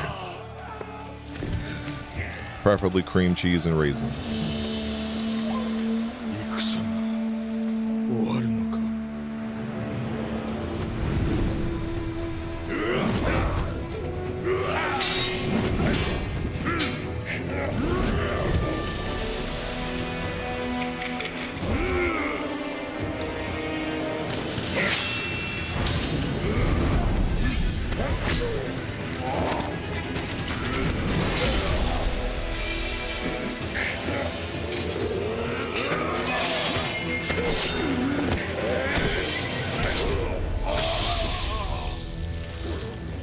Yeah, buddy.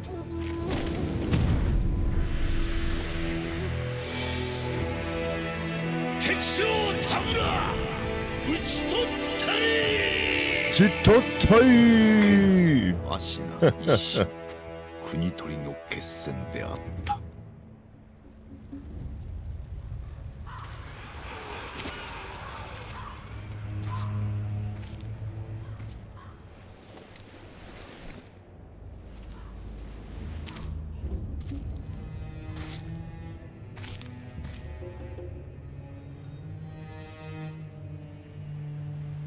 野良犬が心すらなくしたか。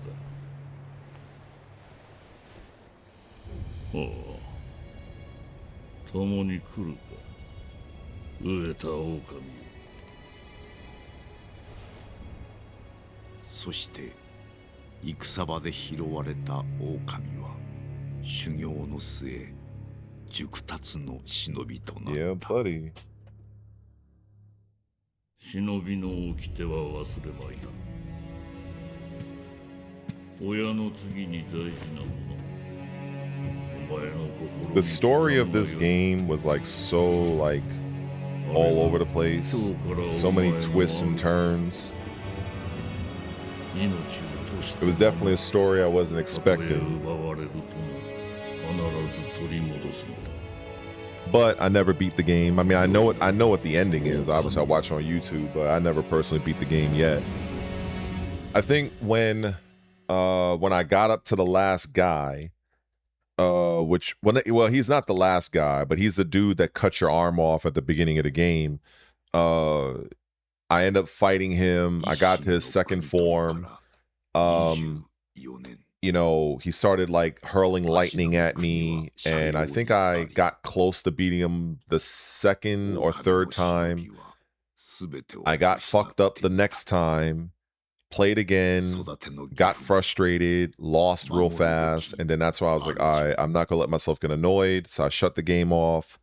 This was like maybe 3 years ago, because this game came out in 2019. So the game came out in 2019. It was Game of the Year, by the way. And so yeah, I don't think I played this game in like 3 years. Well, I think I might have like screwed around with it 2 years ago. I think I probably played the first, like I'm about to do what I'm about to do right now. But in terms of like really dedicating myself to play the game, it's been 3 years. Like this game is very difficult. It is not an easy game.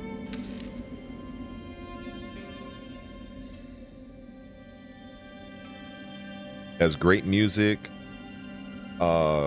great voice work, amazing cinematography. The traversal mechanics of this game is absolutely amazing. But the difficulty is there. Like this game will humble you.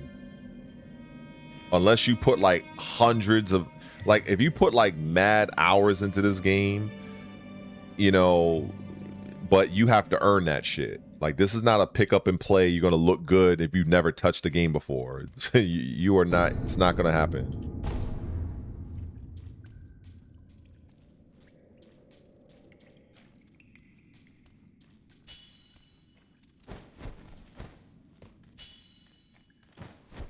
I will admit, like, I was never a fan of how he moves. I mean, he kind of does not move at all like a ninja in that sense. Like he looks a little too upright.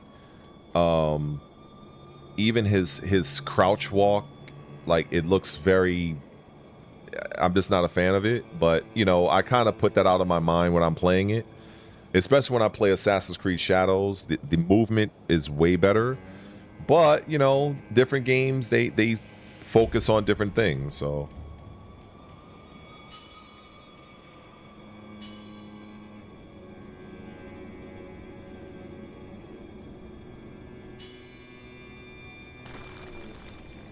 right now basically I have to like get my sword because I have no weapon right now.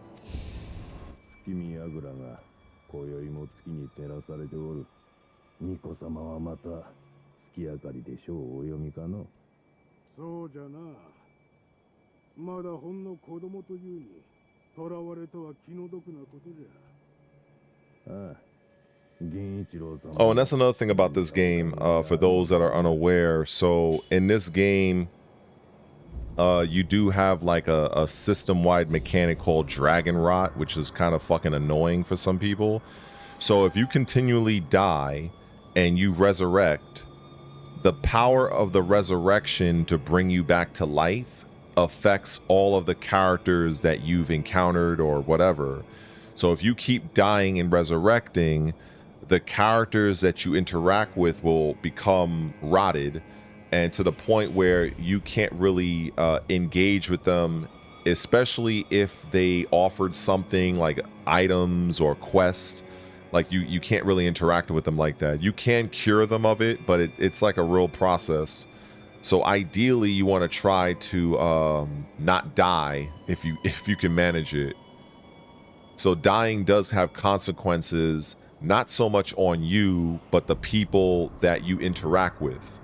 So it is definitely a game that what's the word I'm looking for? It has unforeseen consequences, you know, when you die.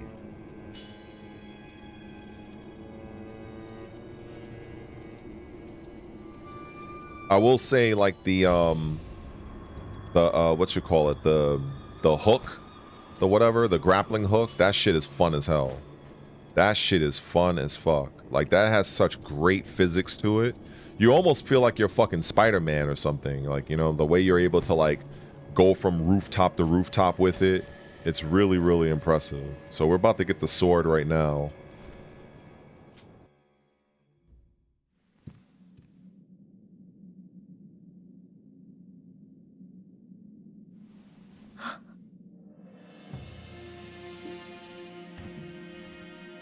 く来てくれた。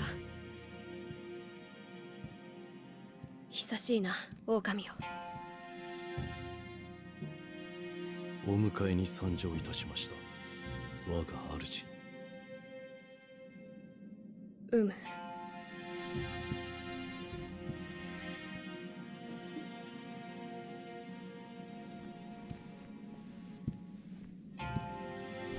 表を上げよ。くさび丸、そなたの刀だ。我が忍びよ。主従の約定に従い、命を賭し、我に仕えよ。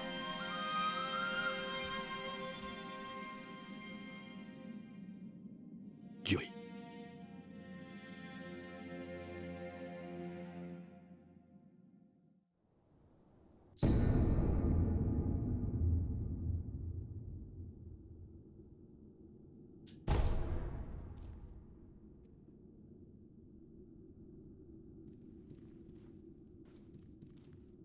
狼よ、傷を負っておるようだな。そうだ、そなたにこれを託そう。薬水のひょうたんだ。これで傷を癒してくれ。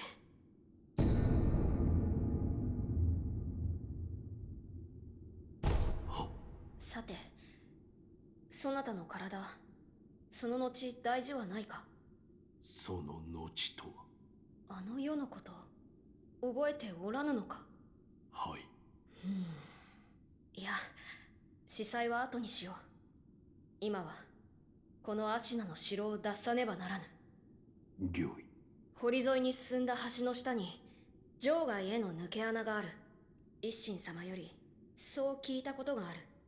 まずはその橋下の抜け穴を見つけてきてほしい。見つけたらそうだな、足の歯笛で合図をくれるか。ほら昔聞かせてくれたであろう。こうピーッとな。その音を頼りにそなたのもとへ行こう。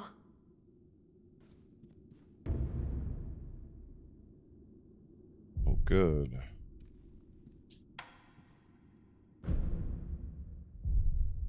Let's see. That. We don't need that. Let's see.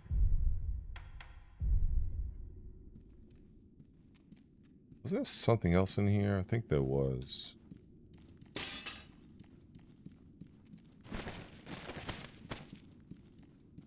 Yeah, there was something else.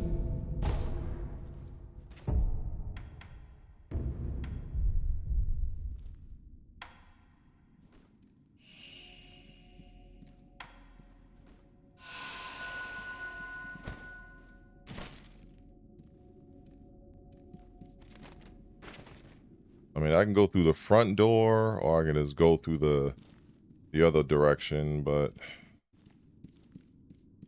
I'll keep it stealthy.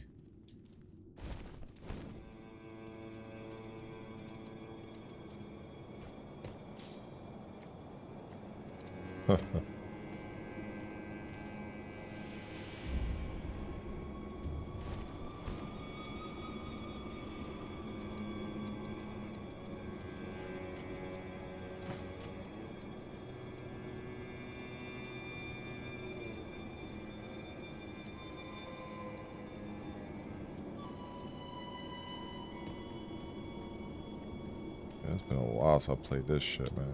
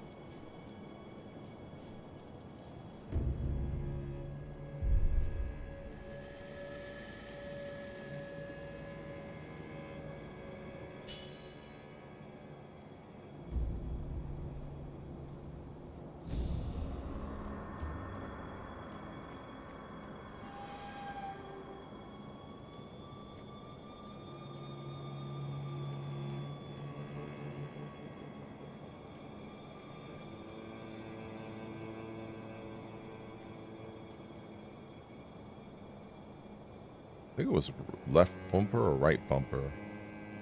Oh, okay, it was right bumper.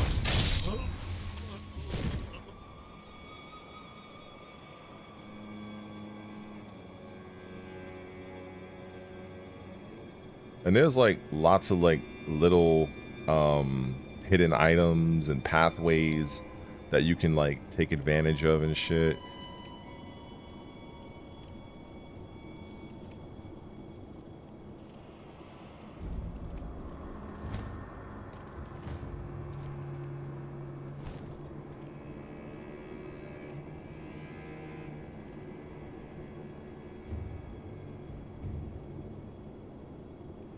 Like I remember, I think I jumped from here to that fucking that branch. Shit was wild.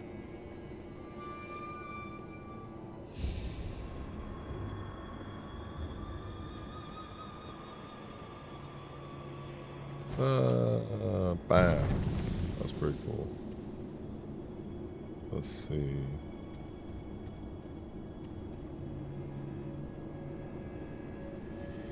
So even though this game is not like an open world game, but it does have like it's like kind of like semi-open in a sense.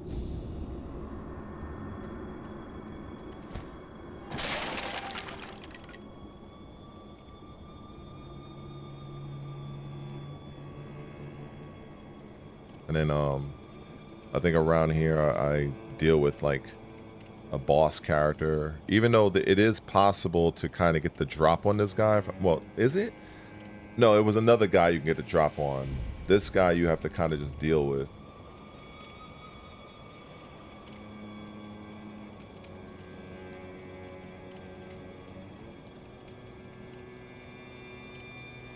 Alright, I don't think there's a way around this. Fuck it.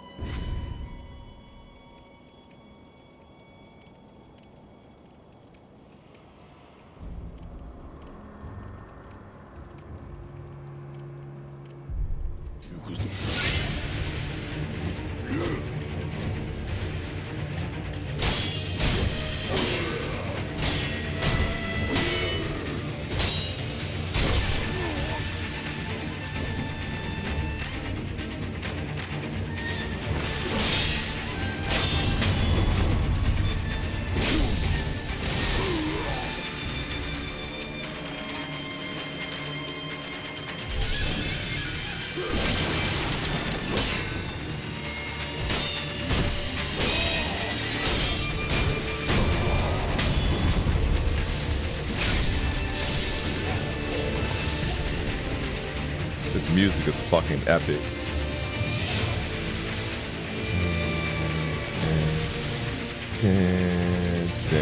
This music is fucking godlike, man. This music be getting me hyped. They want to just go outside and just go jog a few miles and just lift some fucking weights and shit.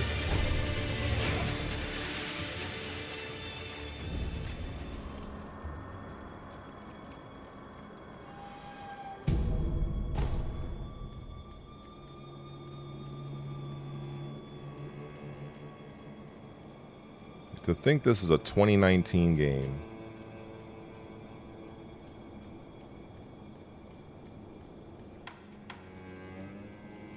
Alright, well, I have no more healing, so I might as well. I was going to think about fighting those other two guys by the gate, but I was like, it's probably not such a good idea. Because I have no more healing items right now.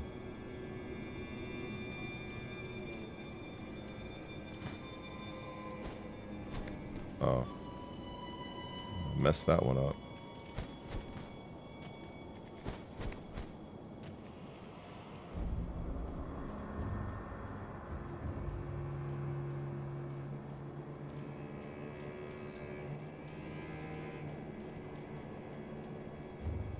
So now I can drop down here, and this offers something, a few different things.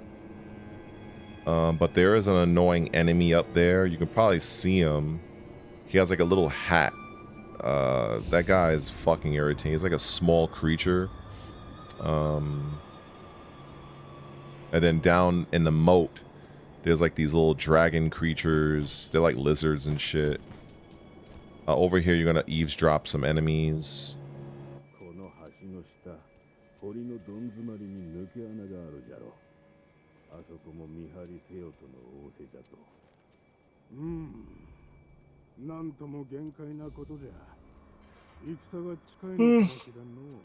Oh, I'm getting tired.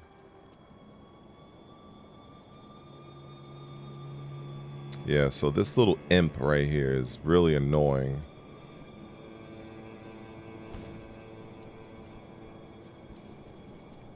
I guess maybe I get the drop on him, but...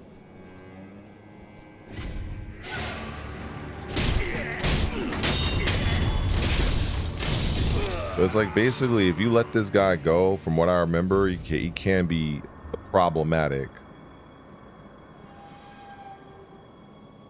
But that's another thing with this game. It's like it does reward like it does reward like aggression, like, you know, being on the aggressive side and having good timing can go make you go far in this game.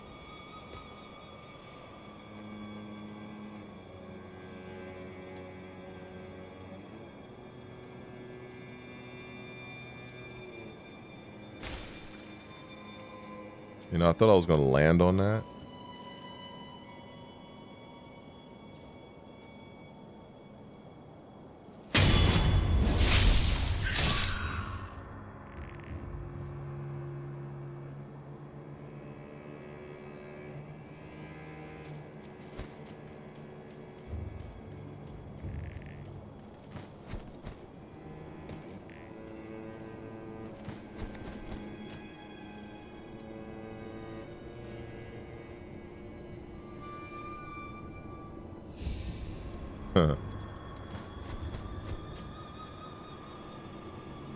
Yeah, if you push your luck a little bit too much, it can definitely work against you.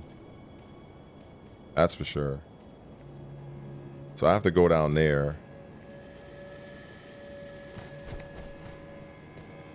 So that's where we're gonna like.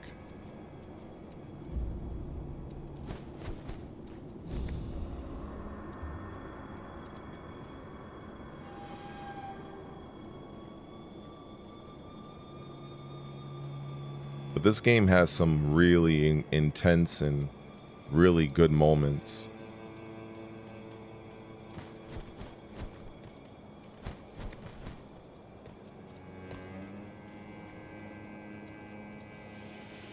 Let me see. Okay, this is where I'm supposed to go. Right down there. Yeah, buddy.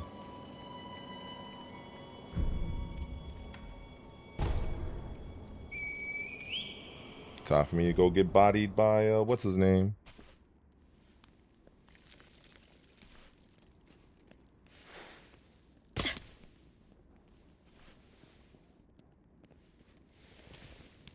Okami をよく見つけてくれた。さあ、参ろう。御意。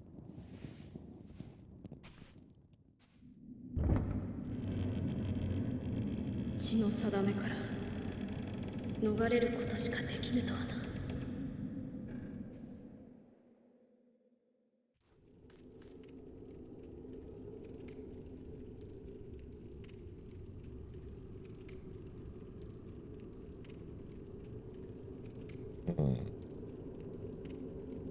Okay. He is the divine heir. He's like some sort of prince or something. He has like some sort of special blood that can kind of like resurrect people from the dead or something like that. So people like worshiping him, but he is not really fully in his station in terms of like authority. So this guy that's about to body me right now, and basically this is a fight that you really can't win. I mean, you can win it, but the outcome is going to be the same. So he's out there in the distance. So yeah, so it's one of those. So I mean, you can like put up a good fight, which, I'll try. It's been a while. But this is the guy that I last played against toward the end of the game. Because you do fight him again.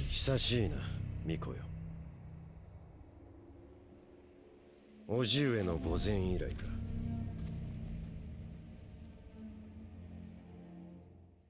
源一郎殿。私は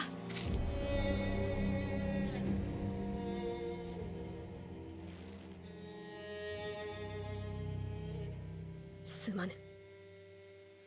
I don't think he's the Sword Saint. No, he's not. The Sword Saint is another guy you have to fight. Yeah, the Sword Saint is kind of like one of the other bosses at the very end of the game.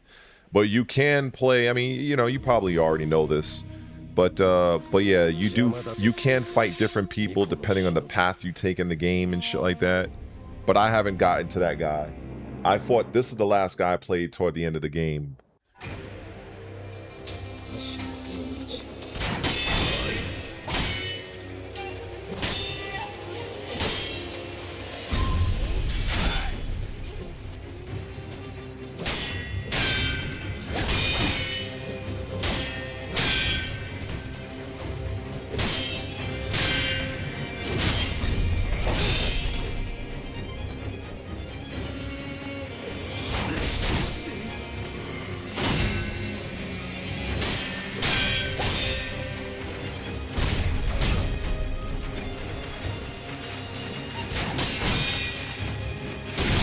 That's that.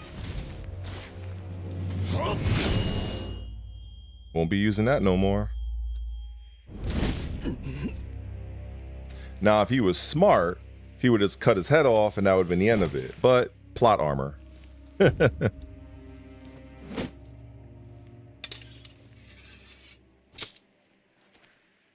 忍びとてこの程度か。 Yeah, Moonlight Wilderness. Yep. Might have been the inspiration. Who knows?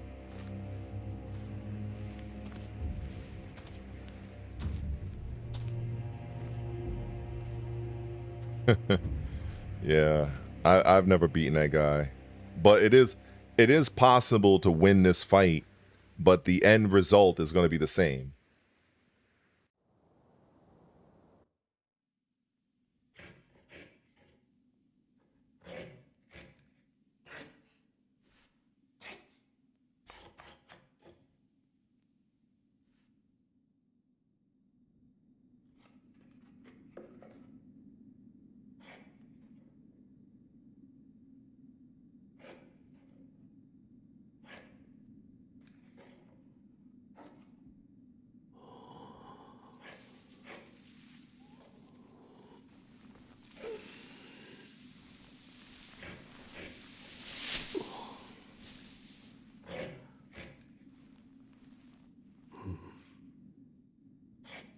Now this guy's part of the handicap.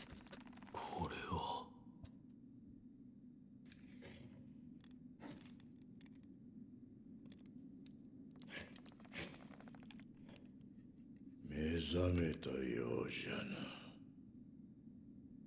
どうやらまだ日の定めではないと見える。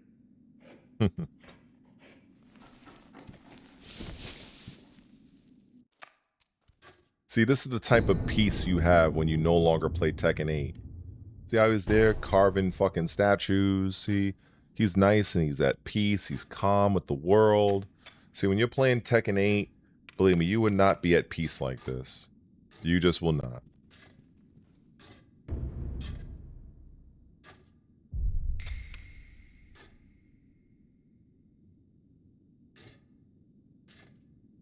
Hmm. その優しい顔の仏様はわしの彫ったもんじゃねえ。誠の武士が彫られたものだ。人が己の内にあるものと向き合う、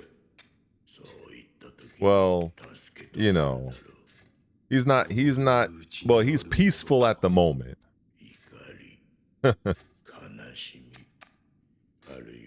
No spoilers for people who don't know.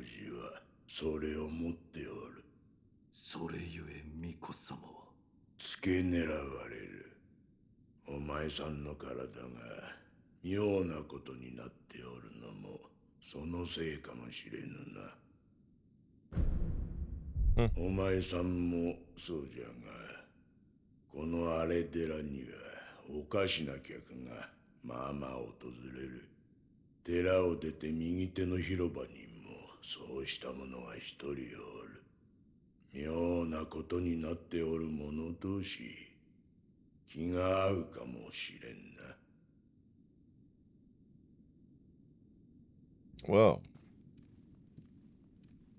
all right. That was a fair bit of a lore dump.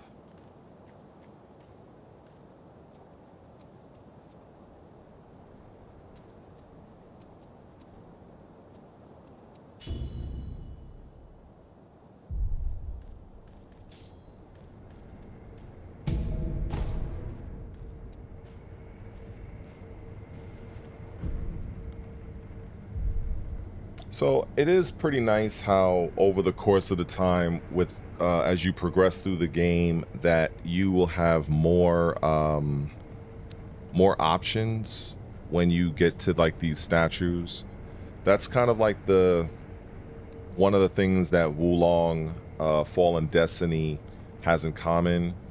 With Wulong, you know, when I showed it earlier, you know, you have access to your magic and other things as well. So, you know, as you progress through the game, there's a lot of things that you can unlock. But this game is definitely very, very difficult at the start, and it's very rewarding. I guess I just haven't been in a Sekiro mood in a while, so you know. But I don't know. It was fun, kind of like running through, especially like doing the whole grappling hook thing. That's pretty fun. Like this is like really, really fun. I gotta admit.